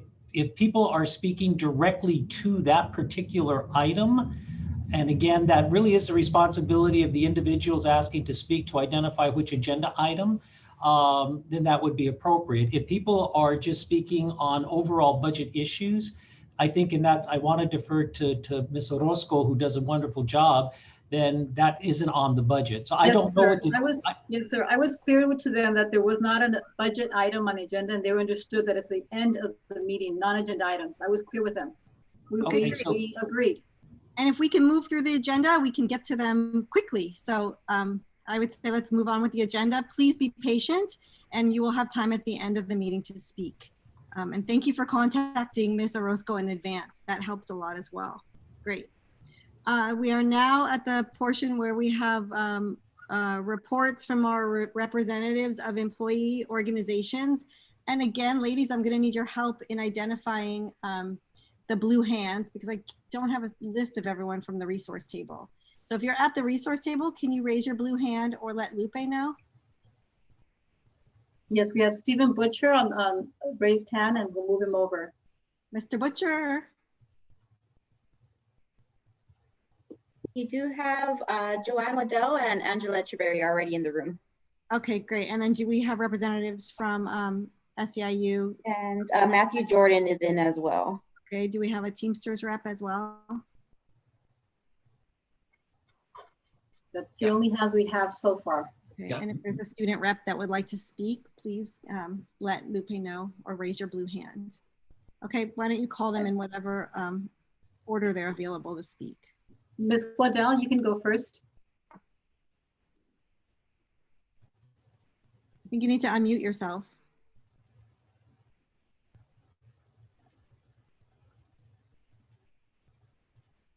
And is Matt Jordan here today too from the Teamsters? I'm here. Oh, good. Okay. Well, Matt, do you want to go since your speaker works and here you are? And congratulations again. Thank you. Yeah, I would be. I'd be happy to go. Okay. So, good evening to the trustees and chancellor. Deans began returning to work on campus last Monday, July 27th. I've been in contact with many deans, and I have to tell you, people are processing a lot of anxiety about their health. They're frankly scared. I initiated a discussion of our unit entering into an MOU similar to the other units with Chancellor Rodriguez and Acting Vice Chancellor Gutierrez on July 22nd. It's important that the district shows the same concern for our members' well-being that it's shown for other units. I'd like to thank Chancellor Rodriguez and Dr. Gutierrez for their willingness to work with us on this, and I look forward to finalizing the MOU soon. We are working on next year's Dean's Academy with Vice Chancellor Corner, beginning with a professional development needs survey for deans. In early discussions, many of the deans want to address anti-racism in the Dean's Academy. Finally, as other bargaining units approach agreements with the district, I want to affirm our commitment to finalizing our contract in a timely and fair manner. And I thank you very much. Thank you so much. And again, congratulations. Thank you. Okay, who's Stephen Butcher? Oh, I'm sorry. Joanne. I'm here, yes. Madam President, Chancellor, Trustees, Joanne Waddell representing the 5,000 faculty in the Los Angeles College Faculty Guild, AFT 1521. Just a couple of quick comments. One you've heard already some reference to, but a quick update from the Faculty Guild negotiating table. And it is with pleasure that I can announce that after a couple marathon sessions and a last minute hiccup, we seem to have a tentative agreement. So I want to thank the trustees for supporting open negotiations, a relatively newer model of negotiating. And as you know, from the hundreds of faculty who have become informed and committed board watchers, they did so because of their connection to the board and because of their connection to the contract. So I want to thank you for supporting open negotiations. And although the ink on the tentative agreement is not yet dried, the Guild does move forward on other issues, and that means fall enrollment. We're hearing that colleges are cutting classes, they're engaging in cutting classes as much as 20%, as you've heard this evening, in classroom and math departments. We think that's very poor enrollment management. Whether your budget model is hold harmless or student-centered funding formula, our revenues come from enrollment. It makes no sense in a recession or out of a recession, in growth or in contraction, to cut the source of revenue. So the Guild urges the trustees to continue directing management to encourage enrollment through advertising, marketing, branding, and of course, guaranteeing open classes. Thank you so much. Thank you, President Waddell. I would encourage everybody to start to sign up on to the Chancellor's webinars. They're the Wednesday webinars in the morning. They're moving from a COVID crisis environment to more of how do we manage now and make sure exactly what you just said, that students, that their classes aren't cut. And if they are, what are we offering? So I think we need to start thinking in terms of how are we going to support students in a post-COVID-19 or a middle of the COVID-19 environment. So thank you. Stephen Butcher. Good evening, trustees and chancellor. Thank you so much for having us. I am filling in for our president, Mr. Ashok. He is unavailable tonight. We apologize. I'm the executive director for the Staff Guild.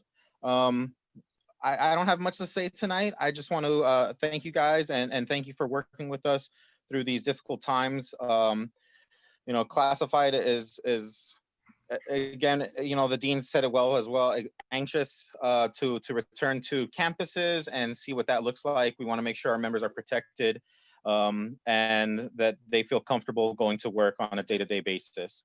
Other than that, we don't have much to say. And like I said, I appreciate that. And thank you so much. And next time, maybe you'll have those two cuties live version. They're adorable. I like your screenshot picture there. Thank you, Madam President. I appreciate that. Ms. Echeverry. Good afternoon. Are you able to hear me okay? Yeah, we can hear you. We can see you. Awesome. Okay, so good afternoon, Madam President, Chancellor, trustees, and everyone else in attendance. My name is Angela Echeverry. I am president of the District Academic Senate and a faculty member at LA Mission College. One of the wonderful things about holding these board meetings online is that even though it's because of a pandemic, we have had much higher attendance and participation by members of the public. So I really want to, first of all, thank all the representatives of the Black community for speaking so eloquently today, earlier at the Committee of the Whole meeting. I also want to give my deepest condolences to the family of Andres Guardado, as well as the families of all of those who have lost a loved one at the hands of law enforcement. It's really hard to imagine the pain of losing someone in such a senseless manner. And it is true that an injustice against one of us hurts all of us. I am really hopeful, however, based on what I've heard today, that we can all work together to make sure that the tragedy of these deaths are not in vain, and that will soon result in a better future for all of our children. This summer, the District Academic Senate Executive Committee approved a statement on the murder of George Floyd, police brutality, and systemic racism. And just a small part of that statement says that we all must do our part to listen, learn, face, confront, root out, and dismantle racism in ourselves and in our institutions. And this must be a daily conscious effort. We cannot achieve student success and we cannot serve our students without engaging in this work. And as we educate our students, we must also give them the tools to break the toxic cycle of racism in all social institutions. And as a result, to this end, we need to examine our curricular offerings to make sure that we offer anti-racist training to all our students and to ensure that our faculty hiring practices and professional development activities are not only culturally responsive, but also explicitly anti-racist. So the District Academic Senate is committed to taking concrete steps to stand for social justice and equity and to ensure that racism is eliminated from our community and society. So again, this was approved this summer. I just want to say that these are very challenging times for students, faculty, staff, and our country as a whole, because in addition to systemic racism and civil unrest and police brutality and inhumane immigration practices and policies, many in our communities have been impacted by COVID-19 directly, as well as facing financial difficulties, which are exacerbating equity gaps in academic achievement. And we need to be very vigilant about this. Since our K-12 students are going to be online this school year and possibly beyond, we have to be very proactive about the impact on some of our most vulnerable students, including students of color, younger students, and those who are home insecure. Dr. Michael Beatty spoke earlier of the need for adequate math education to prepare students for college. And in light of the recent changes, in these last few months, and in order to adequately serve all of our students during this pandemic, we need to revisit our position on math and English offerings. I also want to acknowledge, finally, the tremendous amount of work that has been going on over the last few months. The resilience of our students and dedication of our faculty and staff have been amazing to witness and very inspiring for me. Since March of this year, hundreds of faculty, including myself, have enrolled in distance education certification courses. And we have approved as a District Academic Senate, district-wide Senate, standards for certification. And it is clear that additional training and professional development must take place to serve our students adequately. We have revived our Academic Technology Committee, which is being chaired by John Freitas. And in addition to John and the faculty, I really want to thank Carmen Liz and Ryan Corner and their staff for working around the clock to allow us to teach online in a more effective manner and have the support that we need. It's very important. So we will be hiring a district-wide DE coordinator, and that's going to be very helpful to us. So again, I just want to say that I am very hopeful moving into the fall that we can all pull together and work together to support our students and our faculty in what has been a very challenging year. So thank you. Thank you. Thank you so much for your comments. So I can't tell, that's not a virtual background, that's a real background.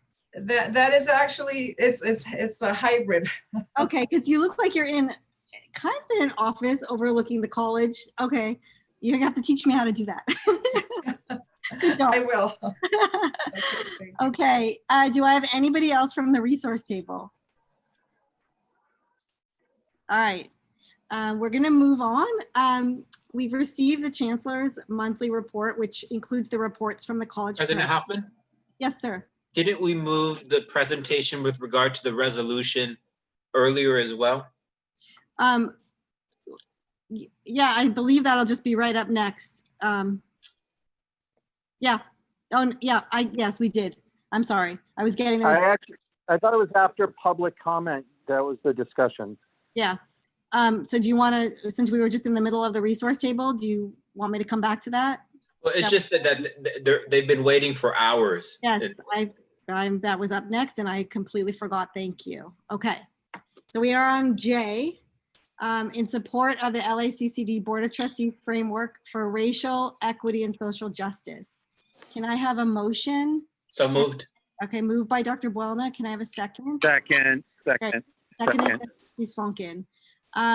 Normally I would take comments by the trustees at this time, but we did agree to have some questions and dialogue with our guest speakers from that very excellent, and I wish I had a chance to say thank you so much for your presentation this afternoon at Committee of the Whole. That was an excellent presentation. I think the work that's being done is just the beginning, but I was pleased with what I saw and very excited for the future. So I will take questions from trustees. Are our speakers still here? Trustee Veras? Perhaps we can ask the Vice Chancellor. Okay, Vice Chancellor Corner, can you reintroduce the speakers from Committee of the Whole? So I'm not seeing the speakers in with the panelists. Let me check the attendees to see if they are still with us. I believe Dr. Barry is, but I'm not sure about the external groups. So let me, I'll field any questions the trustees have while we look to get them in as panelists.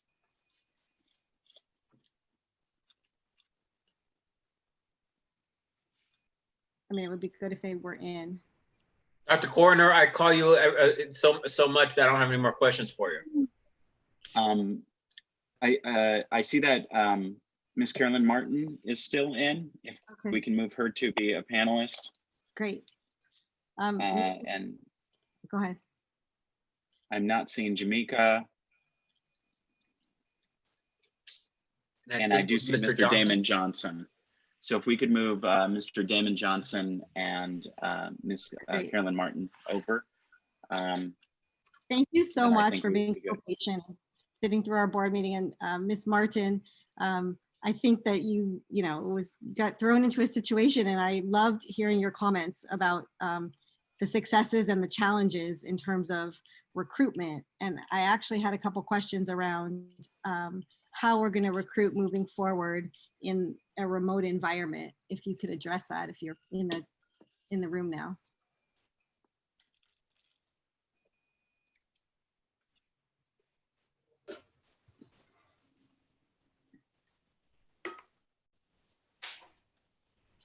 Ms. Martin, I believe you're muted. Oh, there we go.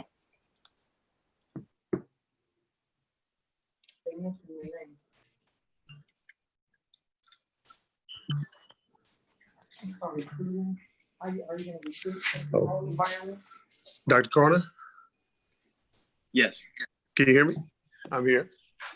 Yes, it sounds like we have them. Would you like to repeat the question, Trustee Hoffman?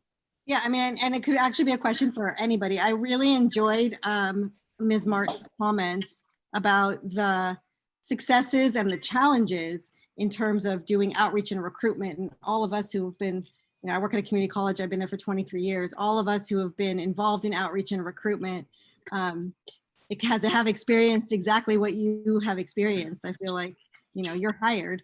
But I was really more kind of interested in how we address some of those challenges now that we're in a complete remote environment, especially as it relates to recruiting young people and also reaching out to their parents, since we can't really do much in person.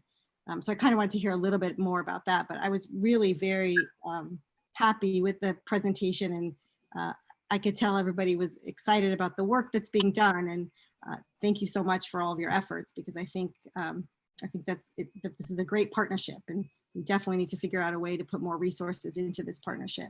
So I'll put that out there for whoever wants to address the question. Okay, well, I can go first. I'm Damon Johnson, director at Brotherhood Crusade for the Boys and Young Men of Color.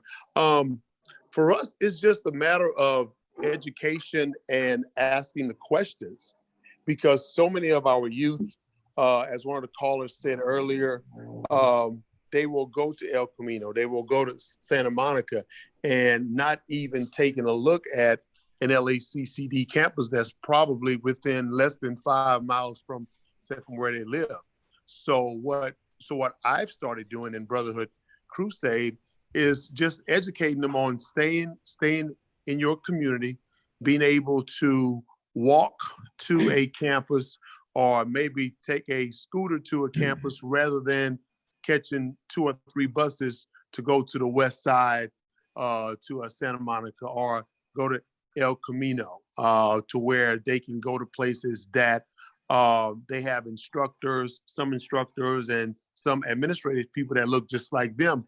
But then when they do get there, the issues that they have at some LACCD campuses, unlike a Santa Monica or a El Camino, is that they have a Black student union that basically caters to African-American students, so they don't get lost when they get on campus. Because so many times the stories that they'll tell me is, hey, Mr. Johnson, when I got there, no one wanted to help me. He said, plus no one looks like me. So in the African-American community, as Ms. Martin was saying, so many times our youth will not speak to someone that doesn't look like them, that doesn't understand who they are, or that's never walked in their shoes, or can even see through their lenses, because their lenses are totally different.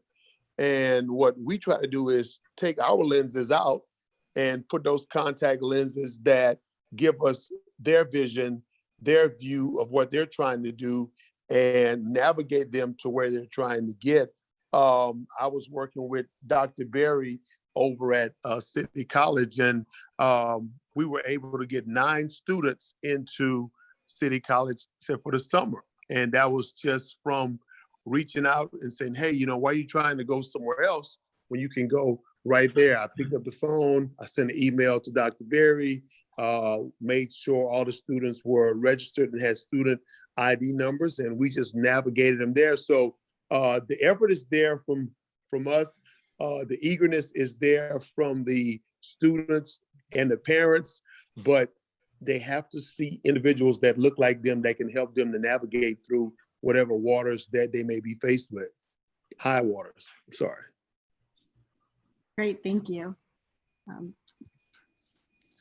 Trustees, do I have questions from or any of the other trustees? Dr. Buelna. Yes, with regard to have any, because this is the first time that the district, and it was a pilot project, that the district partnered with entities outside of LACCD. So, and it's an open question: have there been some best practices that we've seen work, or some things that potentially haven't worked in the partnership? And there might be some extreme cases like this really worked, or this is what's expected. Just what are some of those best practices? So as we look to invest more of the district's dollars, we can do a better job. Who wants to take that? Who wants to answer that question? I can go again. Okay, if go. no one else. Yes, Okay. thank you. Best practices. More community involved. Now virtual webinars to educate them, which is what we tried to do at Brotherhood Crusade by having the LACCD campuses involved with us at everything that we offered at our youth resource center, which is the equivalent to a work source center, but for the youth, 16 to 24. So the parents come there, they sit, they listen, they watch slides. That was then. Now it's just a matter of putting that more into a virtual world to where they can see this and sit at home, make sure that everybody has the technology so they understand what's needed. But that's a great practice. And just knowing what they have in their community and feeling comfortable with who's speaking to them. Thank you. So with regard, and earlier in the presentation, and I have my notes here in terms of I believe I saw of the African American population students, I believe either 59 or 69% female. Dr. Cordner, do you know which one it was? 59, 69%? It was 61%. Oh, 59% is the general population. Okay. All right. In general, 59% of, it's not 50-50 or 51-49. My point is that in terms of African-American males, I heard in the presentation an attention on recruiting African-American males. So what is the delta with regard to between African-American males and African-American females? Because we're obviously focusing on it. So I just wanted to dig more, if there was more there, on African-American males. Would you like for me to respond to that? Or are you going to respond, Damien? You can go, Dr. Barry. I'm long-winded. I'll leave your expertise because you work directly with you currently work with the directly. Yes. So just, Okay, well, I'll go. We had, we have circles, we have healing circles that we run at several schools in LA Unified, high schools, middle schools, and now we've also started going to the elementary schools. And it's just a mindset shift. So we just try to just change their mindset of what they know, the norm, and make them uncomfortable to become comfortable. So like someone spoke about Umoja, if, Black male initiatives that are on campus with mentors that look like them, that they can sit and they can talk, because every young man in our program, and we have over 500 young men between the ages of 8 and 24, they're either in college or they're working. So, or of course they're in middle school, high school. I mean, the ones that have graduated. Last year we graduated out of the program 18, all 18 went on either to HBCU, Cal State, UC, or community college, LACCD. This year, no one went outside of the college district. If they did go outside of the college district, it was for an HBCU or a Cal State.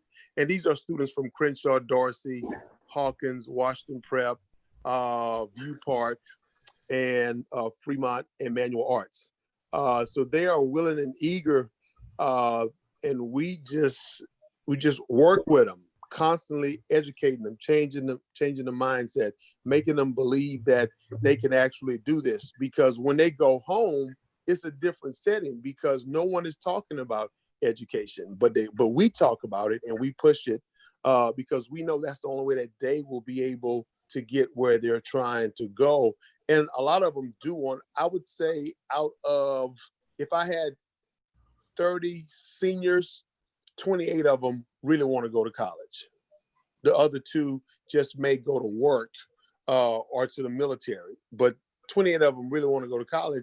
But if you don't have that support from home, then you end up not going and just not going to college. But if you have that support that we give and we really push it, because we're an all-male initiative, we really push it and it works for us. And I just think that a strong male initiative, Black male initiative, or men of color initiative on your campus, on your campuses will get you there, because now we can connect with those individuals as we do at Dominguez Hills, as we do at Northridge. When a young man goes off to college, I pick up the phone or I accompany them and we go and find that Black male initiative program that's on their campus. And even when they go away, it's the Black Student Union, somewhere where they can feel comfortable, where they get answers, where they won't feel like the minority that they already are. They feel accepted, they feel wanted, but it's just from just the mentorship, just having that mentor and having those circles and having those understanding meetings. Mr. Johnson, at the Brotherhood, excuse me if I'm incorrect, but I remember in the 90s, the Brotherhood campaign had a lot of job creation programs with regard to construction. Am I right? Yes.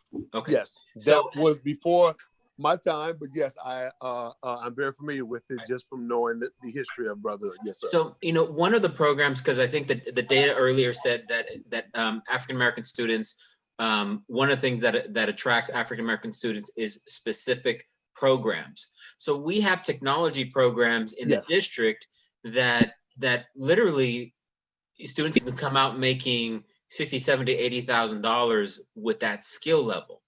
And, has there been a push by your group or any of the groups or any of the outreach pushing African-American students to those technology programs that can bring in income quickly?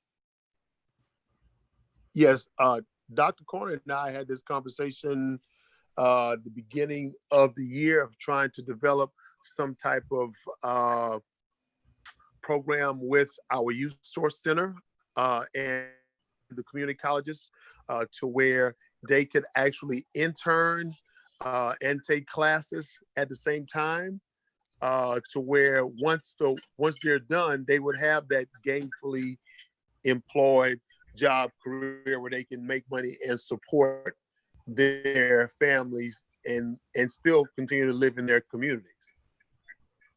And we still have a Youth Source Center, and we outsource jobs, not with the community colleges. No, that has not been happening, but it's something that we talked about and that we're working towards. And between he and I think we can make that happen in the next 3 to 6 months.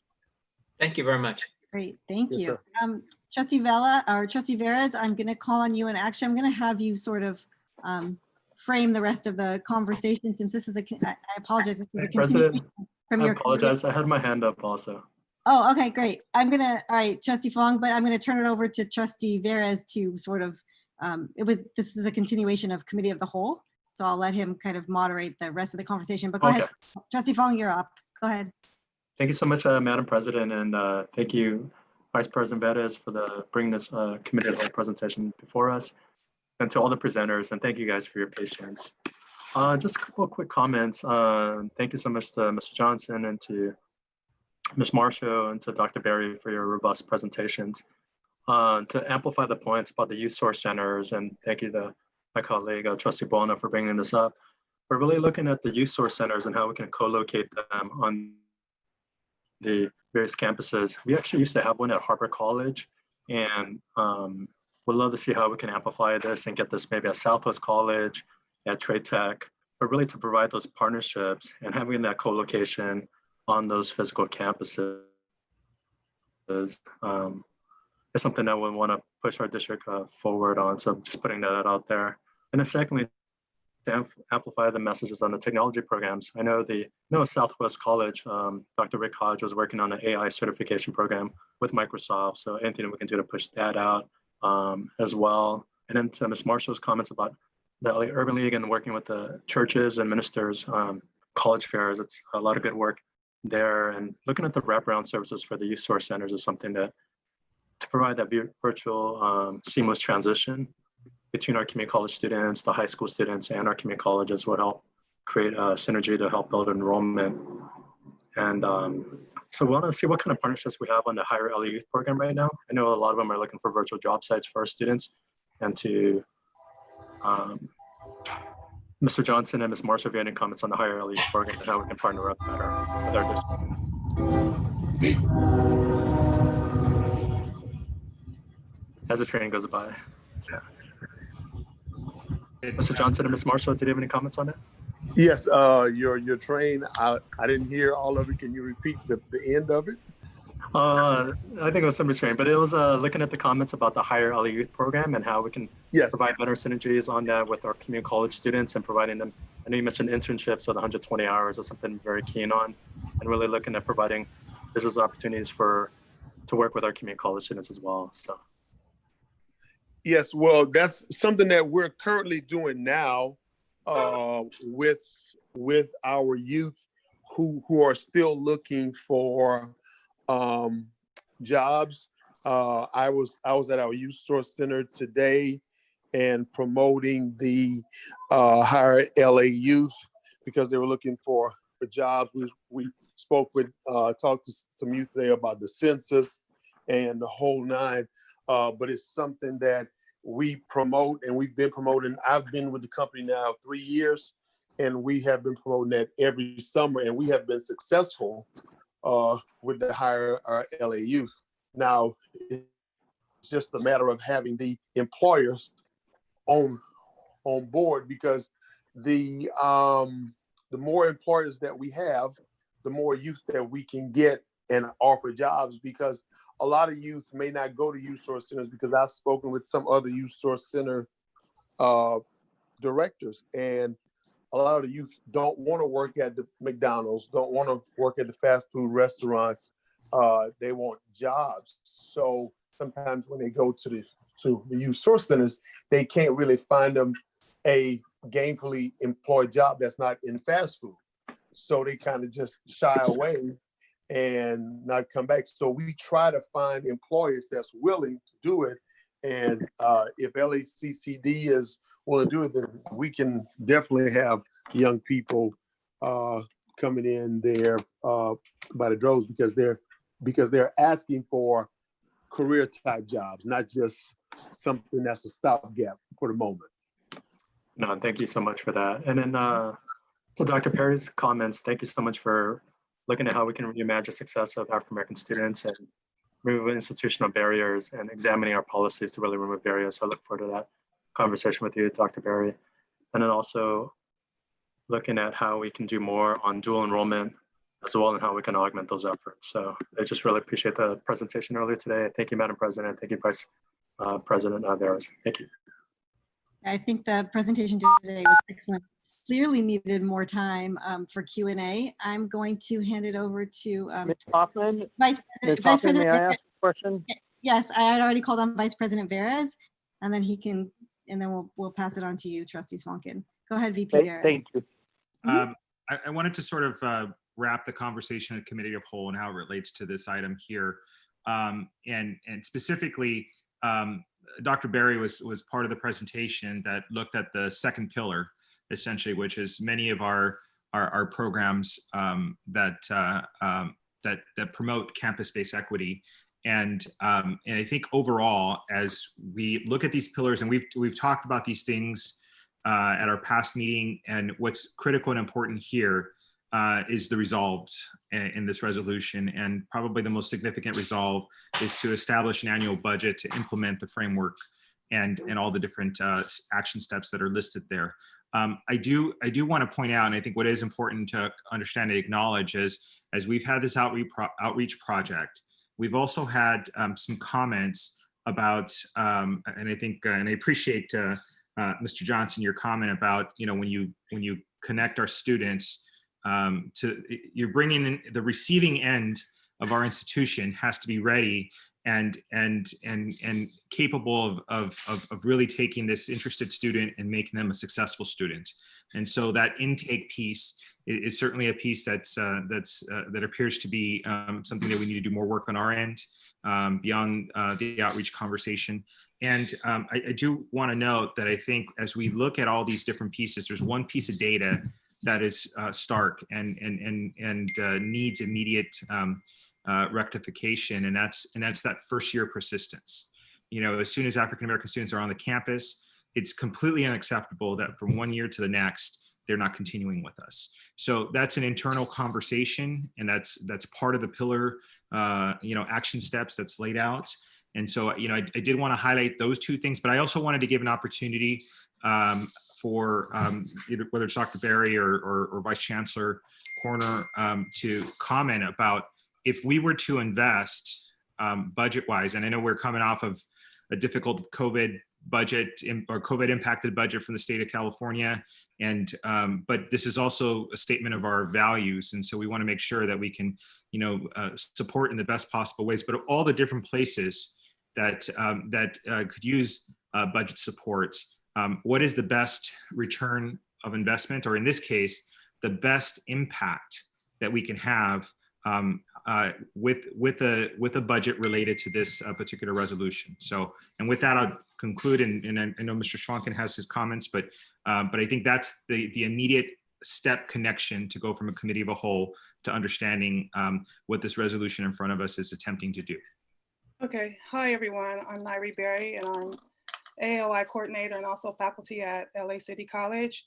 And as I stated before in my presentation, AOI is in the process of being restructured and reimagining. And what we're doing is we're basically ensuring African American student success in ways that which we combat anti-racism, microaggressions, as well as ways in which, like Damien mentioned, access point. The access point is really huge.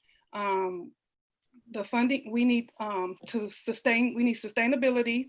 And what we want actually is, we don't want to fix the student. We need to fix the structure of our institution. And I see bullet points 2 and 3 actually touch on some of the things that we've been discussing all summer long through AOI. But some of the things I want to address is that although these bullet points can be in place, we have to address faculty. And some of the things that AOI is doing is we're actually outlining an auditing policy. We're actually coming up with plans and ways that we can ensure that our students, African-American students, come in contact with African-American instructors at the access point, as well as as they're in their classrooms. One of the ways we can do that is Yamojifying all 9 campuses, which means that all 9 campuses need a Yamoja coordinator. And I'm going to be very, very frank. We can have a Yamoja counselor at a campus, but if leadership doesn't endorse that Yamoja counselor, our African-American students will still suffer. So we need, from AOI, funding to ensure that we hold leadership accountable at these campuses that are getting funding on their campus budget for Yamoja, but not necessarily putting in place a Yamoja program. I can say wholeheartedly, we at City College, with the thanks of leadership, that we've, within the last year and a half, we went from 30 students to roughly, I believe, 250 students. And that was because we had leadership in place. And we also had, as Damien mentioned, me as an AOI coordinator, I was able to, and I'm also a sociology instructor, I was able to onboard, as we said, when you said first year retention, those first year students, as Damien said, in my summer class this time, I had nine African-American students. If I was not there, those 9 African-American students would not be students of LACD College. And it was because I was able to onboard them via virtual learning, give them the support, and mind you, they added late, the support and the self-esteem and the things they needed to move on. I am proud to say of the 9, I'm not certain if all 9, but I'm proud to say more than half of them are now Umoja students at LACD College. And that's the type of support we need. I have a team. I have roughly 12 committee chairs that are dedicating their time, their effort, their work, as well as about 86 African-American faculty and staff that is committed to helping African-American students. But the only way we can do that is we have district support, leadership support on all 9 campuses, and we also need funding to sustain these efforts.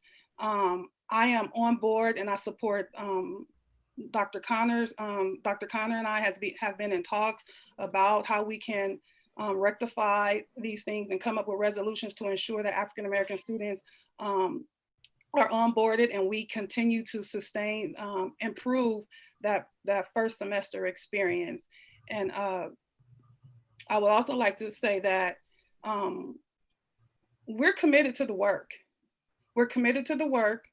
However, we want to ensure that our leadership is actually helping us, helping us be on board, because African Americans are not only the ones that win, the campuses win as well as the district. And I want to say, and again, I want to say thank you for Dr. Corner, Chancellor Rodriguez, and the board members for listening to us.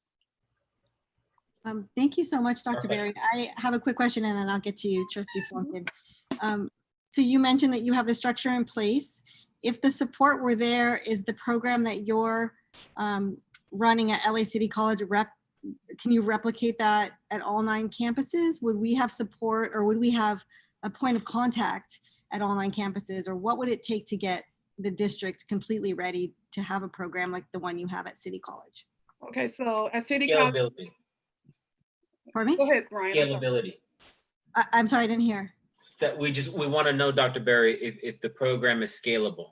I think we want to know more than that. Do we already have people in place to be able to scale up the program, or does it require recruitment and hiring and all of that? So in some instances, I'm not necessarily sure at how many campuses, but what the program that we have at City College is the Umoja program. And I believe, if I'm not mistaken, we have the Umoja program at about 5 campuses. But the problem with is that some Umoja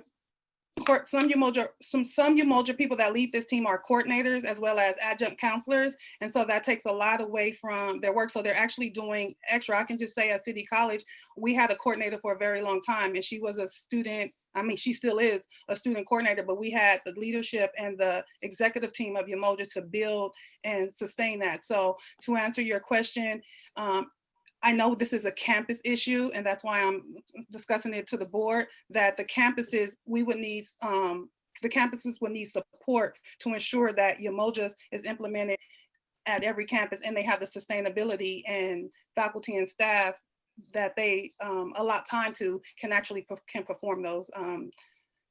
Also, I know at Pierce has a successful Umoja Council program as well as LA Valley College, and LA Valley College has turned their Umoja program around quite remarkably.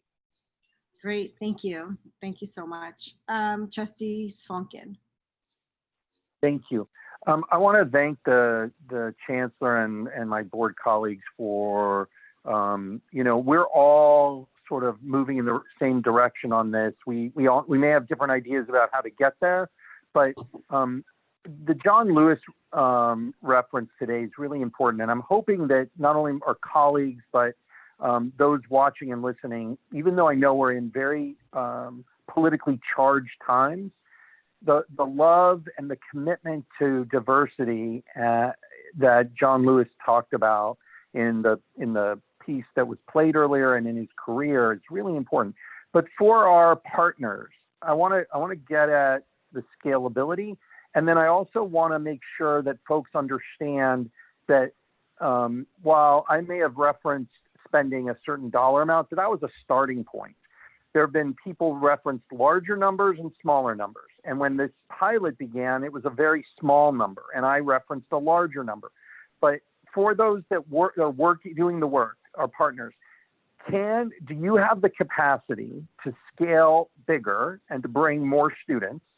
And my very first job was with the late Mayor Bradley, and one of the places we spent a lot of time were in Black churches and in synagogues and in all kinds of different houses of worship, because that's where you find people. But I want to understand, because I heard one of the groups, and I don't know if they're still on, talk about that they were recruiting at churches already, and this idea that we shouldn't allow church access to the public, depending on wherever they are, is concerning.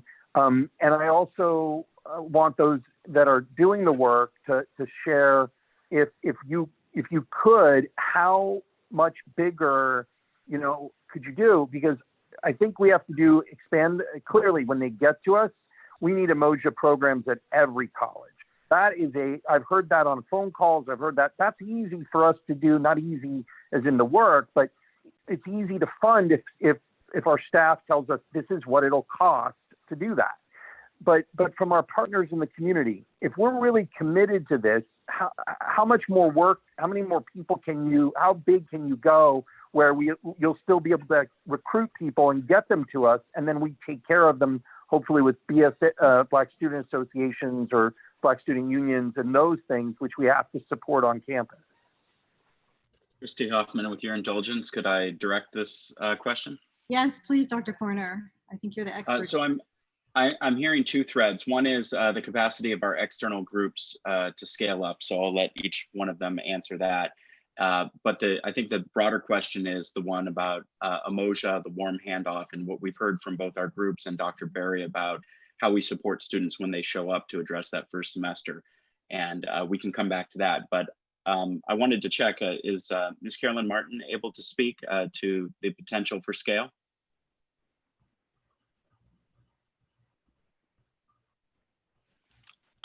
Yeah, and Mr. Corner, Dr. Corner, can you also have them address where how integral churches are in the Black community?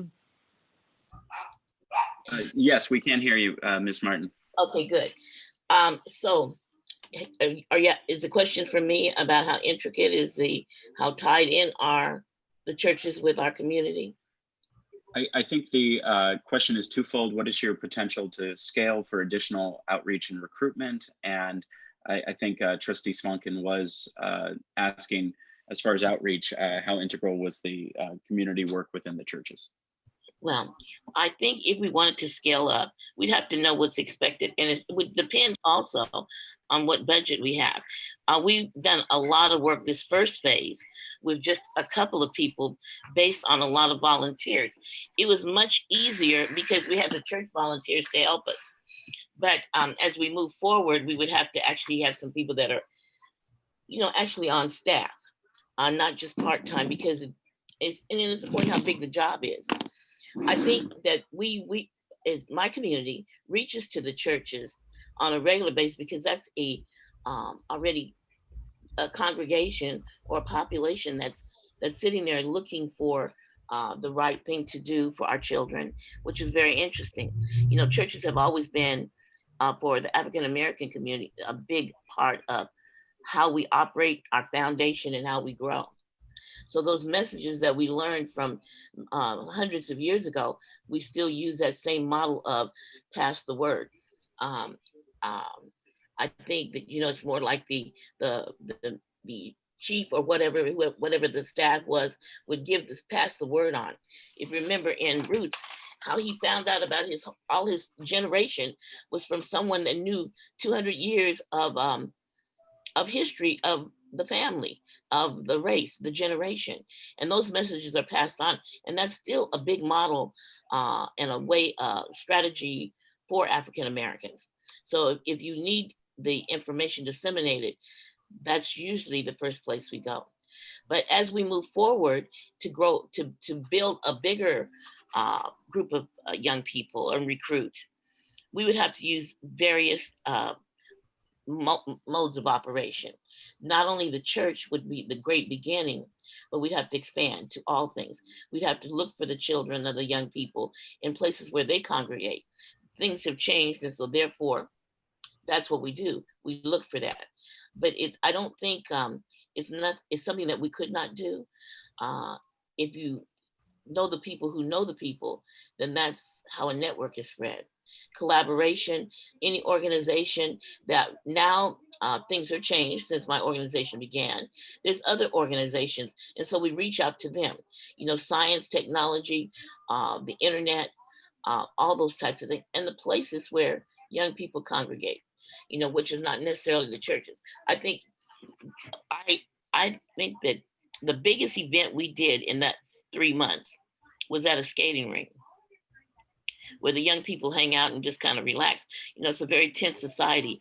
And also, when you go to college and you have to take the entrance exam, and most of the children are not passing that exam because somewhere along the line, the schools have failed them, not totally, but in a large way in the inner city. Those children need to feel comfortable. So when we make the friends and become their associates, and understanding that they're not carbon copy of us, they begin to trust us. And then that way we get to build on what they know and how they operate and their views on the world. You know, how do you think about it? It's not a job, a future working for someone with a minimum wage is not where you want to end up in 20 years. But not saying it in a negative way, but saying it to them so they understand how that looks. What does that look for you in your future? How does that relate to the bills you need to pay or the things you need to have? So I think that's kind of how we do it.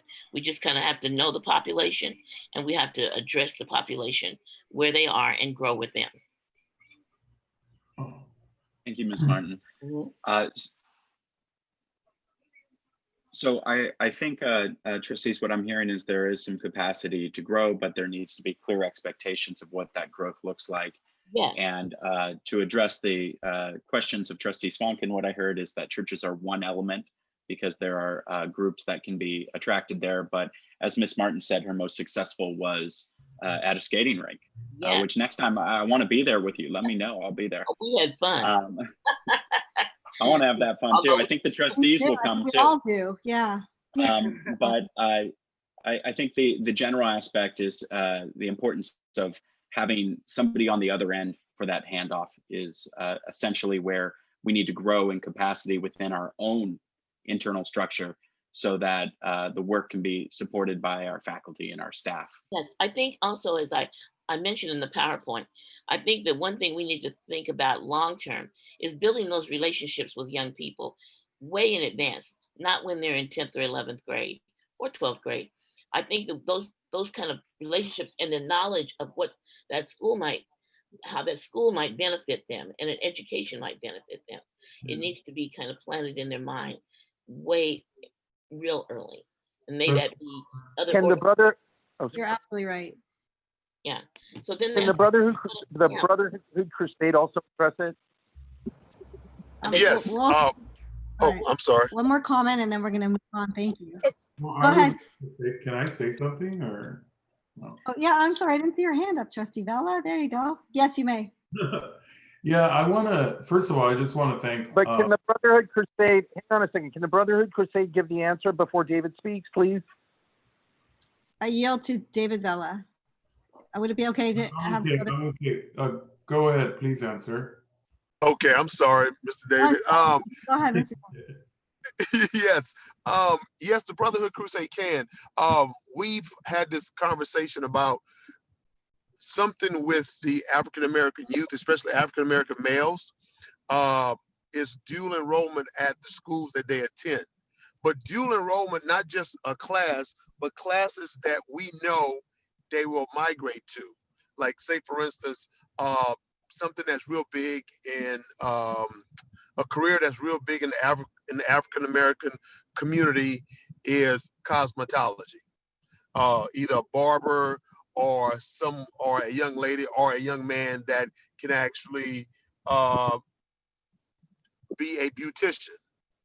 if those classes were offered at high schools and said, hey, you know, if you're in the 11th grade and you already a barber, but you're only cutting hair underneath a carport in somebody's backyard, now rather than going to barber college and paying all this money, you can come to LACCD campus with a trade and have your certificate in a year and a half, 2 years, and you could be gainfully employed. But a lot of them don't know that. So they will either continue to cut hair as a barber without a license, or go to a barber college, get that first year of financial aid, see how much it costs. And if they're not making money outside of it, then they drop out, as I heard someone say earlier about the persistence. So we can ramp it up if courses that are offered to our young people are courses that they will actually that will benefit them and that they will be able to take. It can be ramped up even without that. I'm just giving you a scenario that would really ramp it up even more, and that's the dual enrollment. And I've spoken with the stakeholders and principals at Crenshaw Dorsey, and they welcome that. Washington Prep as well. I know all the principals personally, the counselors that are looking for it, the magnet counselors, and magnet schools draw certain students and that's the same way that the certain classes would draw students as well. Even if it was after school, they would still find a way to get to those classes. And now that it's virtual, well, that makes it even better.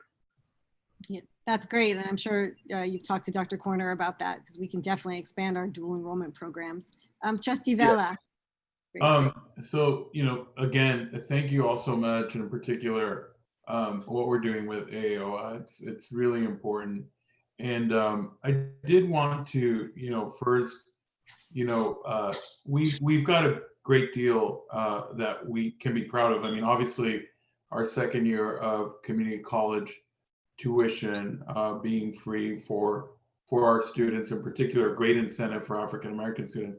But I do agree that we need to go deeper into, you know, I would say the confines or even the K-12 experience. And, you know, one of the things that both Ms. Martin and others have mentioned is that, you know, what a lot of people are doing, in particular colleges, where more affluent colleges or universities, is, you know, they're communicating with students in 6th grade. They're communicating with students in 7th grade. Middle school has become their recruitment portal. And what you're looking at, in particular with articulation and the Pathways program, is that, you know, we can have a lot of the outreach done with some of these programs that currently exist in our school districts, and really in particular, even some of our parochial schools that have African-American students. What I can tell you is that has been very successful in the world of articulation. Another big issue that we've seen as well is that there are parent involvement tends to be a lot more stronger when students are younger as well. And so how we marry, I would like to see how we marry a college promise, but also a bridge program stemming from the middle school to the high school to us, and then hopefully on to a university if they do choose to do so. I would like to see that. Again, I you know, think that we have, you know, the help that we need could go in many different directions. But I do believe that, you know, we could benefit from outreaching into a younger pool. And, you know, for me, it's been a passion of mine, you know, to be in education. But I certainly think that we can gain a lot from that. So I encourage for us to kind of go that way, and I appreciate this discussion for sure. Thank you.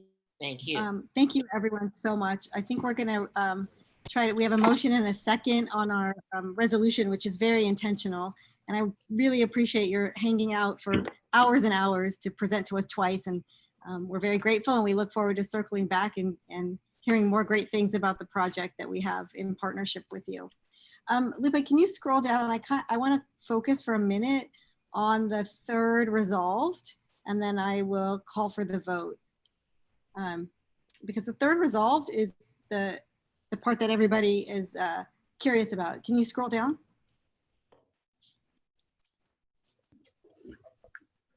I'm trying to do it myself, but then I realize it's on the screen. Keep going. Keep going. Okay, it's the, this is, oh, there, keep going to the, just go to the bottom where the resolves are. I'm so sorry. Okay, great. So it's the third resolved, and the third resolve is that the Chancellor establish an annual proposed budget to implement the framework's 9 action step commitments, including support from the philanthropic community, district resources, and support from state and federal sources, and report back to the Board of Trustees. And I think that's really important, that we leverage all of the funding that we can, and that the district, you know, like Trustee Svanken said earlier, we haven't put a dollar amount, but that we think about the kinds of resources, because when we look at our budgets are our statement of values. And that's, and we need to really put our money where our values are. And so thank you, Chancellor, for having this clause in the resolution. I think this is a strong resolution, and I really appreciate it. And I know the entire board has appreciated everybody's input this afternoon and this evening. So I know we have a motion and a second. Can we have roll call, please? Ms. Hoffman, can I just ask the Chancellor, when he comes back with his proposal, that he do it in a timely manner, maybe 30, 60, or 90 days, so that we can not delay make sure we don't miss more time. I'm hoping that, I mean, I don't know if the rest of the board would accept a specific date, but I think we need to be intentional in the investment, as you just said. Also, the Chancellor had an idea 3 years ago that I've encouraged him publicly and privately to pursue, which one of our students mentioned, is a student ambassadors program, because recruiting has to be multifaceted, and that there be possibly a marketing plan that includes marketing in very specific communities, because ethnic marketing in the Black community is different than marketing in the Latino community or in the other communities. So with your permission, I just want to note those for the record. And if there's a willingness that we ask the Chancellor to come back in 60 days or 30 days with a budget to start this process. So noted. Is that okay with you, Mr. Chancellor? Oh, absolutely. I plan to give monthly updates on our progress. And Trustee Svanken and other board members, you'll see a line item related to this in the final budget. Ms. Gordon and I will work on that and are working on that as we're hearing voices from today and are shaping the vision and interests as has been expressed today and by other speakers as well. So it's a broad, powerful, and inclusive vision, and you'll see the first elements of that in our final budget next month. Thank you so much. Thank you, President Hoffman. Thank you, Chancellor. I appreciate it very much. And the Student Ambassadors Program, the student talked about it.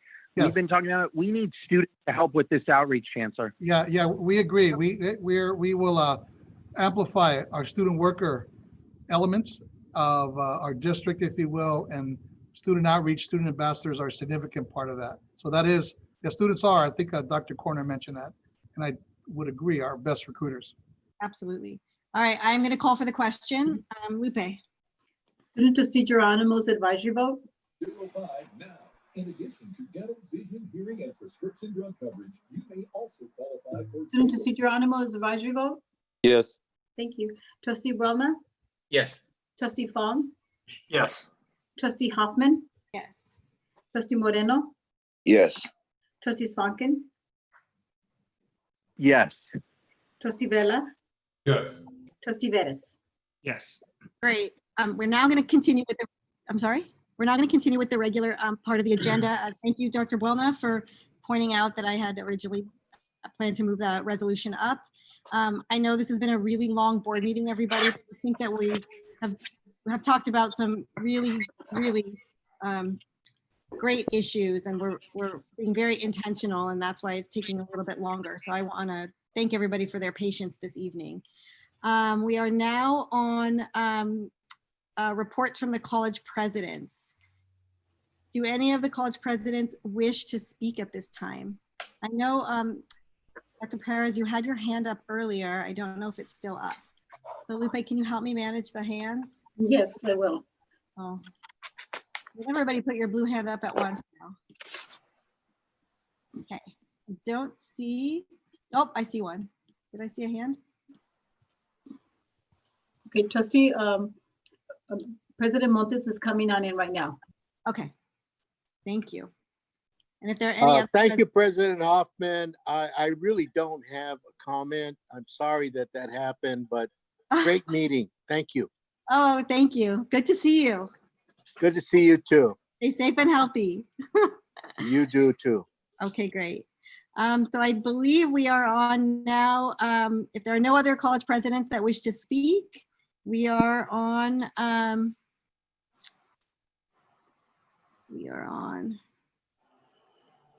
I believe it's I1, Madam President. Lupe is saying we're on H. We need to do the district classified employee retirement resolution and the academic. Thank you. Thank you. This is what happens when you go out of order. And so what is it, H? J2 and 3. J2 and 3. Okay. Move approval. Do I have a second? Second. Great. Roll call, please. Student trustee, I'm sorry, Trustee Buelna, Yes. Trustee Fong, Yes. Trustee Hoffman, Yes. Trustee Moreno, Yes. Trustee Swankin, Yes. Trustee Vella, Yes. Trustee Vettis. Yes. President Hoffman, we also do have to go over I1, reports from the board. I know, I'm going to go back. I didn't realize that we were going to take the other two items. Okay, so now we are on I, reports of the standing and special committees. And I am going to start with our student trustee. Student trustee Geronimo, can you summarize the proceedings of the Student Affairs Committee meeting that you had on July 10th? Thank you, Madam President. Yes, we had our third student affair meeting, and it went well. I just want to give a shout out to all the ASO presidents for taking the time without being sworn in as president officially. They're really motivated into their roles as leaders. And I also want to give a special thanks to Betsy and Nicole Huff for helping me out with it. And so we went over 2 informational items. They were, one second. So they were, first we had the SAC meeting calendar we went over. We informed all of the ASO presidents that we're gonna have 1 meeting each month, and that we encourage that they show up for quorum, so we can run our meetings, and we can take important actions on any business that we have to discuss. And second, we had also the SAC representatives to outside committees, where we discussed about sending 1 student to each meeting that the committees will be holding during this year.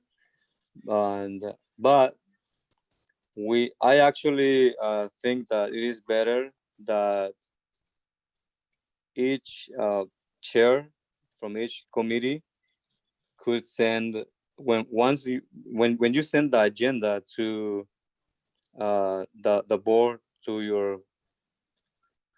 your committee, if you could also include all of the 9 ASO presidents so they can get the agenda and the Zoom link so they can attend and join the meeting. Because for us students, it's a little bit difficult. Sometimes we have to work part-time and we have to be students full-time, and also we have to attend meetings in our home campus. So that's why I urge every chair of every meeting, every committee, to also send out the link to the students, to the ASO presidents, especially so they can attend the meetings, because I think it is important that one student is present in each meeting. And so that's why we went over our last meeting. So for our next meeting, we will have already all of the ASO presidents officially as in their ASO government and into their student body as officially the officer of the student body. And also out of that, I also have been getting emails and texts from students. I've been hearing concerns from students. Like recently, I got an email from a student telling me that I don't know if it is true, but that some students didn't get, or where their BOG or the Board of Governors fee waiver got cut, something like that, just because they got an EW. So I was really worried about it. I was like, that is not good, because we as students have been going through a lot of difficult times recently due to this pandemic. Emotionally, we had a lot of breakdowns, and mentally as well. And if that is true, that fundings to our financial aid or BOG waiver is being cut, we're suffering a lot already, right? So I encourage all of you administrators and Board of Trustees to look into that and see if that is true. If that is true, please, I don't know, try to convince you might have direct contact with legislators or assembly members that can help us out here with not cutting the resources that are given to us. So this is all for my report, and thank you very much for the time. Thank you so much for your report. Lupe, did you get that? Can you get the names and email addresses for all of the ASO presidents so that when we send out the committee agendas, they're on the list automatically, as well as for the regular board meeting? And Ryan, if you could look into, because I had the same experience, Elias, I work at a community college, and some of my students were complaining about the same thing, even though they weren't supposed to lose any benefits. The EW somehow affected them in a negative way. And so if you can look into what's going on, it might just be a simple fix maybe in our system, I don't know.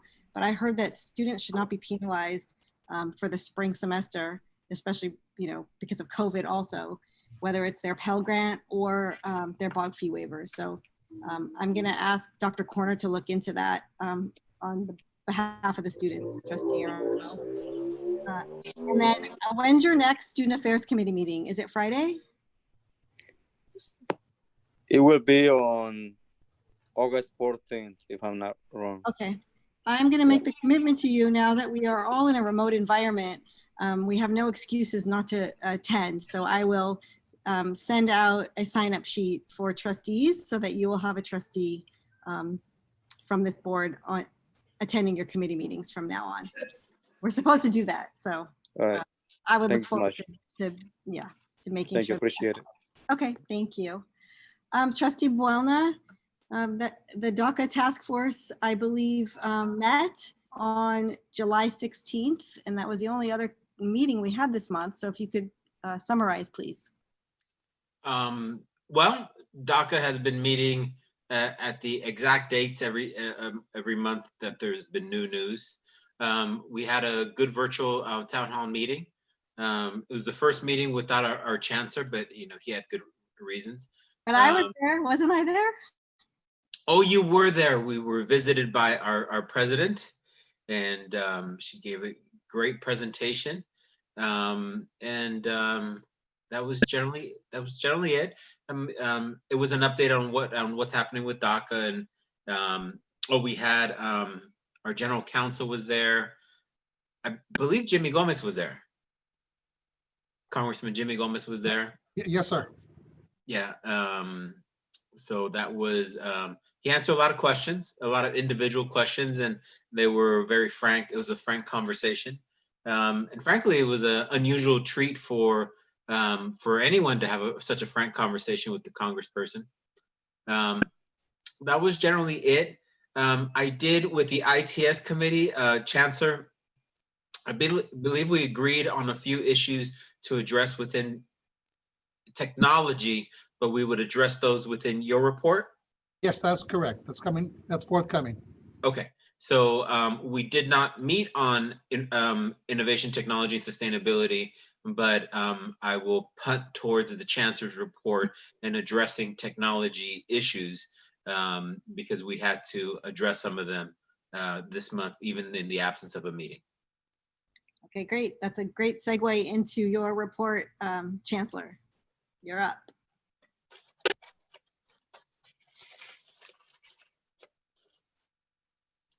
You're on mute, Chancellor. I'm on mute. I'm getting goofy after 5.5 hours. Excuse me. Yeah, all of us. Or 7 hours. Some of us began 7 hours ago. Welcome, everybody. Good afternoon or good evening now. Thank you all for hanging in with us and for your participation in today's meeting. I'm going to actually have this meeting into 3 parts. The first part, as I always do, is to direct your attention to the Chancellor's monthly report. In that monthly report, it's already posted under the Chancellor's website, if you will, of the district. In my Chancellor's monthly report column, it gives you the district status on our COVID-19 public health emergency and recovery plans. It's chock full of information about that. It also gives an update on our LACCD enrollment and marketing, and I'll make some further comments on that. The plan also talks about the good work that our foundation for the LA community colleges, or our district foundation, and our other colleges foundations are still doing. And of course, all the ways in which we communicate with our public and whatnot. Now, this is on top of the weekly emergency operations center, if you will, reports that the board gets and whatnot, that gives a full picture as to how we are responding. So please take the time to look through that. That we are over 100 cases now, positive cases throughout the LACCD, and since we began in March, and we'll continue to monitor the health and safety very, very importantly for our colleges. We will remain online and through remote learning. In the fall, we'll have a series of courses that are hard to convert, if you will, that we are planning for in the fall semester as well. As has been stated earlier in the meeting, we do have a series of other classes that indeed are ongoing right now. These are the courses that we were unable to complete during the spring semester. We had about 100 or so courses throughout the district, some colleges with very few and some with more than 10, but about 100 plus overall that we will be completing with the tremendous support, the cooperation, and assistance of all of our units, returning to campus safely and indeed completing those courses before the fall semester begins on August the 31st. I'd like to move into the second part after drawing your attention to the monthly report, to giving you a sense of what's going on and answering some questions that might be on your mind. As Dr. Welna mentioned, the IT component of this, an IT update, how we're addressing COVID, if you will, and other ways in which IT infrastructure and technology has been absolutely essential to the business, student services, academic, and safety operations of our district. You'll hear a report from Vice Chancellor Litz on that. We'll begin this month, as we have now, are continuing to implement the plan for the framework for racial equity and social justice. And I appreciate the Board of Trustees taking such a strong and firm position of support of the resolution, which codifies our interest in moving forward on a variety of issues beginning immediately. And we've begun some of that work already. It's also important to know that a good number of our district reports and presentations are covered through our board committees. I know that we have more attendance at these monthly meetings, but I draw your attention to our August 19th meeting, which will have our 5, 1 ad hoc and 4 standing committees of the board beginning at 12 noon, each for 1 hour. Those presentations and meetings are noted per the Brown Act, and then the presentations are posted for your review after the fact if you'd like to go back to them. I'd like to note a few other things, things that we want to absolutely note for the record, if you will, that we've completed our summer session, and compared to last summer, we were 8 to 9% up in both head count and in enrollment. So a real tribute to our faculty and the support services staff who continue to allow and if you will, transition students to an online and remote learning environment. So while some enrollments are very much a smaller component of our overall courses, it does in fact help us overall when we're looking at enrollments and getting the word out about the good work that our colleges are doing and the excellence in teaching and learning that they could experience here while at the LACCD. Our district launched a major social media enrollment campaign that began this Monday. It'll go through the full month, a real push through media buys, ads, radio, social media, all kinds of different ways in which we're going to get in front of students and encourage them to hit that enroll button. We continue to work on legislation and pushing that over the last month. At the federal level, we are influencing as much as we can the second stimulus package, and in doing so, are advocating for a significant role that community colleges can play, and not just in the support for the pandemic, but in terms of addressing the pandemic, but also in the nation's economic recovery. So we're advocating for a formula change in how the stimulus package was indeed funded, and we will continue to advocate for that. You heard Dr. Bolna mention that our support for DACA and undocumented students continues a full force. So we've not let down on our continued interest for our nation's government, if you will, to address this matter and to put, finally in place a status that will allow for permanent status of our DACA students and workers, and ultimately a pathway to citizenship. At the state level, there's quite a bit of activity going on as well. We continue to advocate for statewide broadband access and internet connectivity to address the digital gap that exists amongst members of our community. So that's super important for us. There are some bills that have passed important committees and are making their way through the state legislature. So we're continuing to monitor those.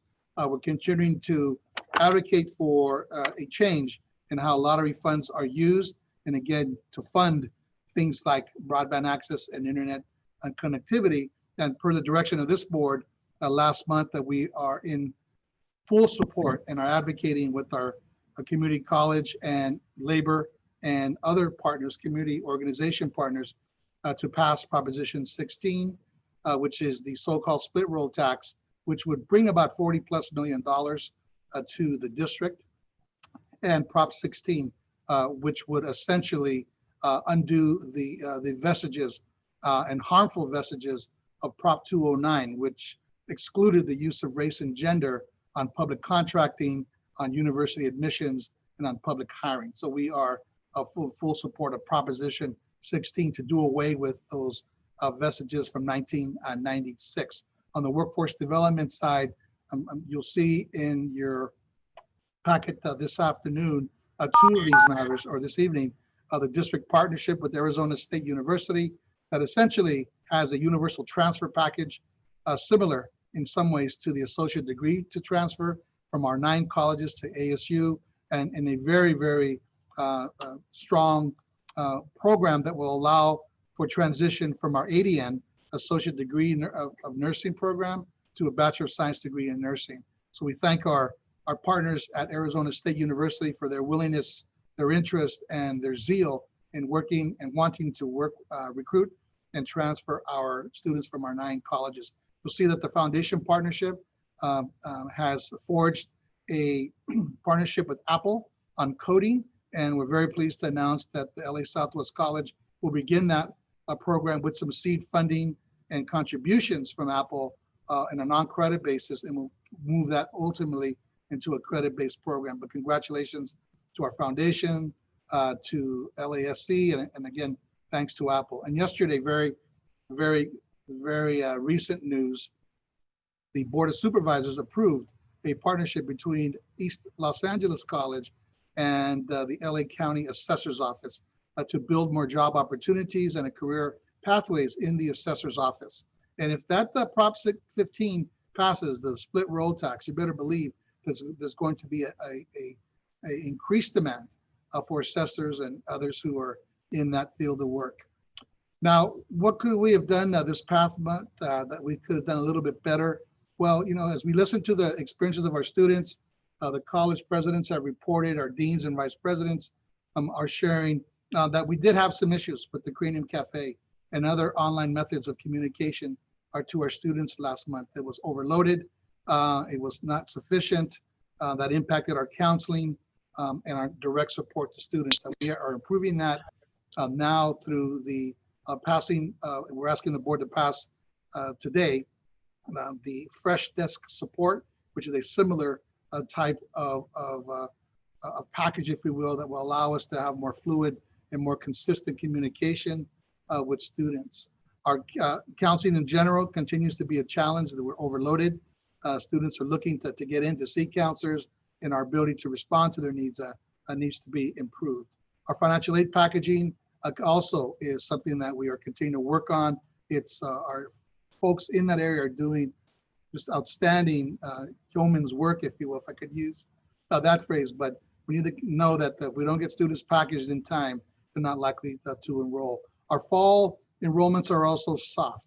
They're very soft. We're not unlike many community colleges in the region, but clearly that's not a reason for us not to engage in the kinds of efforts that we've talked about today, not just for our African-American students, but for all students. Our fall enrollments are very, very soft, 4 weeks out before the semester begins. So you expect to see an absolute full court press, if you will, not just through our media buys and other sorts of things, but in ways that we can redeploy our staff in the appropriate classification to do additional follow-up and outreach to our students who are indeed not returning. So also the U.S. Department of Commerce, you may be aware, there's an infotech equipment ban on Chinese imports right now, and that will have an impact on our students and our faculty and those who are awaiting the 14,000 or so Chromebooks that we have ordered for non-LA College Promise students who are enrolling this fall. We have guaranteed them not just 2 years tuition-free priority registration, but also a Chromebook. And this delay from the U.S. Department of Commerce is not helping us. So of course, those are just some of the things that are getting in the way. So what, as board members, what can you expect for us to report on at the next board meeting in September, where we're going to give you our initial impressions of the fall semester, which begins on August 31st. We'll do some enrollment and support analysis for the fall 2020 semester and look at enrollments and disaggregate and get a sense of what's going on. There will be a report on the Fresh Desk Support at all our campuses that I alluded to earlier. We are going to adopt our final budget for 2021, as I mentioned earlier. So you will see some adjustments per our conversations today and throughout the summer and what we're seeing from the state of California. And at least the initial news is that there will not be any further cuts from the state of California. That's very, very, very good news. You'll see a first read of our Title IX regulations. As the board is aware, and our colleagues should be aware, there are some Title IX regulations and significant changes to Title IX that are taking place nationwide, and we will do our part to conform with the new federal guidelines and regulations. We'll continue to report on our COVID-19 response from each of our colleges, and I will report on the progress made in our framework for racial equity and social justice. And this is last, perhaps a section that for some questions that might be on your mind. What will we do as administrators and leaders to push and, and cajole and nudge our system, if you will, when necessary, to be better between now and next month? You can expect that our fresh desk will have full implementation at all of our colleges, increasing our communication with students. We'll have the full implementation at all of our colleges related to our Chromebook giveaways, assuming we can get them in our hands. You will see some redeployment of staff for direct student support and whatnot. So we'll work with our bargaining units to get that through. We do need an all hands on deck if we're going to curb the enrollment slump that we are currently in right now for the fall. You'll see the implementation of our new Title IX plan that's fully compliant with our federal regs. Then we'll roll out the staff trainings and student staff awareness campaigns related to the Title IX regulations. And then at the August 19th, what's called the IESS meeting on August the 19th, our Los Angeles Sheriff's Department will give their annual report. This is the Community College Bureau. Yes, it is part of the LA Sheriff's Department, but it is a unit of professionals, law enforcement, safety professionals that works exclusively for the LA Community College District. So we will have their presentation, which will give an initial overview of what they view as community policing, and in line with the framework, we will talk about how we will keep our colleges safe and alert to the new environments that we find ourselves in. Just a couple other things that Ms. Gordon and I are also in discussions now about potentially, and I'll say the word potentially, refinancing our bonds. Why is that good? Because that means a potential refund to our taxpayers who are paying for our public bonds. So we're looking at the feasibility of refinancing our bonds and indeed returning. If it's done well enough, it will provide a benefit to each of our local taxpayers who've been so generous with their support. And then we can also expect between now and September that we'll finalize our faculty hiring for the fall. Well, it's a smaller number compared to other years. It is indeed faculty that we welcome to our colleges and faculty that we will work with, and hopefully with the diligence of all the teams and faculty review teams and the supervisors, the department chairs, their presidents, the VPs and whatnot, move those new faculty into lifetime connections to LACCD. There are areas of concern, and I'll conclude with this before turning it to Vice Chancellor Litz, is that there are concerns that we should be aware of. The good news is that the concerns around health and safety are always going to remain top of mind. We must remain vigilant. We cannot forget or get complacent or get too comfortable or normalize this remote environment that we are in. We're going to stay away just as much as we can while maintaining our business continuity and academic enterprise, while maintaining quality of service and quality of instruction and quality of the student experience and our, frankly, environments. When we do return to campus, and when we do so, we would do so safely. On a weekly basis, the Emergency Operations Center, the college incident command centers, college presidents are in full engagement with their college campuses on what's going on there, on the ingress, egress, who's on campus, the academic enterprise, student support. We meet as a cabinet often throughout the week and as much as we need to, and it's scheduled so that we have opportunities to talk to one another. Students are looking for asynchronous environments. Most of our curriculum is a synchronous environment. The quick difference is a synchronous environment is when there's a scheduled time, scheduled place, and scheduled opportunity, like a academic schedule where student shows up and it's a live delivered lecture.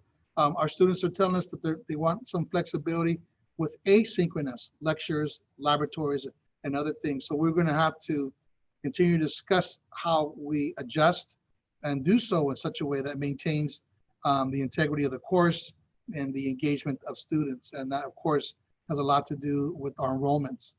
So that'll be a challenge as we move forward.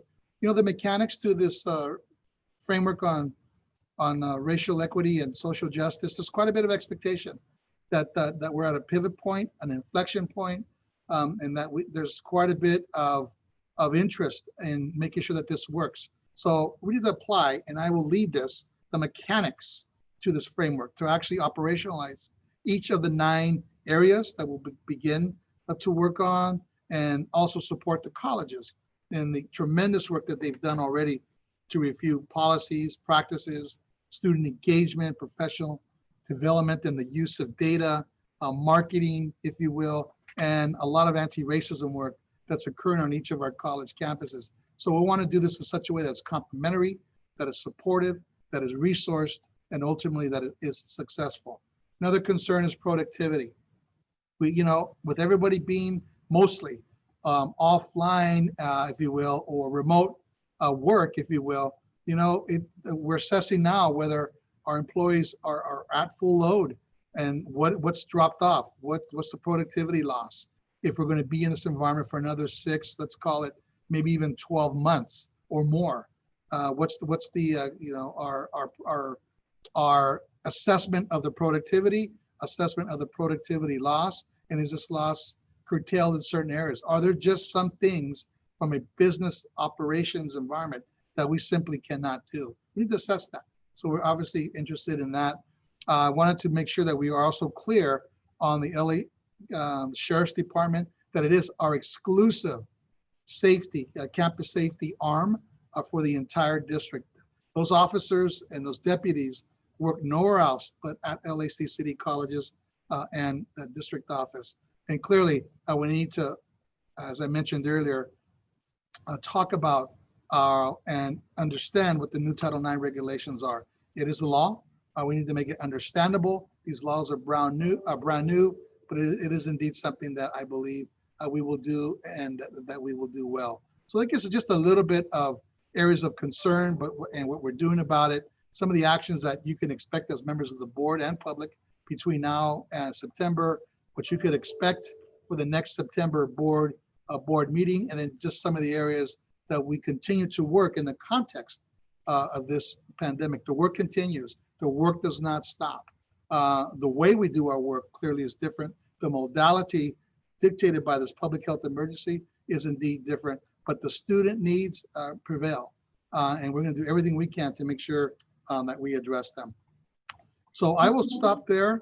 And we have one last piece of my chancellor's report. And I'd like to now turn it to Chancellor? Yes. I don't know how you want to handle this. I have 2 trustees that have questions for you. Okay, I don't mind answering questions before we move to the. Maybe before we get to Dr. Litz, yes. Can I have Trustee Veras and then I have Trustee Sfonkin. You got it.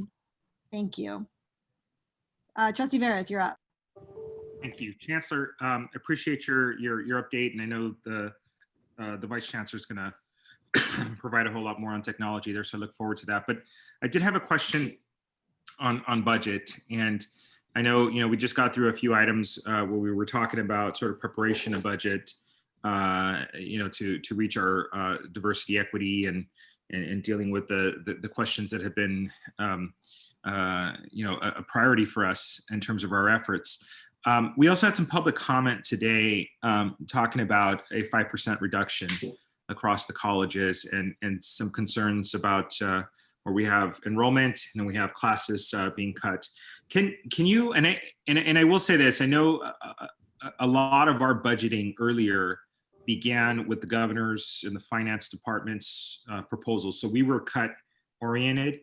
And as the legislative budget was adopted that talked about more deferrals, how much, I believe we're in the process of pivoting to the new sort of state standard, but does that still hold that a 5% cut is necessary, or is it in deferral process that we can sustain our service, maintain our level of service, maintain our level of classes? And even though we're in a slump, I'd hate to, see us cut classes before, with the sort of notorious nature of enrolling in late that some of our campuses have, it would perhaps not be the best course of action to start the cut early, as opposed to dealing with it a little later if classes don't fill. Yeah. Okay. So where are we at with budget, and have we changed in our model in preparation, and when do we come back? Besides, I imagine President Hoffman will have this in her committee next round, but what are we building our budget off of? What assumptions are we building off of? Okay, well, let me share some initial thoughts. First, I maintain the position that a 5% reduction for now is the prudent thing to do, because there's so much on this state budget related to deferrals that we have not yet seen.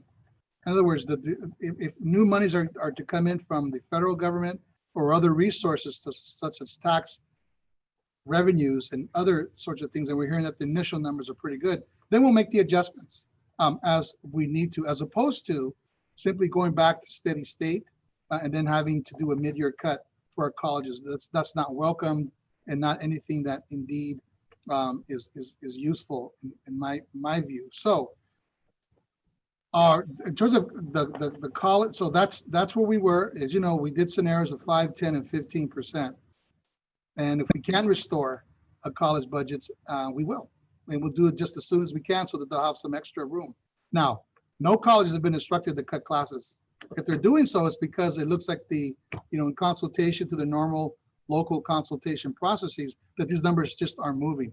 And when you cut classes, what it also means is that you're redirecting, or could redirect, that FTEF, that class section, to another area that has a wait list, so another area that has more growth, if you will. So it's not simply that the classes are cut and it's off the budget books, but that money is indeed redirected to where those classes are needed the most. Right now, our demand is 10% down.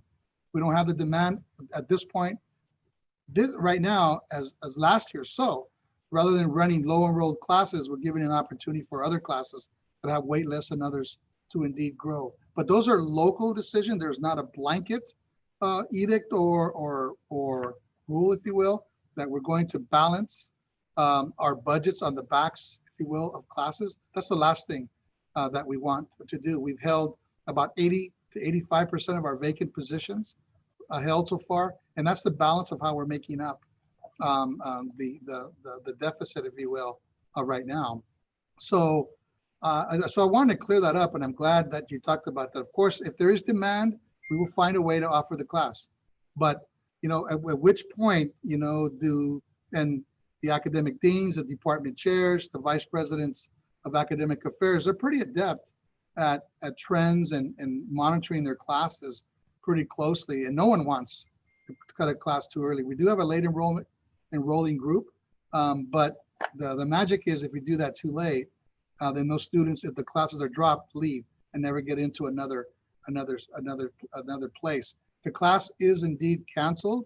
They're redirected to other classes that are open, other classes that meet the same sort of category for transfer or certificate or other kinds of completion, so that they are not lost altogether, but hold on to that particular enrollment. That's what I meant earlier about redeploying staff.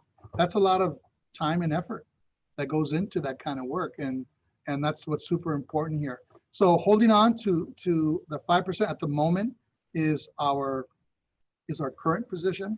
That could change if the news gets better on August 15th, that our tax receipts have indeed improved dramatically, and that we don't need to have the cuts. If we get the support that where it doesn't need to be deferred or pushed off to another year, we'll build that back into the budget. So I think you'll see a base budget in the final, but as always, we'll look for some flexibility to support our colleges and to ensure that they have the tools, resources that they need to serve the student demand. The idea of leaving student demand at the doorstep and not having classes is not something that we will. That's not something that's acceptable. It's something that will work again. That will work to avoid. Thank you, Chancellor. Trustee Sfonkin and then Trustee Buelna. Thank you, Ms. Hoffman. Chancellor, I have two different areas. One is the enrollment decline. Chancellor, since you've been with us, we've seen enrollment declines year after year, and I'm hoping that, you know, our district responded well to the COVID crisis. I'm hoping that you will try to employ some of the things we've learned during this crisis, because board members Buelna and Moreno and others have commented, we all saw this coming because of the pandemic, that we'd have trouble. And yet you're now talking about, you know, just now weeks away, redeploying people. I think we need to have you and all of our executives meet with all of the groups involved and figure out how we're going to reach out to help people and not lose them. High school students, make sure if they're not enrolling, they enroll. You know, I know college students, many of them from the universities are home. And I did the math, and math is not my thing, Chancellor, but community college is 1/10 what it costs a parent at a UC, I believe. So I don't know what your plans are to fix this declining enrollment this time. And each year we hear different explanations about why there's a decline year after year. And so the board asked us to prepare for, you know, how to help people adjust to COVID. I mean, we may need to have staff of all different types calling students and offering a hand, offering help and explanations and talking them through these things. And we may have to work with our faculty to say, hey, you know, you're going to have to record the class and give the student 24 or 48 hours to watch it, so that, because their lives have changed under COVID, or whatever the process is. But in recruiting and in retention, I think that, Chancellor, if 10% is the projection, I think we need all hands on deck. And I hope you can respond to that, but I just hope you'll, and my colleagues will support you in being very creative and using this kind of idea of bringing everybody together and not leaving people out, every bargaining unit, every group of students, and saying, hey, we got a problem, and what do we do? How do we call everybody? How do we make sure they're back? How do we make sure that they tell their siblings that, you know, we're open? And then I have a follow-up question. I don't know if you want to address it or if you just want to take my comment on Facebook. No, points well taken. The presidents and I are meeting this Friday. It is an all hands deck situation. It does have that level of seriousness. There are districts that have 30 to 40% enrollment drops. We're not there. Ours is far less, but still not acceptable.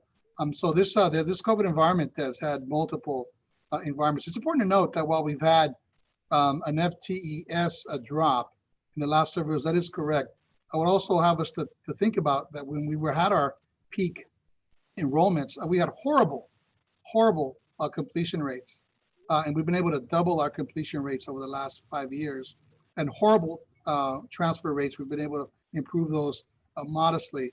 And through a lot of advocacy and support, although we've lost enrollment, we've actually have increased our base budget by tens, if not tens of millions of dollars in our operating funds to provide additional support to students. And that's through a lot of hard work and advocacy. So a real compliment to this group, this board, and to our leadership to at least position us in this place.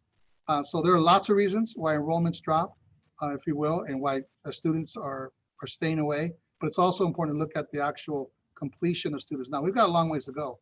You saw some of the statistics earlier today, which is something we could be proud of, but at least the completion needle is moving in the right direction, and the number and percentage of students who are enrolling full-time has increased dramatically since we've implemented the LA College Promise program. So there are some infrastructural pieces in place that will portend a stronger future, if you will. But for the moment, we do need an all hands on deck. Did you have a second question? Great.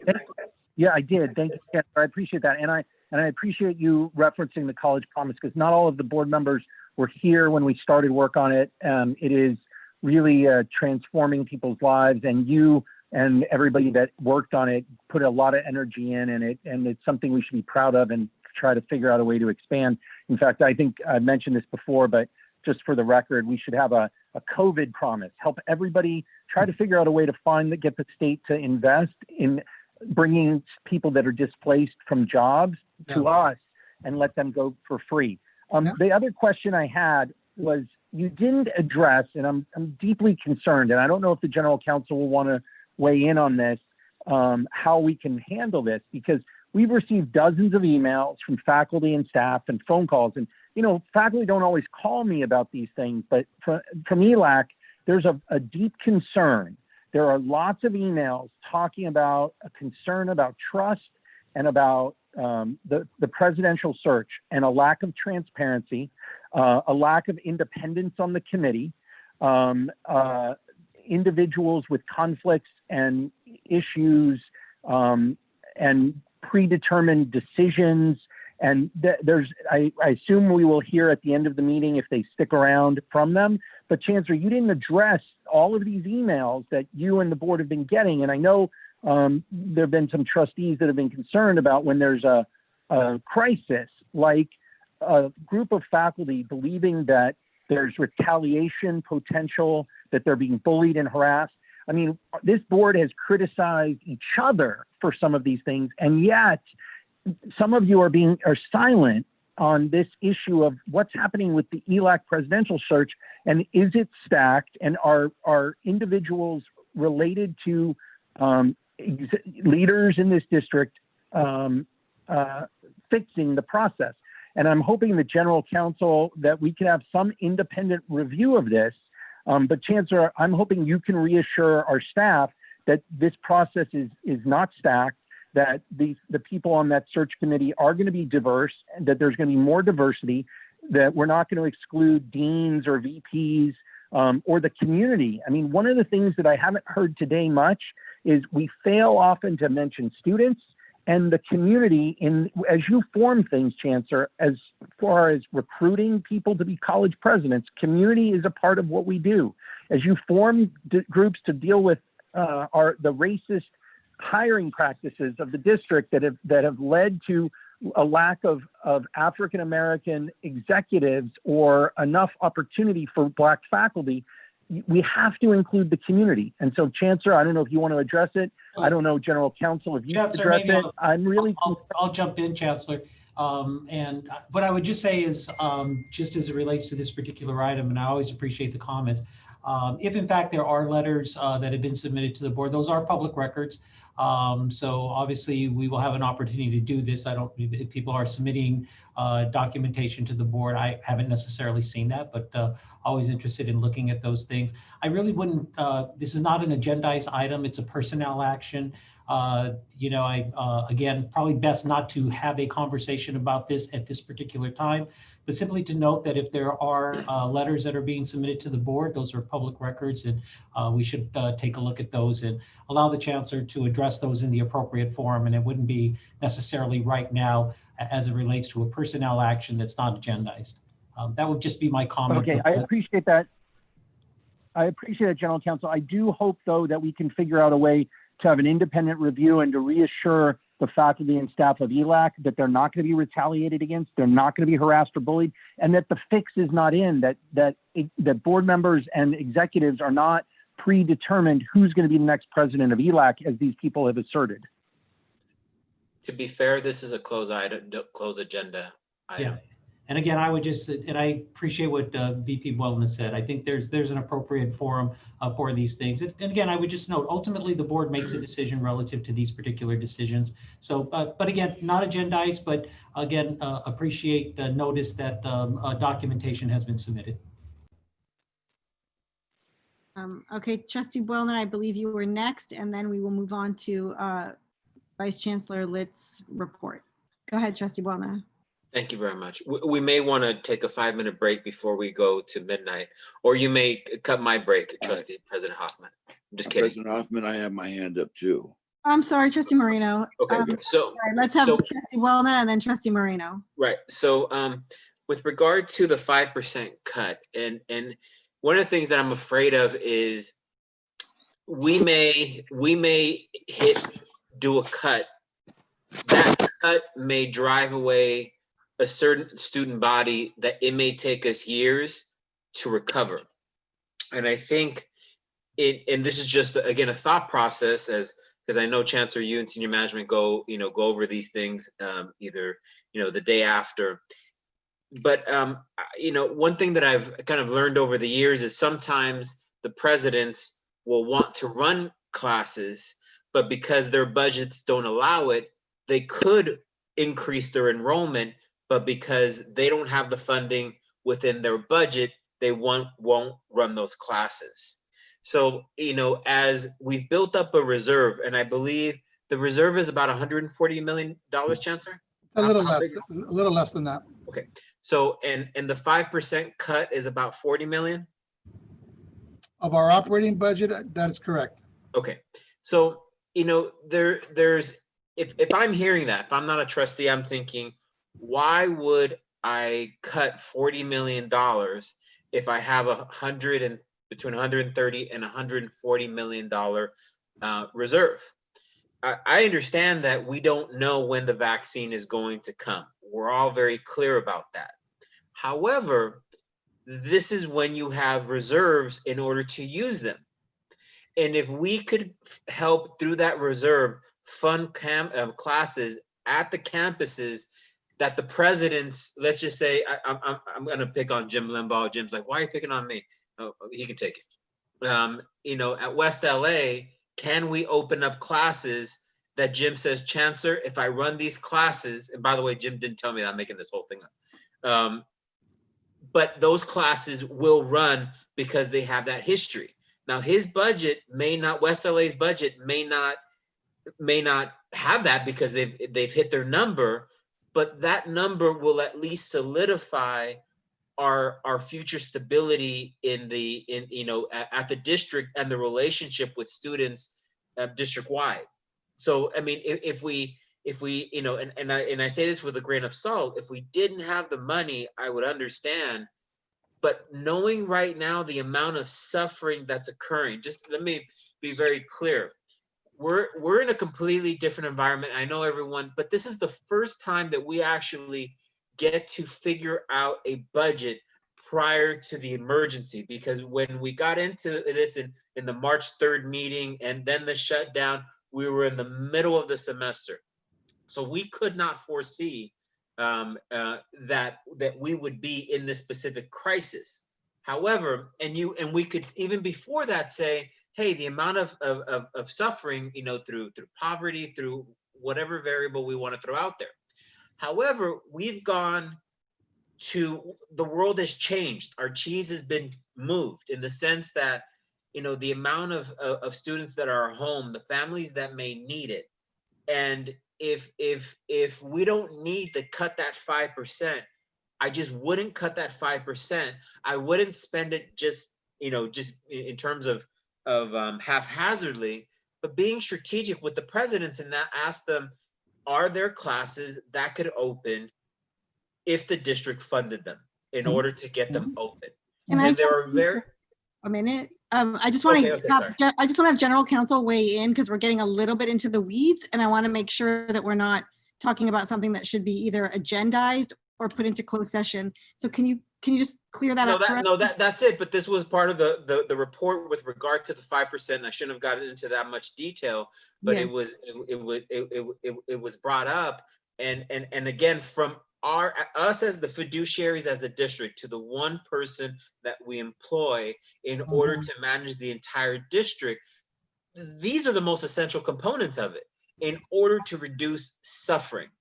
And that's the bottom line that we haven't articulated in the last few months exactly our position in it. And you should hear from us, and the public should hear, and the presidents should hear what we're advocating at all, so that all of you have that and push that conversation.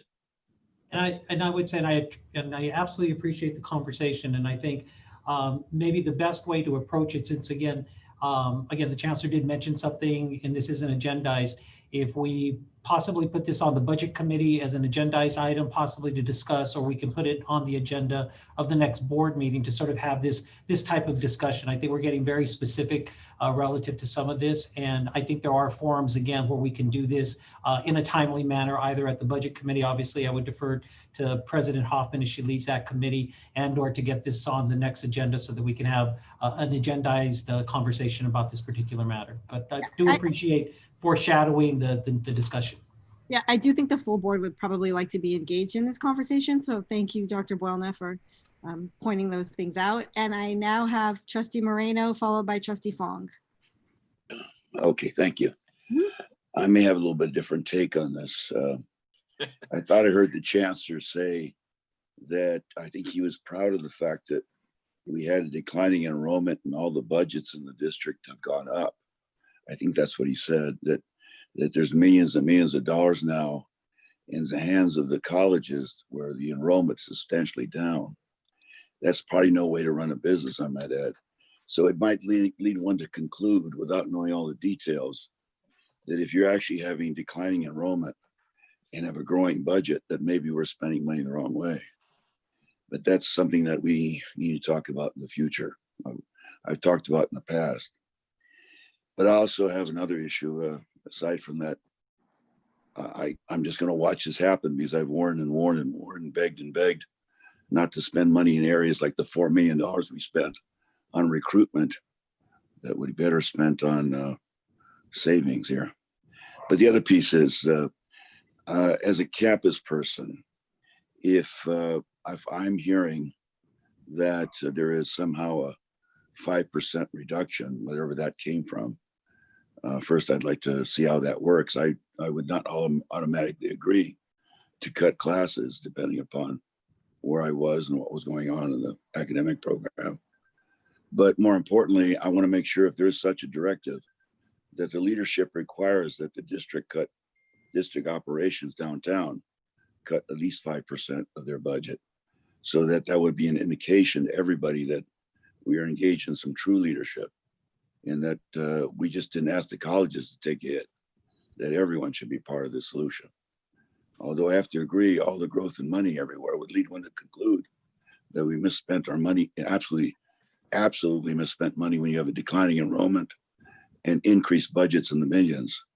So I think there has to be something to be said about leadership here. And I would suggest, Chancellor, that you might want to take the first step in reducing the district's operation by cutting whatever budgets you need to cut at the district level. Let me ask you, Chancellor, am I correct in my understanding your comment about the declining enrollment and growth in budgets? Well, I didn't say it in that way. What I said was stating the fact that while we have declined in enrollment overall as a district, that our overall district budget has increased because of a lot of work and advocacy efforts. Nonetheless, normally in an environment where your enrollments decline, you have budget declines as well, commensurate. And in the days that where the budgets were directly related to the number of students that you served directly, this was before the student-centered funding formula. If that would have still been the formula now, our budgets would have been way down and our reserves would have been much less than they are now. So no, my point was that while we have had declining enrollments overall, that we have as a district increased our budget substantially. And with the new student-centered funding formula, that gives you added points, which translates to money. Okay, et cetera. I guess the follow-up question is, if there was such a directive, that I would expect, was such a directive also applied to the district budget, district office operation? Oh, yeah, Mr. Lerner, yes, the 5% reduction exercise that we're all have engaged in does include the ESC. It does not exclude that at all. Okay, so you say, is it an exercise or in fact an action? Well, it's an exercise right now that could translate to action if we don't get in the final budget you will see next month. We have not yet received, there might be an adjustment towards the positive or not with our state budget.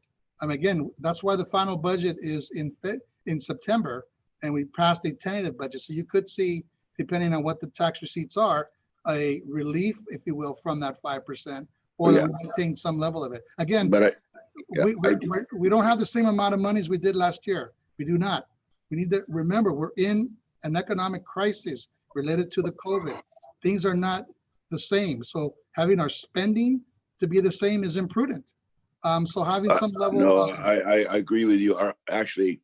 Our spending had been a concern of ours all along, because we'd be prepared more for this eventuality. well, we are prepared. Well, let me suggest that in the future, I think we need to make certain that one of the biggest insulations we have is that between the district operations and the campuses. The campuses are expected to cut, but their limitations are, they're the meat, they're the muscle, they're the ones that produce the revenue. But if the district, gives a directive, and it sounds like they're supposedly reducing the same amount, the reality is the district has a bunch of unfunded positions that they go out and lumping off and declare that they met the 5% reduction. But I would like to make certain that if we go to this process, we need to have the same impact on the district operations as they do in the colleges, so that everyone senses that there is no insulation from what is transpiring in the colleges at the district level. Yeah, I agree to that. I agree. Well, it okay, is. we'll And be it is looking the out for case. that. All Yeah, right. yeah, no, we're all sharing the pain, if you will, if I could use that phrase. Well, okay, we want to verify that. Thank you. Okay, thank you. Sir. Trustee Fong, followed by student trustee Geronimo, and then I have a comment. Thank you so much, Madam President, and thank you, Mr. Chancellor, for that robust report. Great to hear about the ASU partnership as well. Yes. It's something that you've been building out, and I look forward to that as well with Michael Crow and his team. Yep. In terms of the student center funding formula, and with the economic crisis, and I know in terms of the tax receipts that are coming in, and then with schools and communities first, that's on the ballot.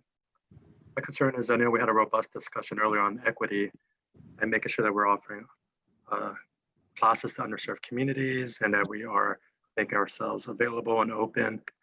And I think with the class cuts, I think we are shooting ourselves in the foot if we do that. And I hear the proposal about 5% or looking at those class sections. I think that's something that we need to look at very closely to see what we can do to offer more classes versus a cut in classes, even though class. So I think this is something going forward.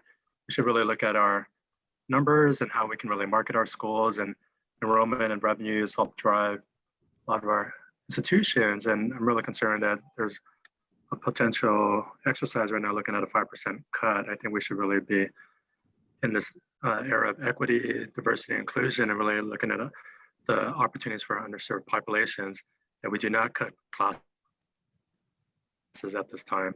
So I think I heard Mr. Prieto said it's not really agendized today, but I think at a future budget and finance committee meeting and future meetings, we should really look at how we can preserve our classes versus any class cuts at this time. Yes. Thank you. Yeah, thank you, Mr. Fong. I agree with your premise. Classes are not being cut to balance the budget. Classes are being cut right now because there are no enrollments, as I understand. So it's not that there are classes that are fully enrolled that we're saying we're not going to offer. That's not the case, as I understand it all, and I'll verify that. But I understand. Yeah, no, I'll verify that. I will. Okay, and I think I agree with you. I agree with your premise. By the way, these extra support services and classes and other kinds of outreach activities will come from our reserve. We've not budgeted for that. So this big effort that we've discussed over the previous several hours will come from our reserve. There's no other place it can come from. And thank you for the you're going to give me an all hands on deck meeting. I know we're just really trying to promote our programs, our classes, and we are open and available so that we can really hit our enrollment targets. So I totally agree. And if there are enrollment demands, we will find a way to fund those courses. We will. If there are enrollment demands, we will. Okay.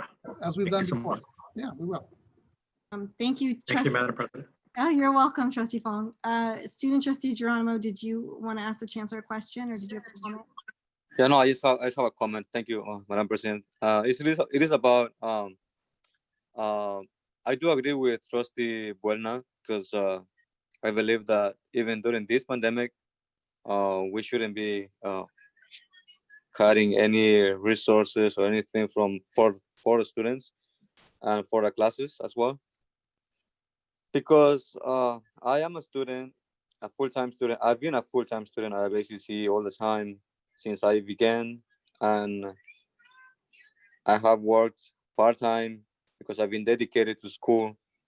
And like me, there's also a lot of other students who are independent. They don't depend on their parents, and they don't depend on their parents, and they are the ones who might provide for home. So this is something very important. We're not a district of rich kids. We are a district of hardworking people, and if there is enough in the reserves, we should use it. I don't know if there is a document that does not allow it, then that's not good at all. But we should, or you should, still investing in education even during this pandemic, because whenever there is a war with other country, there is always money to fight. So and during this pandemic, this is a war, but we should always support our students as well. And recently, I've been working 2 jobs because I'm trying to recover financially. I've been working 2 jobs, 2 shifts, but eventually I will have to resign one because I will have to start a fall semester. And I am a clear example of a student, a regular student at LACC and LACCD as well. So I want you to see a student through me, someone who's working hard here and there. Thank you. Thank you, student trustee. I just want to quickly just chime in and just say that I appreciate all of the comments, and I know it's not really we've been kind of going back and forth with the chancellor. I do think we all need to huddle separately at a budget committee. I think what we're doing here is just asking to be able to provide input into this topic. There's really nothing else except really good faith on behalf of everyone. We've all worked hard. You had our labor unions fighting in Sacramento that the state legislature's version of the budget get adopted that did not create layoffs or cuts. We were all in the forefront of that. We're all in the same boat here. So let's just provide input. The trustees have every right to do so. We appreciate the chancellor's work and input, but I do believe that it's important to acknowledge that it's been the village that has saved this district. From Governor Newsom and holding us harmless to PERS, paying for some of that. COVID emergency relief money's out there. CARES money has been coming in. We have a lot that we've done together. So I don't want to, cut our nose to spite our face. And let's also bring in the opinions of our shared governance model and bring in also our stakeholders. And thank you again, Chancellor. Thank you, President Hoppe, for your leadership. Great, thank you. I have many comments as well, but let's move on because I know that Dr. Lentz is waiting to give her presentation. So thank you, Chancellor. Thank you. Let me now turn it to Vice Chancellor Litz, and she'll give us embedded within this COVID environment and our work and our operations of the district. We'd like to give you an IT update and focus in on a couple of areas. Great. Vice Chancellor Litz. Thank you. Thank you. Thank you, Chancellor and board members. First, I want to thank you for your continued support through this crisis. And thank you also for giving me an opportunity to provide a brief update on a few key technology topics. I'm going to try to be brief. Crystal, if you don't mind moving on. Thank you. The key areas of focus are student equipment, connectivity for students, ensuring that we have the right tools for teaching and learning, academic and instructional software, and then obviously support.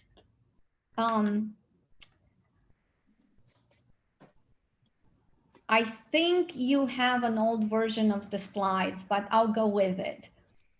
In terms of equipment, as Chancellor mentioned, we have made a commitment to our college promise students to provide equipment for them to keep as part of their education at the Los Angeles Community College District.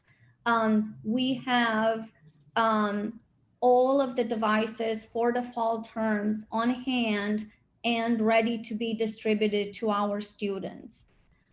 As far as the non-college promise are concerned, we estimated that we will need some devices to continue to give away to some of our non-college promise, but also enabling our colleges to have some equipment on hand to loan to the students.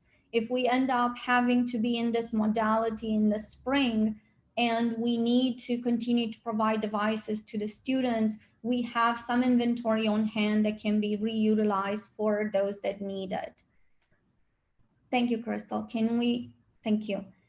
Oh, you do have an old, may I share my screen? As this is highly unpractical, but can I please share my screen? Yes. Does it allow you to, does it have a button at the bottom by any chance? It says host is disabled. Okay, give me 1 second. Thank you so much. And I truly apologize to everyone.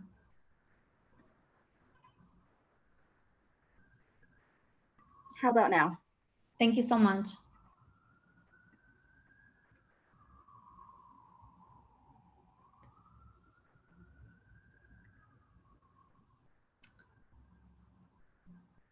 Okay. Can everybody see my slides? Yes. Perfect. In terms of internet connectivity, our very own Chancellor Rodriguez had chaired a COVID-19 higher education working group advocating to improve and invest in internet connectivity and broadband capabilities for all of our students. Nearly 20% of California students are lacking high-speed internet and computing devices at home. That means that a lot of our students are within the same category. We estimate that anywhere between 14 to 16,000 of our students are within that category. Dr. Corner can give you some more specific numbers on that. So on the advocacy side, Chancellor, alongside other colleges and university, has been trying to make an effort to level the playing field for our affected students with ability to have internet connectivity across the landscape of the Los Angeles Community College District. The higher education working groups has an interest to review the city's current network inventory and the broadband connection points. The broadband connectivity has been a problem for many, many years. It's not new. I think it has become more relevant, and it came to the surface due to the COVID-19 emergency. And we continue to explore opportunities to enhance student access in partnership with the city and other higher education entities.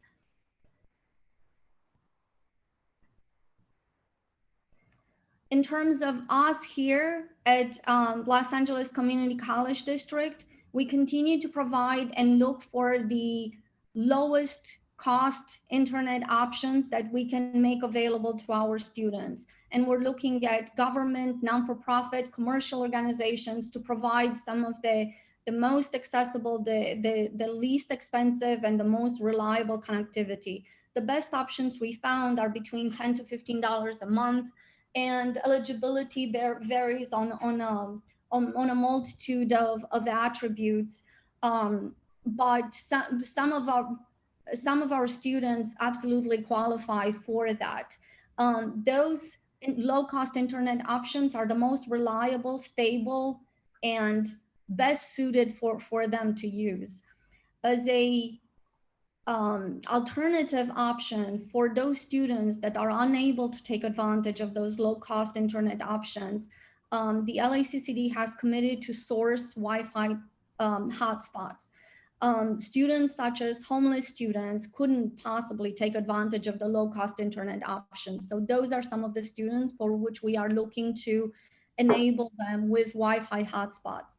One key area for us to consider in doing that is ensuring that we have the funding available to cover our students for the duration of that term. So it's not just the initial investment in that hotspot and the initial investment for that first month of service, is to ensure that we provide them that support for the entirety of the term. That could be 3-4 months. They are less reliable than the low-cost internet options. However, it's better than having nothing. And also the data charges are based on the utilization. Low-cost internet providers, we have, as I mentioned, government options, non-for-profit options, commercial options. These are all posted on our COVID-19 emergency website, in our frequently asked questions, as well as communicated to the colleges directly. We update these options on our website when new offerings are available that are comparable or better, or provide a broader availability to our students. I'm going to move from connectivity, which at this point I would say is the most critical area for us to continue to focus on, to ensure that every student has the capability to connect to our classes, to be able to continue their studies. The second portion, and I'm going to reach back into a conversation I had with Chancellor Rodriguez upon my beginning to work for the Los Angeles Community College District, where he highlighted that the quality of the education that we provide to our students and the quality of service that we are going to provide to our students is going to be what is going to keep our students here, and it's going to be a differentiating factor for us. I think the academic and instructional software that we are equipping our faculty with to enable them to provide teaching during this fall semester is going to be it's going to be the differentiating factor. I want to thank a few folks, and please indulge me. This has been, I think Trustee Vela mentioned a village. This has been our whole LACCD village coming together to make sure that we are looking and evaluating every tool that could be made available to our faculty to ensure that quality of education. So I want to thank Angela Echeverry, our District Academic Senate President. I want to thank John Freitas, who volunteered to help us in this process. I want to thank my colleague, Ryan Corner in EPI, and Dan Keller, that has been instrumental in our work that we have done in this space. And I also want to thank my entire team, who has been working since February without the weekend, to ensure that we are getting ready for the fall, that our faculty have the tools that they need to be able to teach. So we had a list of software and instructional software requests from our discipline faculty. Those were aggregated together and vetted through our academic senate. We have looked at a total of 283 software applications and tools. About half of these requests were for 100 and more licenses district-wide. From a procurement perspective, we drew the line at the 100 limit and said anything that is over 100 licenses, we are going to purchase at the district level to ensure that we get any advantages that we might get through the economy of scales of purchasing bulk procurement. The remaining applications are to be acquired at the college level. And we found that for those, there might not be a typical discount available for them. So we are in the process of procurement, evaluating, scoping, and implementing all of these, and hope to have them enabled by the time the fall term begins. The next area of critical importance is ensuring that we have the right levels of student support. Chancellor mentioned earlier the long lines that our students have experienced in trying to meet with a counselor or an advisor. The student support call centers are aiming to provide the students with a place where they can have a quick answer and immediate support. It is not to replace the Cranium Cafe advisory platform, it is to supplement it. The students will still be able to make a 1-hour appointment with an advisor and meet on Cranium Cafe and have an in-depth conversation about anything that they need. But if they have a quick question, this would be a place for them to reach out. So upon the board approval in August, and I hope we will obtain your approval for this in this meeting, we will enable the Student Support Services call center using the same share platform that we have used for our IT service desk, help desk. And we are also using that for our EOC tracking of issues and tickets. The scope for this is to provide student services support for financial aid, admissions, student records, and other student related areas.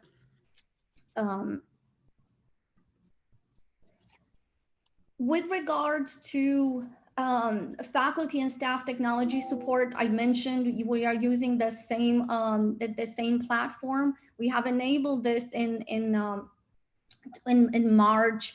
I'm using the metrics from April, since that was a full month that we had data from. So this captures only faculty and staff technology requests. The numbers of received tickets range around 3,000, 3,500 per month. And we are staying pretty much on track in terms of resolving those tickets in a timely manner. Moving on, I've already covered the equipment at the beginning. So I'm gonna stop there. Again, I wanna thank all of my colleagues for their support throughout this process. None of this work would have been accomplished without a lot of teams coming together. Thank you, Dr. Litz. I see that Dr. Buelna has his hand up. I have some comments and I will check for other hands up as well. So Dr. Buelna, take it away. Sir, Chancellor, do we have Angela Chaveste making any presentation today? No, sir, not today. Okay, so I think, you know, one of the reasons first I want to thank Carmen. Deputy Chancellor, no, the position, Vice Chancellor, sorry. Vice Chancellor Litz for the presentation. I think I always like to remind everyone that where we're at is partly because of some of the strategic thinking and decision making made in 17 and 18 regarding the Huron report, and moving forward with that and the investment in that.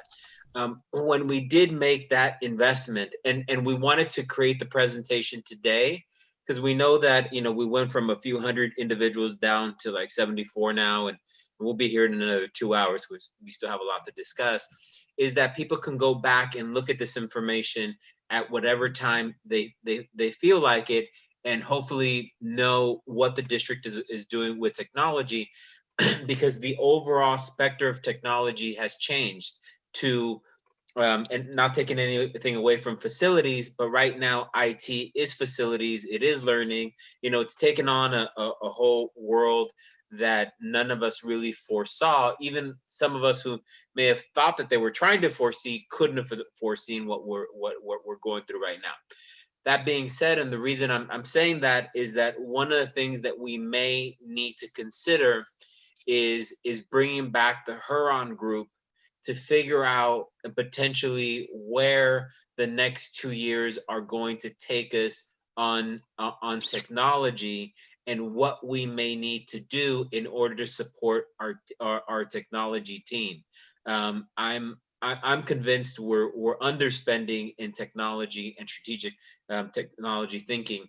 Not that the team here here, especially Carmen, isn't doing what they're doing, but we have to be prepared. And this is my suggestion as one of 7 trustees, is what is the long-term thinking on IT, and our team is holding it together, but I'm not sure that we have a 12, 24, or 36 month plan. And I'm not sure if you have any thoughts on that, Carmen or Chancellor, but that was my comment. Thank you for the detail, Vice Chancellor. Not a problem. If I may, Chancellor, a brief response. We do have a 5-year plan. We also have a strategic technology plan and draft currently being under the revision of the Technology Planning and Policy Committee. It will have to be vetted through the local college technology committees in September, October timeframe, but we do plan to present that to you after it's been vetted by our district share governance groups. Could I make a suggestion? Because a lot of things come to us that when we get to it, it doesn't make sense to us. Because as the fiduciaries, we also have a role in that shared plan, in that we have to agree to something that makes sense. You know, so as something comes to us, I'd recommend that it comes to us in a draft format. It would not be a good idea, and especially as strategic plans have come to us, because we're going to be hypercritical, not to be mean and not to be rude to absolutely anyone, but I think we should probably have some offline conversations about some of the concerns. Absolutely, and I would welcome your insight and your feedback and to that plan. Thank you. Thank you, Chancellor. Thank you. Thank you, Dr. Litz. I rarely have an opportunity to speak, so I'm going to speak before I call on the rest of my colleagues, just because I haven't had an opportunity for most of the evening. Thank you for the presentation. What I didn't see in the presentation was a way that we are directly connecting with students. And I'm wondering if there's a way, I did this on my own campus, to set up some maybe live Zoom rooms or live help, not just a chat box, not a way to, put in an order through IT, but a way that not Cranium Cafe, additional ways that students can be connecting with faculty, with staff, with administrators, with other students. I think it's as simple as using the CCC Confer Zoom or our own Zoom account, if there's a way to do something like that.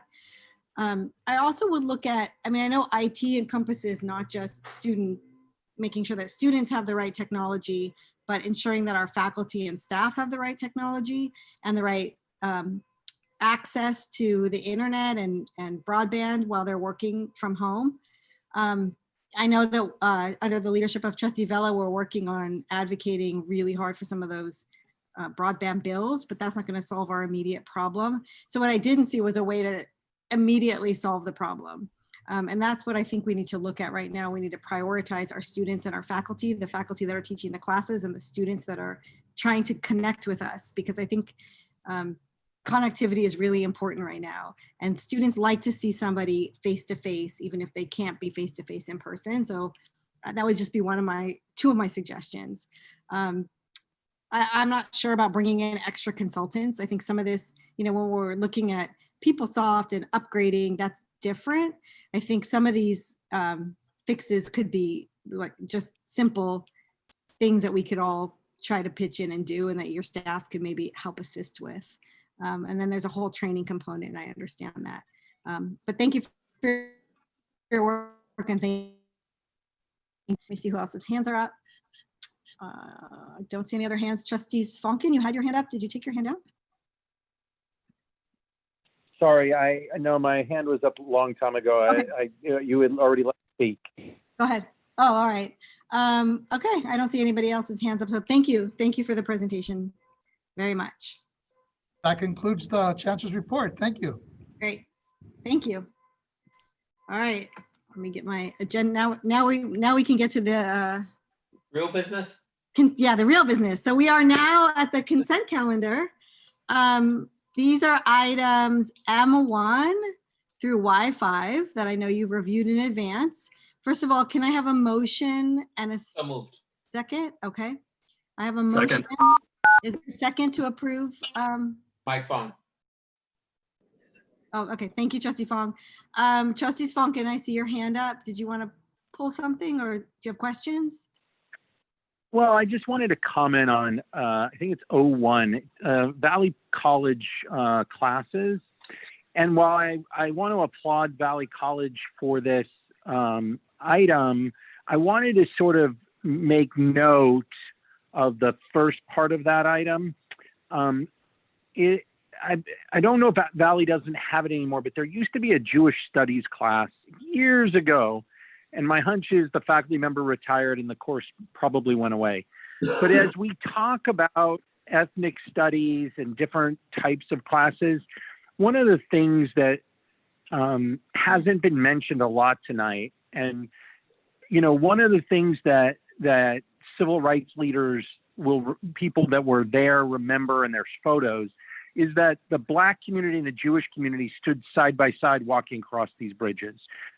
In a lot of these fights, the community had the Jewish community, and while we are generally perceived as white because we are white, we have a different set of values often in the Jewish community. And so I just wanted to make note of this non-credit course, but I wanted to make sure that as people debate these inclusion and classes at different campuses, I think having studies that give our students, and maybe we can work with our faculty and all to have classes that cover a little bit of everything so that people understand the history. The labor movement had a long and proud Jewish leaders in it. The civil rights movement did. There are these shared fights that people often forget. And when we celebrate the lives of people like John Lewis, if you look back, there were other groups standing side by side. And that was one of the beautiful things recently in recent history, is the groups that stood up for George Floyd looked like everybody. It wasn't just one community. It was, we all were outraged.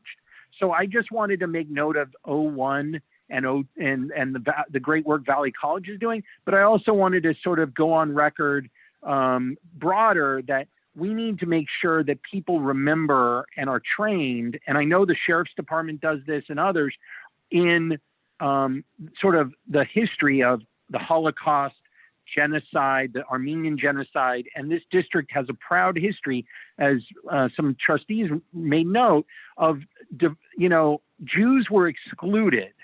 We were excluded and targeted during the Holocaust, and we were excluded when we came to LA from upward mobility. You were excluded from going places.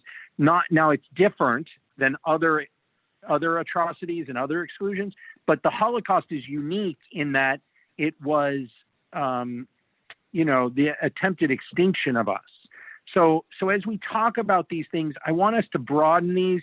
I want us to make sure all of our students understand the struggles of every community throughout history, and that we expand these debates and discussions a little bit more. And that, just for the record, I support 01. I do have a question on P2. P, the budget. If I may transition to that. Yeah, I just want to make a comment to your comment. So I guess the Jewish caucus actually weighed in. There was an article in the LA Times either today or yesterday.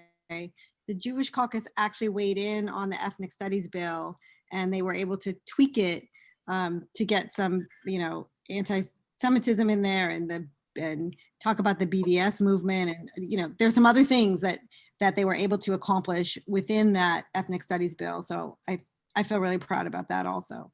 So thank you for bringing that up. Thank you so much.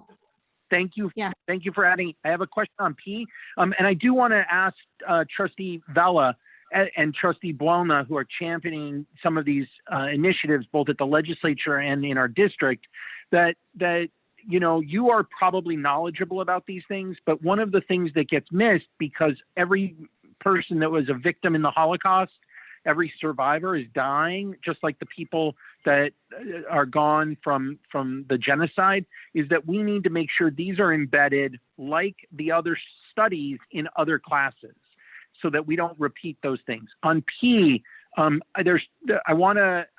the chancellors and our staff are going to bring back a budget next month, it sounds like. There's a lot of uncertainties. I want to remind our colleagues on our budget, since we're approving some transfers, that I'm very proud of the fact that we have a significant reserve. And that reserve that I fought so hard for and was criticized unmercifully by certain groups and certain individuals is designed to help us through these bad times. It is just that reason that we set aside 10%. And that our staff, the Chancellor, Ms. Gordon, have been very good at trying to protect that rainy day fund, that emergency fund, for things like COVID and others. But I will caution you all. I want us to be clear. We're not here if we don't have students. But if we spend it all in 1 year, we have nothing for year 2 or 3 of recovery from the pandemic. And so I want us to be very cautious. I want us to encourage our staff and our board to support our chancellor in making prudent decisions.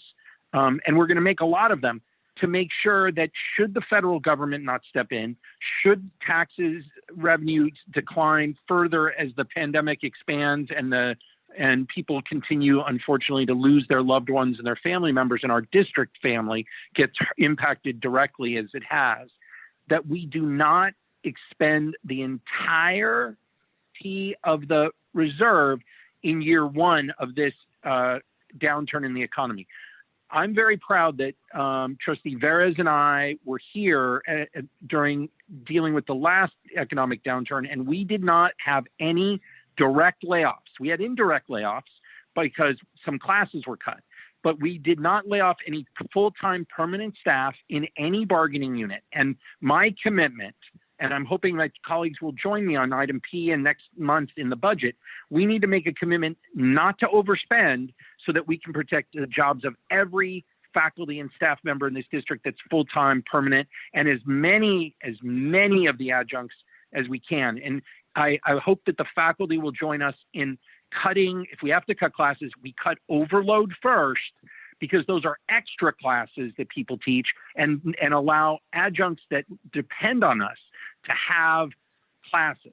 So I just wanted to make note to thank Ms. Gordon and the Chancellor and Ms. Gordon's staff, because we are in a good financial position today, not because of, I mean, it helped that everybody came together right now, but that reserve was built over the last 6 or 8 years because we used to have a smaller reserves, and now we have a guaranteed 10% reserve, and that's for emergencies, and that's how we should spend it. And this economic downturn, according to all the experts, could be 3 to 5 years. And so if we parse out that money, we can protect jobs, help our students, and be responsible fiduciaries. Thank you. That's all I have tonight. Okay, so do I have anybody else who has comments or needs to pull anything from consent? Lupe, do you have any blue hands? I don't see any blue hands on my end. Okay. This doesn't include Z, right? No, we have a motion and a second. This includes M1 through Y5. M1 through Y5. We have a motion and a second. Can I have a roll call, please? Student trustee Geronimo's advisory vote. Yes. Trustee Buelna. Yes. Trustee Fong. Yes. Trustee Hoffman. Yes. Trustee Moreno. Yes. Trustee Swankin. Yes. Trustee Villa. Yes. Trustee Vettis. Yes. Okay, now we are on, I believe we're on Z, correct, Chancellor? Yes, Z1. Okay, we're on Z1. Can you please explain Z1 and the need for Z1? Thank you. Yes, we're recommending that the board approve that this is the second read for this from the Board of Trustees. And what this does, it revises Chapter 10, Article, looks like 19 of student employees, and changes the language that there's the students who work with us must have a cumulative GPA of 2.0. That's what this language earlier talked about 2.0 being for the last semester, but that we're looking to change that to cumulative 2.0 minimum academic standing for student employment at the district. So we're asking your approval. Great. So meaning that if a student's GPA, maybe due to the pandemic, fell below 2.0, they would still be eligible to be a student worker. Trustee Buelna, it looks like you have, should we have a motion in a second and then have comments? Okay. No, I don't have a comment. Okay, can I have a motion? Oh, I motion that we approve. Okay, moved by Trustee Villa. Second. Do you have a second? I'm sorry. You Second. notice like the noise in your neighborhood when you're on Zoom. I'm sorry, I didn't hear. Do we have a motion? Scott said second. Okay, thank you. I'm sorry. Any discussion? Great. Can I have roll call, Lupe? Student trustee Geronimo's advisory vote. Yes. Trustee Buelna. Yes. Trustee Fong. Yes. Trustee Hoffman. Yes. Trustee Moreno. Yes. Trustee Swankin. Yes. Trustee Villa. Yes. Trustee Vettis. Yes. Okay, Chancellor, that was Z1. Can Yes. you explain Z2? Yes, I can. Thank you for your support on Z1. Z2 also asks you to make some revisions to Board Rule 17300.1. And essentially, this was brought to the Facilities Committee, and essentially calls to having periodic reports from our bond monitor as we need them, but minimally semi-yearly for reporting purposes, or more frequently as the FEMPOP committee desires. So it just provides some additional flexibility. So in the attachment that we have, the suggested change the language, but that's the essence of it. And again, it was reviewed at FEMPOC and supported. Okay, can I have a motion and a second to approve? Okay, moved. Do I have a second? Second. Any discussion? Yes. Yes. Trustee Buelna. I'm not sure, Trustee Vettis, did this thing buy me here or in FEMPOC or? No. We heard it. I think the general presentation was that as opposed to being on a quarterly schedule, it was because some of the reports are needed more frequently, and they needed. It doesn't go by a calendar talk. It goes by readiness of reports, and so in order to not have it be on a time schedule, it was on the readiness of the report to be able to come forward and be presented to the committee and the board. Okay, so as I'm reading it, because I'm cognizant that we're not the cohort that went through the issues several years ago. I'll just leave it at that. You know, it moves periodic from quarterly to periodic, and it would read, the bond program monitor shall prepare periodic reports, written reports on its activities, the frequency of which should be determined by the district. Then it moves from such reports shall be posted. Okay. Then on top, it says the bond program monitor shall provide periodic briefings and takes out and reports. And I think that the issue that I have after reading with it is that I think, you know, I'm not sure that there's a lack of funding to create these reports. Is that I wouldn't want, and maybe I'm missing something, I wouldn't want us to have any issue with the bond in the future.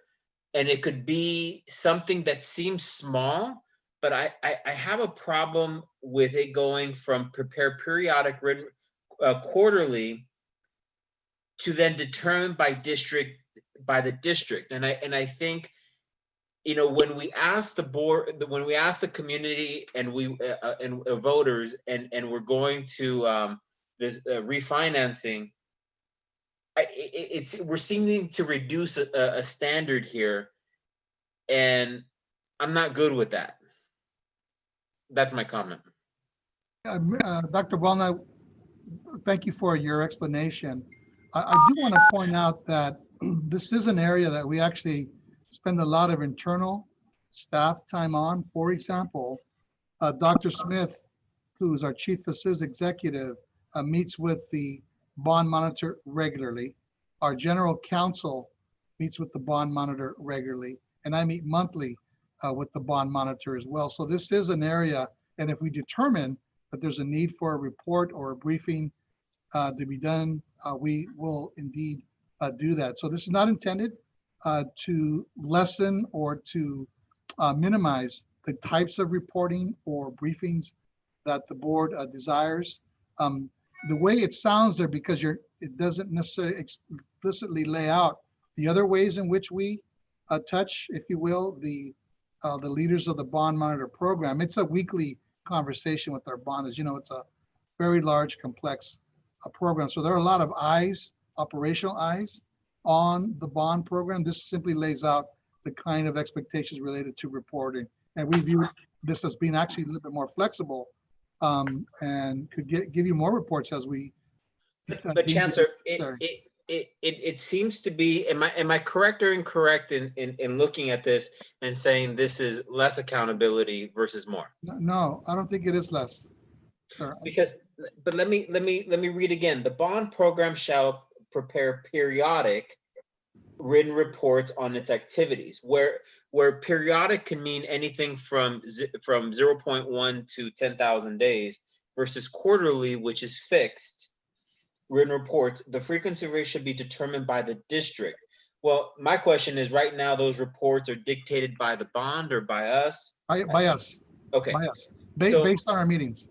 Okay. So, if I could offer something, because this was a question that was asked at the committee too. Yeah.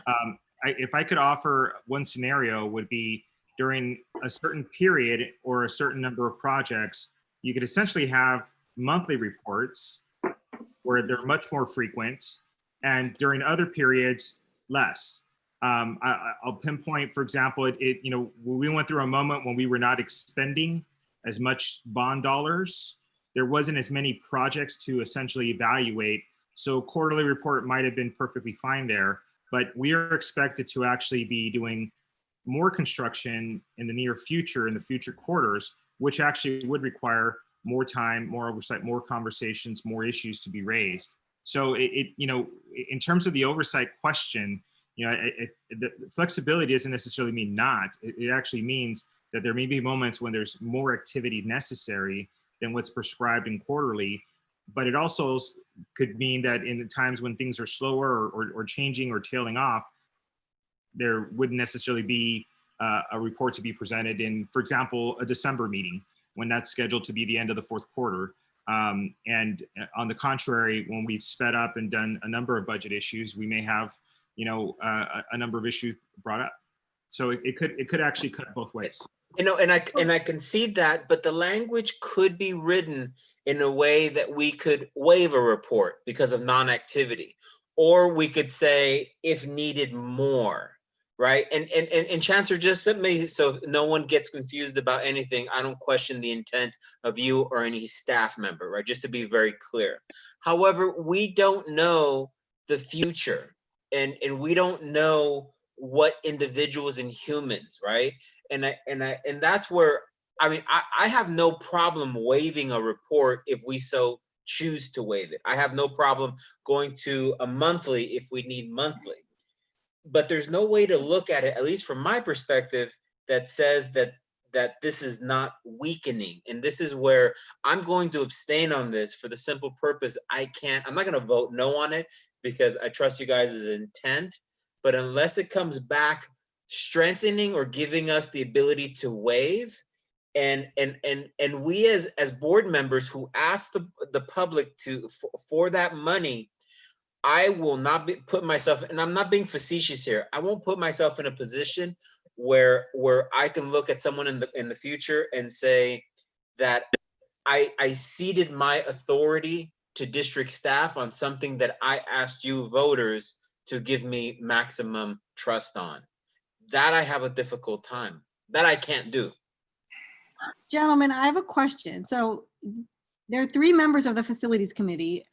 I concede probably that I didn't pay that much attention to this. I want to know, did this come through with a unanimous recommendation? Because we're relying on the committee and the committee's recommendation as a board to decide whether or not to support it.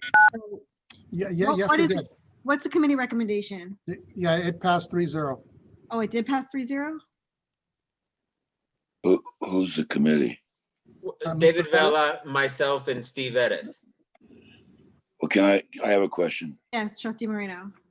I'll make more of a statement. I think up to this point, I was not completely aware of this provision until Trustee Buelna made this point. And in my opinion, he wins.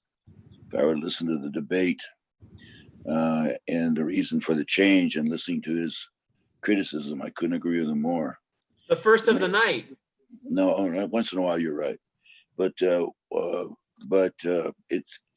don't understand the change. Again, reiterating all that he said, it's abundantly clear that there hasn't been a good reason made to make this change. If we're concerned about adding more reports, we can always say that, but having a quarterly report ensures that it occurs at least on a quarterly basis. Anyways. Do I see Arnold Blanchard? Are you involved in this? I see your hand is up. Is that an accident? Could we rewrite in order to make this give staff the flexibility to say the ability to waive? I refer it back to the facilities committee and figure out. Well, I may lose the vote. For the record, I mean, I'm okay losing the vote. That's just my concern. Well, what is Arnold going to say? I don't know. He took his hand down. Maybe it was by accident. It was. Okay. One thing this is Jeff. One thing that we may want to do, and if you would like to get absolute clarity, I mean, obviously we wouldn't be able to change it here because this is the second read. So, and that's completely fine. Defer to the will of the board. Again, I defer to the FEMPOC committee. You may want to hear directly from the bond program monitor. Well, there's a motion and a second. So should we take a vote? You can take a vote. Yes, there is a motion. Before we do that. I can't hear you. Is that I was just going to say one thing. My understanding from the bond program monitor also was, I think they're completely fine doing whatever the board wanted to do. I think it related to Trustee Bettis's point that there may be times that they were concerned that the quarterly reports didn't have much information because there wasn't much information to report. So I think they were also trying to be conscious of, in terms of what they were providing. It's 3 months, and if they're doing major investigations, there may not be what. But again, I think it's it's the will of the board, and you're right, President Hoffman. There is a motion, And there is a second, and we can take a vote. And if it doesn't pass, we can always try to get more information. I would obviously defer to the board. I would like to hear from committee members. I mean, like Trustee Vela, Ms. you're Hoffman? Yes. May I speak? Yes, you may. May I speak? Yes. Okay. So I share the two board members that spoke, and I have a potential solution if the members, so two of them, two of them have spoken, one hasn't, so it'd be interesting to hear from the third. But having been part of voting to put the bond on the ballot, the language was clear that we would have a bond monitor. Then the board spent a lot of time on this board policy, and the board policy led to the contract. And we made a commitment to the public. We made a clear commitment when we did this that there would be reports minimum of quarterly. We made a commitment during those meetings. We said, we can easily refer this back to the committee to add language so that they can be more frequently. And because all we have to do is have them amend their recommendation to say a minimum of quarterly. And then the idea that they're going to have an option that the staff can exercise and not the full board is problematic, because for those that weren't here during that time, the bond was a mess. There was no oversight. There was no public scrutiny going. And so this is troubling.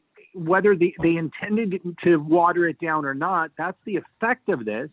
And so under Robert's Rules of Order, if the board so wishes, we could I can make a motion for a substitute motion to refer it back to committee. The substitute motion under Robert's Rules is voted on first, if I'm correct, Mr.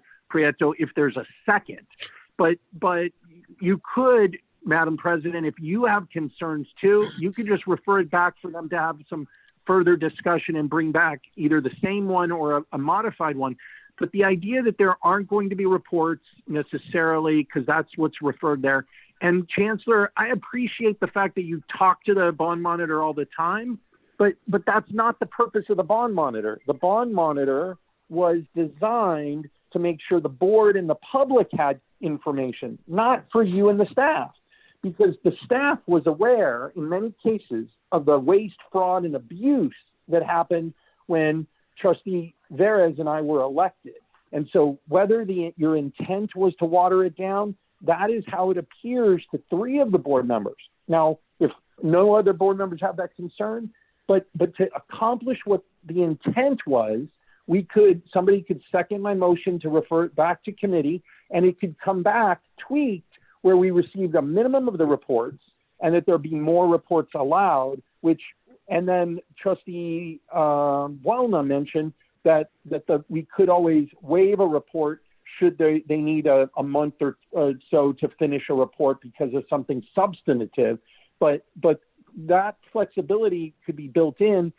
This is most definitely from the reading of Mr. Welna into the record and my read on it personally, and being the only trustee to be here both during the straight through the entire time from the inception when we dealt with the fraud, waste, and abuse and had to do reforms, and for the vote on the bond. I'm the only trustee left that was here. I don't think this is in the public's best interest, and I can't imagine the board wants to even appear this close to, and I don't think we want to appear to even be watering it down. I don't think that's anyone's intent, and that therefore referring it back, you could do it yourself. The people making the motion could withdraw it, or I'll make a motion to refer it back and somebody could second it. Thank you. Trustee Veras, can you, I see you have your hand up. Thank you. Look, this bond has been a challenging ethical issue for this board, and many renditions of this board, and frankly was even ethically challenged a year ago. and had a number of questions, had a number of issues that frankly don't fly in the face of appropriate public policy. I do want to note, if you want to point out some of the changes, to be very clear, to include periodic written reports. There are no written reports currently. They are presented to the committee, to the board. We're specifically codifying written reports. If we can also note that, underscore, underline.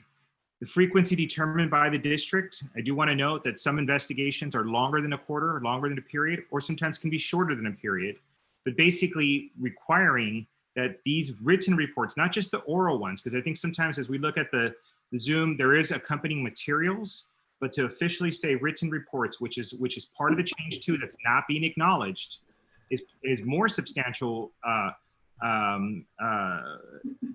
changes in the positive to deal with this. It's as opposed to general reporting, to consider items like a definition of functional reporting, what actually works, what's actually in the purview of the committee and the conversation is essential.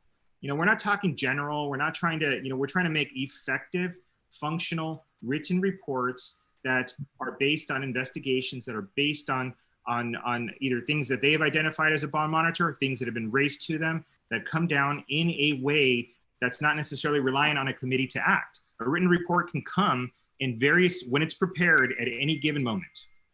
So this sentiment that it's being watered down or weakened is hogwash. It's not true whatsoever. The expectations to uphold the district in appropriate ways, to behave appropriately, to make sure that there's no ethical lapse, is always been paramount for this committee.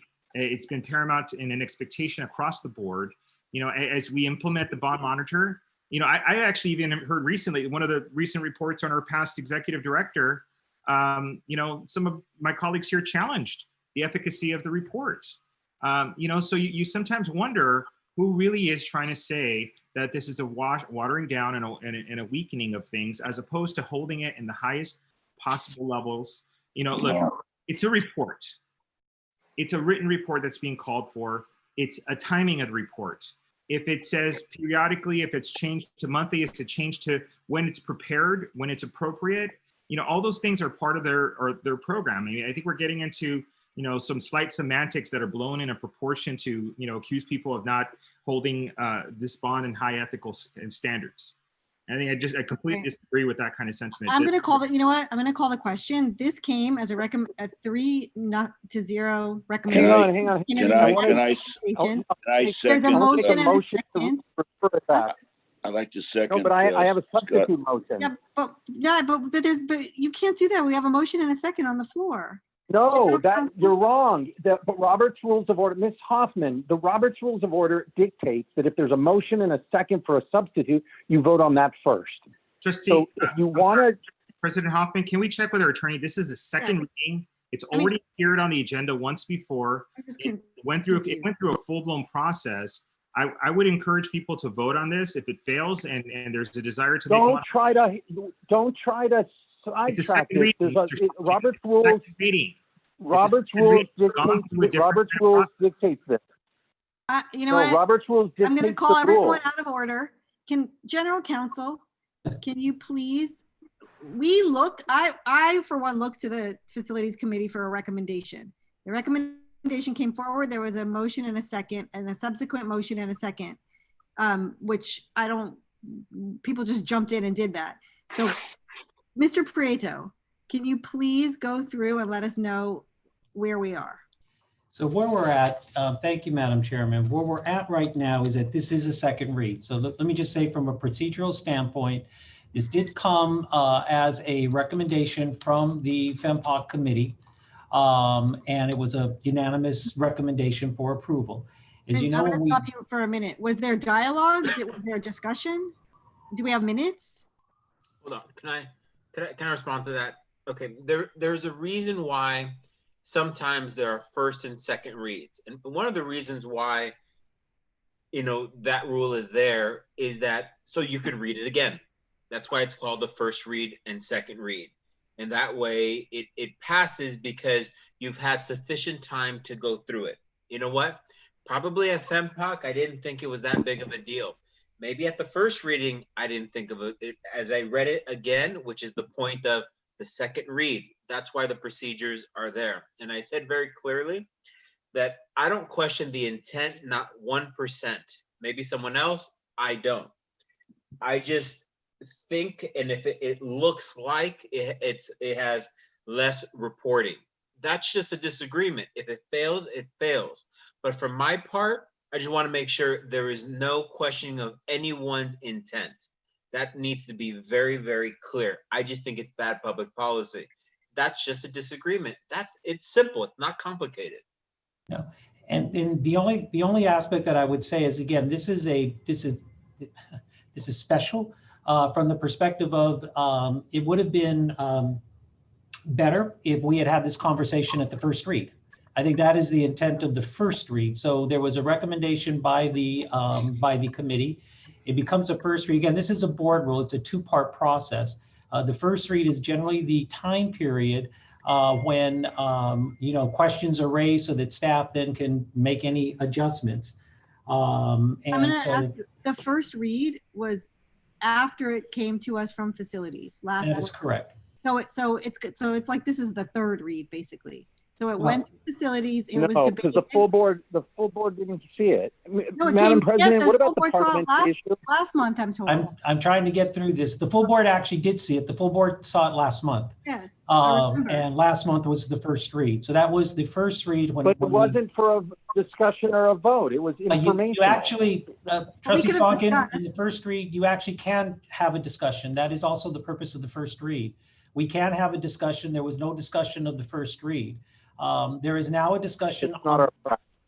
There was discussion because I remember, Steve, when you reported out on FEMPOC, you talked about this. Yeah, but are we talking about the Robert's Rule of Order issue? So the Robert's Rule of Order issue would be this. You have a main motion, and that motion has now been, there is a first and there is a second. There may be a motion then for a substitute motion. At that particular time, there can be a second to that, and then there would be a debate.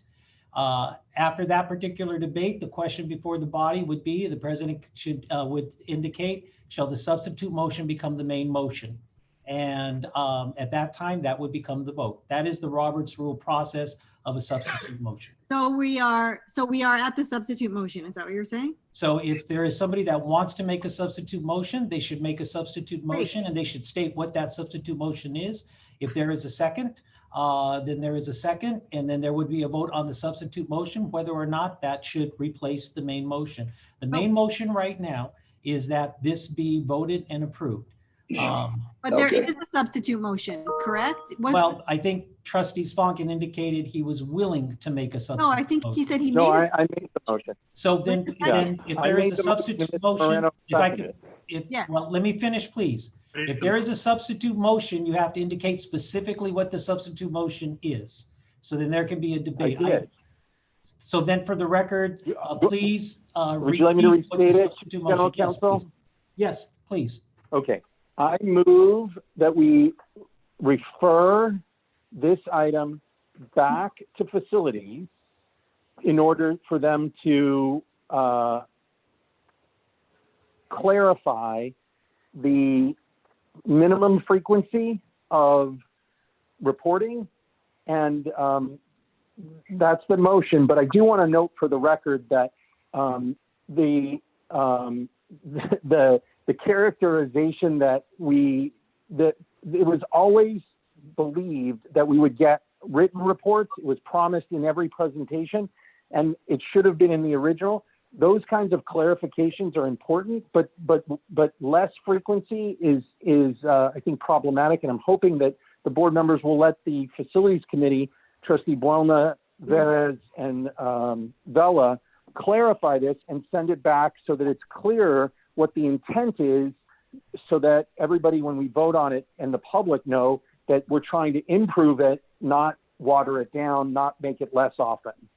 So, Madam Chairman, again, you are the primary parliamentarian. There would now be a vote on the substitute motion first, so that that would replace the main motion. And then the second vote would be to pass the substitute motion as it becomes the main motion. That is the two-part process. So there is a substitute motion. It has been seconded. It has been articulated. There is now a vote for that substitute motion to replace the main motion. Okay, and that was discussion. We had discussion already. I believe I will defer to you, Madam President. I think there's been plenty of discussion. All right. So Lupe, do you get that? We're voting Yep, on. I've got it. Okay. You ready? Yes, ready. Okay, student trustee advisory vote. Yes. Trustee Wellner, Abstain. trustee Fong,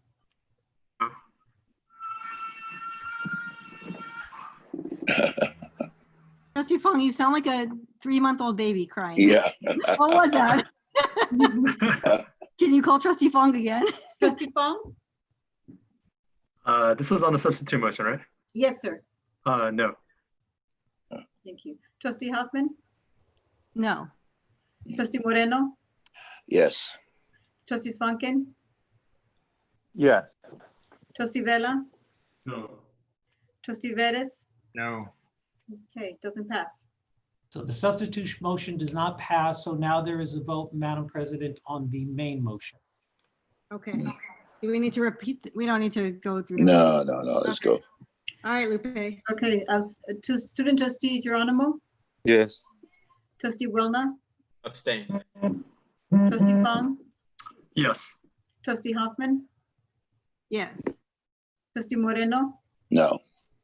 trustee Swankin, No.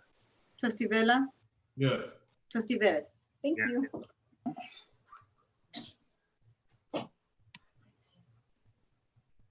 Let me pull my Madam President, that passes 4-2-1, correct? Oh, Lupe, was 4-3. it 4-2-1? Yeah, 4-2-1. Okay. Yes. That is correct. Okay. General Counsel, since there was comments about what the intent was and that Trustee Veras, and I'll have to take him at his word, intended for this to be more robust than the previous policy, will that be any legal information that will be contained? Should we not get reports in a timely or regular fashion? Trustee Swankin, and again, I'm looking at the Madam Chairman. Just to make sure I'm being concise with my particular comments. I think there are ways that if in fact there is not a report for a period of time, that there can be an explanation why. I think again, Trustee Vettis, I think is correct. I think it was, primarily there very well may be times where there are going to be multiple reports over short periods of time. I think it just provides that flexibility. I think that the bond program monitor can provide information if in fact there's a period of time where there's not a report, and they can provide that information as well. President Hoffman, I just want to clear that. Can you speak up? Trustee Vela, we can't hear you. Can you speak up? Yes, I just want to clear that at any given time that any of the Board of Trustees would like for there to be a briefing, we could just ask the Chancellor to obtain one immediately. Thank you. Thank you, Trustee Vela. That is absolutely correct as well. All right, thank you. And thank you to the Facilities Committee for this work. All right, item Z3 has been pulled from the agenda. So that brings us to business items AA1 through AA8. Can I have a motion and a second, and then I'll go down the line and see if anybody has questions. All right, it's been moved by Trustee Vela. Do I have a second? Second. Seconded by Trustee Veras. Does anybody have any questions on any of these items? I'm looking for blue hands. I don't see any. Hold on. Does this include, hold on. I have a question on the item at Valley College, but I don't know if it's on this list. It doesn't look like it's on this list. No, it must be on the next one. Thanks. Okay, great. So can I have roll call, please? Okay, I have a comment. Oh, I'm sorry. I didn't see your hand. Go ahead. No, I didn't raise it, sorry. Okay. Yeah, it's about AA1 and 2. It's about health centers, and I just want you I just want you all to be aware that all students pay $11 and $11 fee a semester, right? That is 22 a year, and sometimes not all students get to go to the health center, and yeah, it's like kind of a little bit weird because when someone goes, or I speak on my personal experience, when I have gone once, I have waited for a long time, or sometimes like I feel like I'm not welcome there. So I just want you to be aware of that. The health centers should provide a better service to students, since they all pay, and they are not they cannot opt out of paying $11 fee. Thank you. Wait, let me ask you a question. You feel like you're not welcome when you go to your campus health center? No, I feel like when I went once, I had to wait for a long time, and it's like not all students go to the health centers, you know, and there's no line at all. So why waiting a long time? And I'm just speaking on personal experience. So I don't know if all students have experienced that as well. But yeah, I just want you to know that we all pay $11 per semester, and that's all. Thank you. And I would say maybe speak to your college president, Dr. Gallagher. And I know we're doing a lot with remote health center services, but thank you for bringing that to our attention. Ms. Hoffman, I see your hand up. I'm calling on question? you now. Go ahead. Thank you. I want to ask the staff a question on this. We're now, because of our added investment in this, we're now spending quite a bit more than we used to. And I think there should be a requirement that we should implement, even if it's fairly rudimentary, that students that use the health center get some sort of satisfaction surveys that the district gets on a periodic basis. We should work on that. Almost every healthcare system has one. And if we're going to be paying, $1 million over a couple years, we should have some sort of student satisfactory, component, so that we don't renew.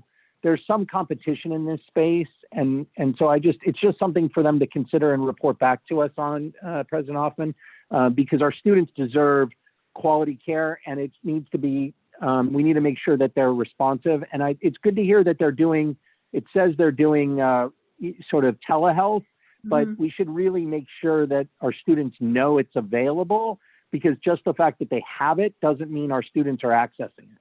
Thank you. Trustee Vela? Yeah. What we could do is most of these service providers also obtain county and state and federal funding, and they have to provide service numbers to those agencies.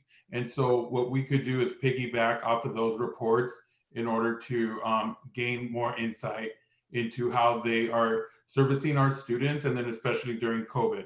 So there's nothing wrong with us asking for in a due time for some type of report. Thank you. Thank you. All right. We have a motion and a second for all of the business items AA1 through AA8. Can I have a roll call, please? Student trustee Geronimo's advisory vote. Yes. Trustee Buelna. Yes. Trustee Fong. Yes. Trustee Hoffman. Yes. Trustee Moreno. Yes. Trustee Svanken. Yes. Trustee Vela. Yes. Trustee Veras. Yes. Thank you. We are now. President Hoffman? Yes. Just wanted to let you know that President Gallagher had her hand up, so I moved her into the panelist. Oh, okay. Thank you. Hi, President Gallagher. I'm sorry you just voted on it, but I just wanted to say something clarifying. Thank you, President Hoffman. Yeah. Actually, the contract for the health services for LA City College, we're saving $100,000 a year on this contract. So over 5 years, we're saving $500,000 on this contract. And I will wrap back with student trustee Geronimo and see what sort of challenges he's faced with that, because it's really important that we have good care for our students. Thank you.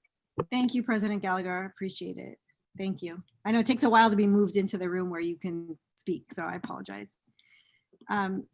We are now on the facilities items, BB1 through BB9. I'm going to take a motion in a second, and then we can pull items. So, Motion okay, move to approve by Trustee Vella. Do I have a second? Second. Okay, second by, that sounded like Scott Sfonkin. No. Well, Oh, No. sounded like Gabriel Welna.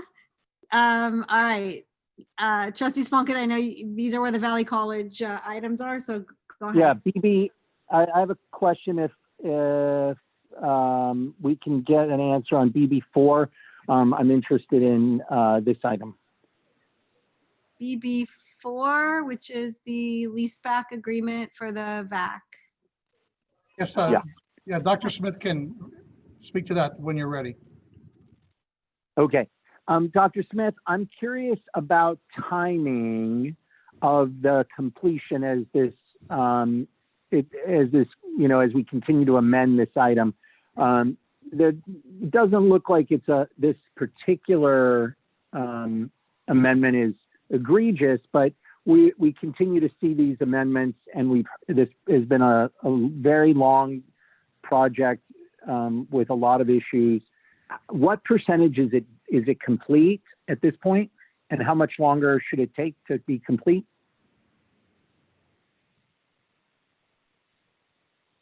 You might be muted, Dr. Smith. Okay. Good afternoon. Thank you for the good evening. I'm sorry. Thank you for afternoon. Where have you been? Trustee talking. It's good morning, Dr. Smith. Yeah, good morning. good morning. Good to have you. So to answer your question, and I'm sorry I didn't catch the whole question because as I was being brought into the room, it kind of goes into a different screen, so I didn't get to hear the whole question. But it's so if I can repeat that, you were looking for schedule update and then amount of completion, not necessarily with regard to these items, but in general. Yes. Okay, so currently we're at 63% complete, and we do have a projected of completion of about 2 years from today. 2 more years? Yes. 2 more years? Yeah, 2 more years. 2021, May of 2021. I'm sorry. And the original agreement was, I want to get this straight. We have 2 more years of work that needs to be done. Wait, May of 2021 is 1 year. I'm counting in my head. Is it 2 years or 1 year? 1 year, 10 months. Okay. Thank you for those that can count. So Dr. Smith, help me here if you can. We are at $80 million spent. The original agreement was actually Wait a minute, May 67. of 21 is less than a year. It's 10 months. It's not 1 year and 10 months. You're right, Trustee Moreno. Okay. Oh. Please, no one can do math around here. I was a high school dropout, so I have an excuse. So Dr. Smith, we have 10 more months, but we're already at $80 million and we're only at 60%. They're going to finish 40% of the project. They're supposed to have 10 months to complete 40% of the project. Is that what you're suggesting?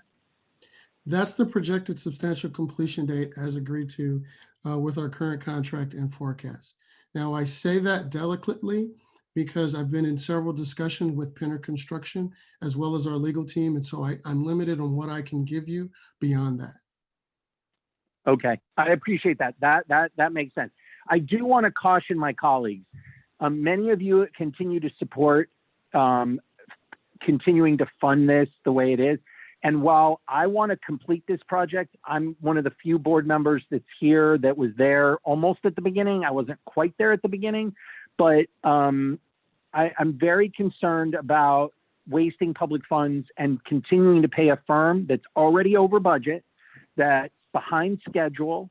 And I would urge the board to take this item and refer it to closed session and vote on it later today and not continue to spend the public's funds and waste them on this. We have to complete it. I want to be clear. I support this project. I've supported this project all along. We must complete it. But the question is do we continue to pay and go over budget without a plan? There's 40% more and they've spent all the money.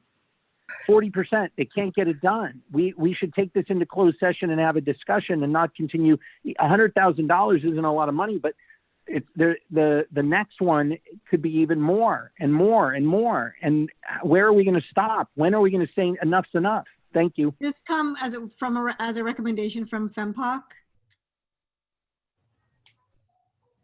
No, this amendment did not come from a recommendation through FEMPOC. Now, I just want to clarify, the $80 million is the projected contract total, but we've only spent 63% of that. And it so says I would 78 like, here. Oh, I'm sorry. It says 80 million subtotal. That's the approved amount. That's not the spend. no, we haven't. We basically spend based on the amount of completion of work. So we've completed 63%. So we've paid them 63% of the value of the contract. And this. So this, why? Okay. This is Jeff. I do want to. Okay. And again, there are portions of this that I do agree that will be discussed in closed session. But I just want to emphasize what Dr. Smith indicated. We have paid for the work that has been done. So I want that to be very okay. That's not reflected here. Yeah, I think so. it's just. Yes. Yeah. So can you walk me through those numbers again in the percentages, just so that we have them on the record, because they're not in the item. Okay, so you have the contract agreement and the subtotal there. Of that subtotal, that agreement is based on for us to complete the entire project. So what we've done is the amount of work complete to date is 63% as of June 30th exactly.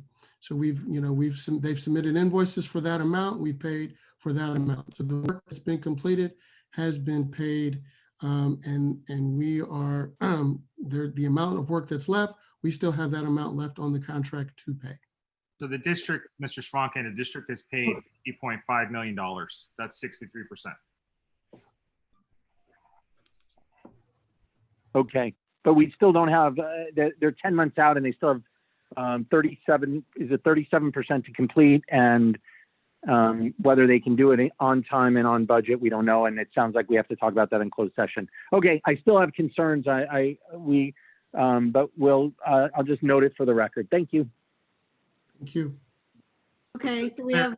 To be clear, Mr. Smith, Dr. Smith, there's $30 million still available in this budget to complete. Yes. I do see a hand up with a 213-909. Right at this point, the only people who can speak are board members. Is this a board member's phone number? No, it's not a board member's phone. It's Reverend Clarence Moore. Oh, thank you. Hi, Reverend Clarence Moore. We're going to get to public speaking at the end of the meeting. Don't you worry. We're getting there. I will wait. Okay. Thank you for being so patient. I appreciate it. And so do my colleagues. Okay. So we're taking the vote on BB 1 through BB 9. Lupe. Student trustee Geronimo's advisory vote. Yes. Trustee Buelna. Yes. Trustee Fong. Yes. Trustee Hoffman. Yes. Trustee Moreno. Trustee Moreno. Absent. Hey, Lupe, I accidentally disabled his mute. Let me allow him to speak. Okay, no worries. It's late. Yes. Thank you. Trustee Swankin. I want to vote yes on all, but I want to be recorded as a no vote on item 4. Gotcha. Thank you. Trustee Vela. Yes. Trustee Veras. Yes. Okay, we are now on notices and informatives. Board members, there are 2 notices. No action is required. We're on DD, announcements and indications of future proposed actions by members of the Board of Trustees. Trustee Swankin, do you have your blue hand up? That was from the last item. Okay. I don't know. Yes, I don't know how to Trustee take it down. I'll raise my hand. There you go. There you go, Trustee Vela. Go ahead. Awesome. Just wanted to see if at our next board meeting, we could adjourn in the memory of Gabby Elena O'Donnell. Gabby Elena was a very recognized leader in Long Beach, along with his son, the mayor of Long Beach, Robert Garcia. And, you know, it's a testament as to, you know, the severity of our frontline workers. She was a medical technician and, you know, nursing employee. So we have to really look at this at a way that it affects, in particular, people in the front line and people of color. So if we could do that, I would really appreciate it. Thank you so much. Absolutely. Thank you for reminding us and bringing that up. Okay, we are now on public comment. So Lupe, how many people do we have signed up to talk to the board about? We have currently 17 people signed up. Okay. So what I would like to do is entertain a motion. Since the board rule provides for a maximum of 20 minutes per topic, and we have 17 people currently signed up, can I have a motion for each speaker to be allotted 2 minutes? So moved. Okay, moved by Trustee Moreno. Do I have a second on that? So moved. I mean, second. Okay. Roll call, please. Student Trustee Ramos advisory vote. Yes. Trustee Wilner. Yes. Trustee Fong. Yes. Trustee Hoffman. Yes. Trustee Moreno. Yes. Trustee Svanken. No. Trustee Vela. Yes. Trustee Vettis. Yes. So Lupe, how do you want to, I'm going to need your help in managing this. I'm going to Yeah, ask we anybody have, who, yeah, but what I'd like to do to avoid the hands going up in the middle of public comment, if you are here and you would like to make public comment, and I'm going to give people a couple minutes to raise their hands so that Lupe can move you into the panelist room. And anybody whose hand isn't up at this time, because this is the time to sign up for public comment, I won't be able to accept your hand raising past the point after we start public comment. So make sure we capture everybody who has a blue hand up and make sure that everybody whose name is on the list is moved into the panelist room so they can speak.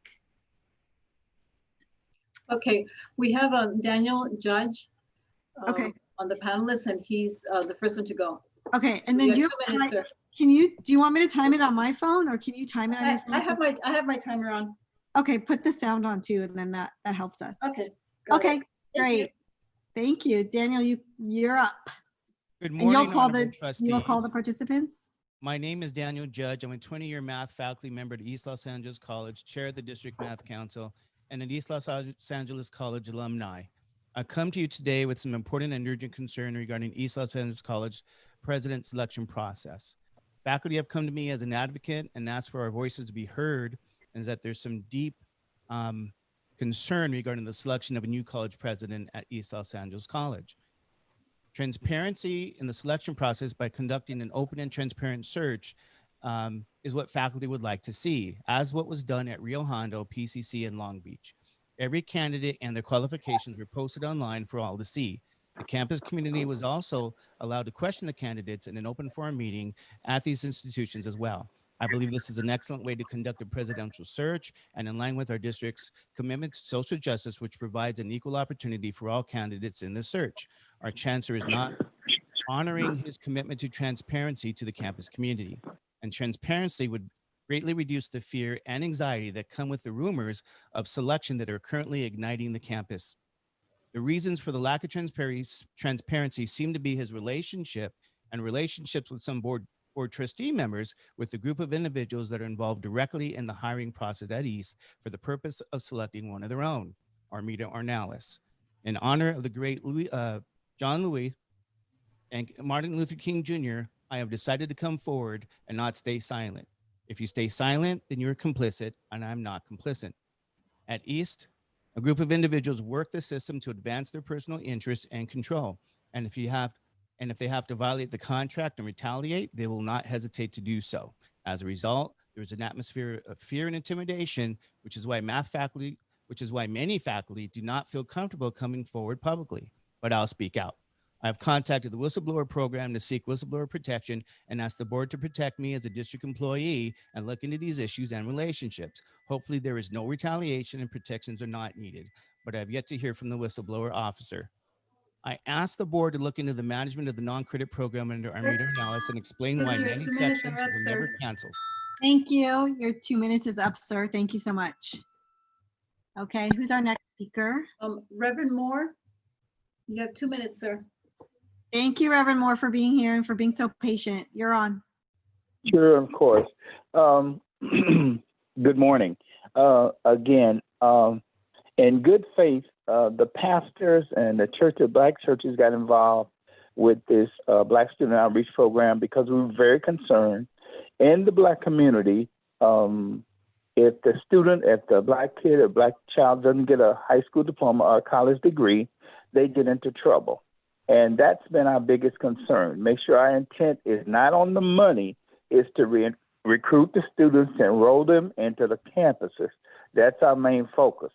So the money can fluctuate, but our intent and our goal is to get the students involved. Now, we stepped in when we felt the community college board wasn't doing its job.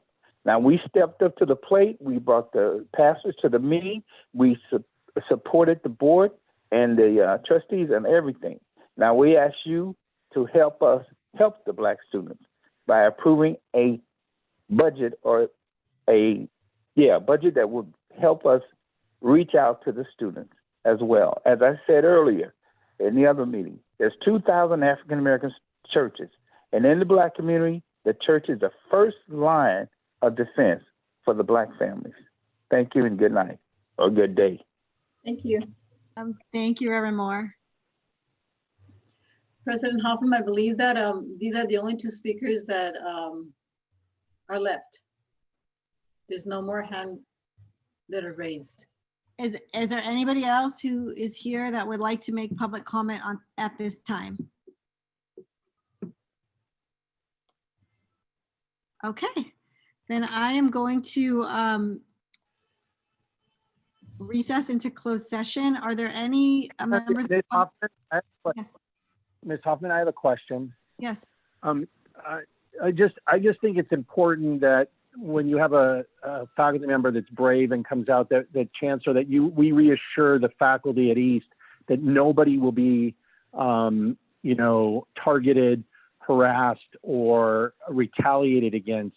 I think we just, as a board, I can't imagine any board members believe that that would be okay. And I just think we should reassure these folks. It takes a lot of guts to stand up and share concerns like this. And I just think somebody should reassure the college campus with all the emails we're getting, I think, and phone calls. I think they just need to know that the district is going to have their back and that we're going to have an open and transparent process. So I don't know who can address that and make sure that these people are not targeted because they may not agree with somebody. I'm sure Chancellor or is Ms. Grice, if Brittany Grice is still on, which I doubt she is, I'm sure she can address that.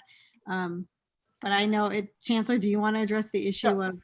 Well, it's not agendized again, so we don't want to get into too much discussion, but I will reach out to Mr. Judge tomorrow separately and then do whatever necessary outreach to the campus. I don't know where this information is coming from, who is stewing it up, who is spewing this, but and the whistleblower protection is just indeed that, for the protection of all persons for any reason. So that will be sustained during this. So, but I will follow up with this. Well, and there is concern because whenever we go through a hiring process, I mean, I work at a community college, I'm an EEO, I've been on many hiring committees. It's highly confidential. There shouldn't be any access for committee members to be able to, indicate who and who has not applied for a position. I don't know where that is in the process with the East position, but that it is a little concerning if people have information about applications. So if you can look into that, Chancellor, I would appreciate it. I'm happy to follow up with the members of the East LA community. Okay, thank you. That's great. Is there anybody who's signed up to address the board before we go into closed session. All right, I am going to, President Hoffman? yes. We have Daniel Judge raised his hand again. Would you like me to allow to talk? I think, didn't Mr. Judge already speak for 2 minutes? I think he was already one of our. Yes, he did. He spoke. Okay. Yeah, the rules allow for 2 minutes of public speaking. So thank you. Is that, or Jeff or General Counsel, do you want to weigh in here? No, I mean, the board took a vote and limited the public comment to 2 minutes. I think this is the same individual that the Chancellor did indicate he was going to reach out as a result of some of the comments that were made. And I think that's adequate. I think you're fine, Madam President, going ahead and convening into closed session. Okay, great. And Mr. Judge, the Chancellor can reach out to you and answer any other questions that you might have. And thank you for coming to the meeting tonight. All right, I am going to recess into closed session. Thank you. Thank you. Without objection, so ordered. Yes.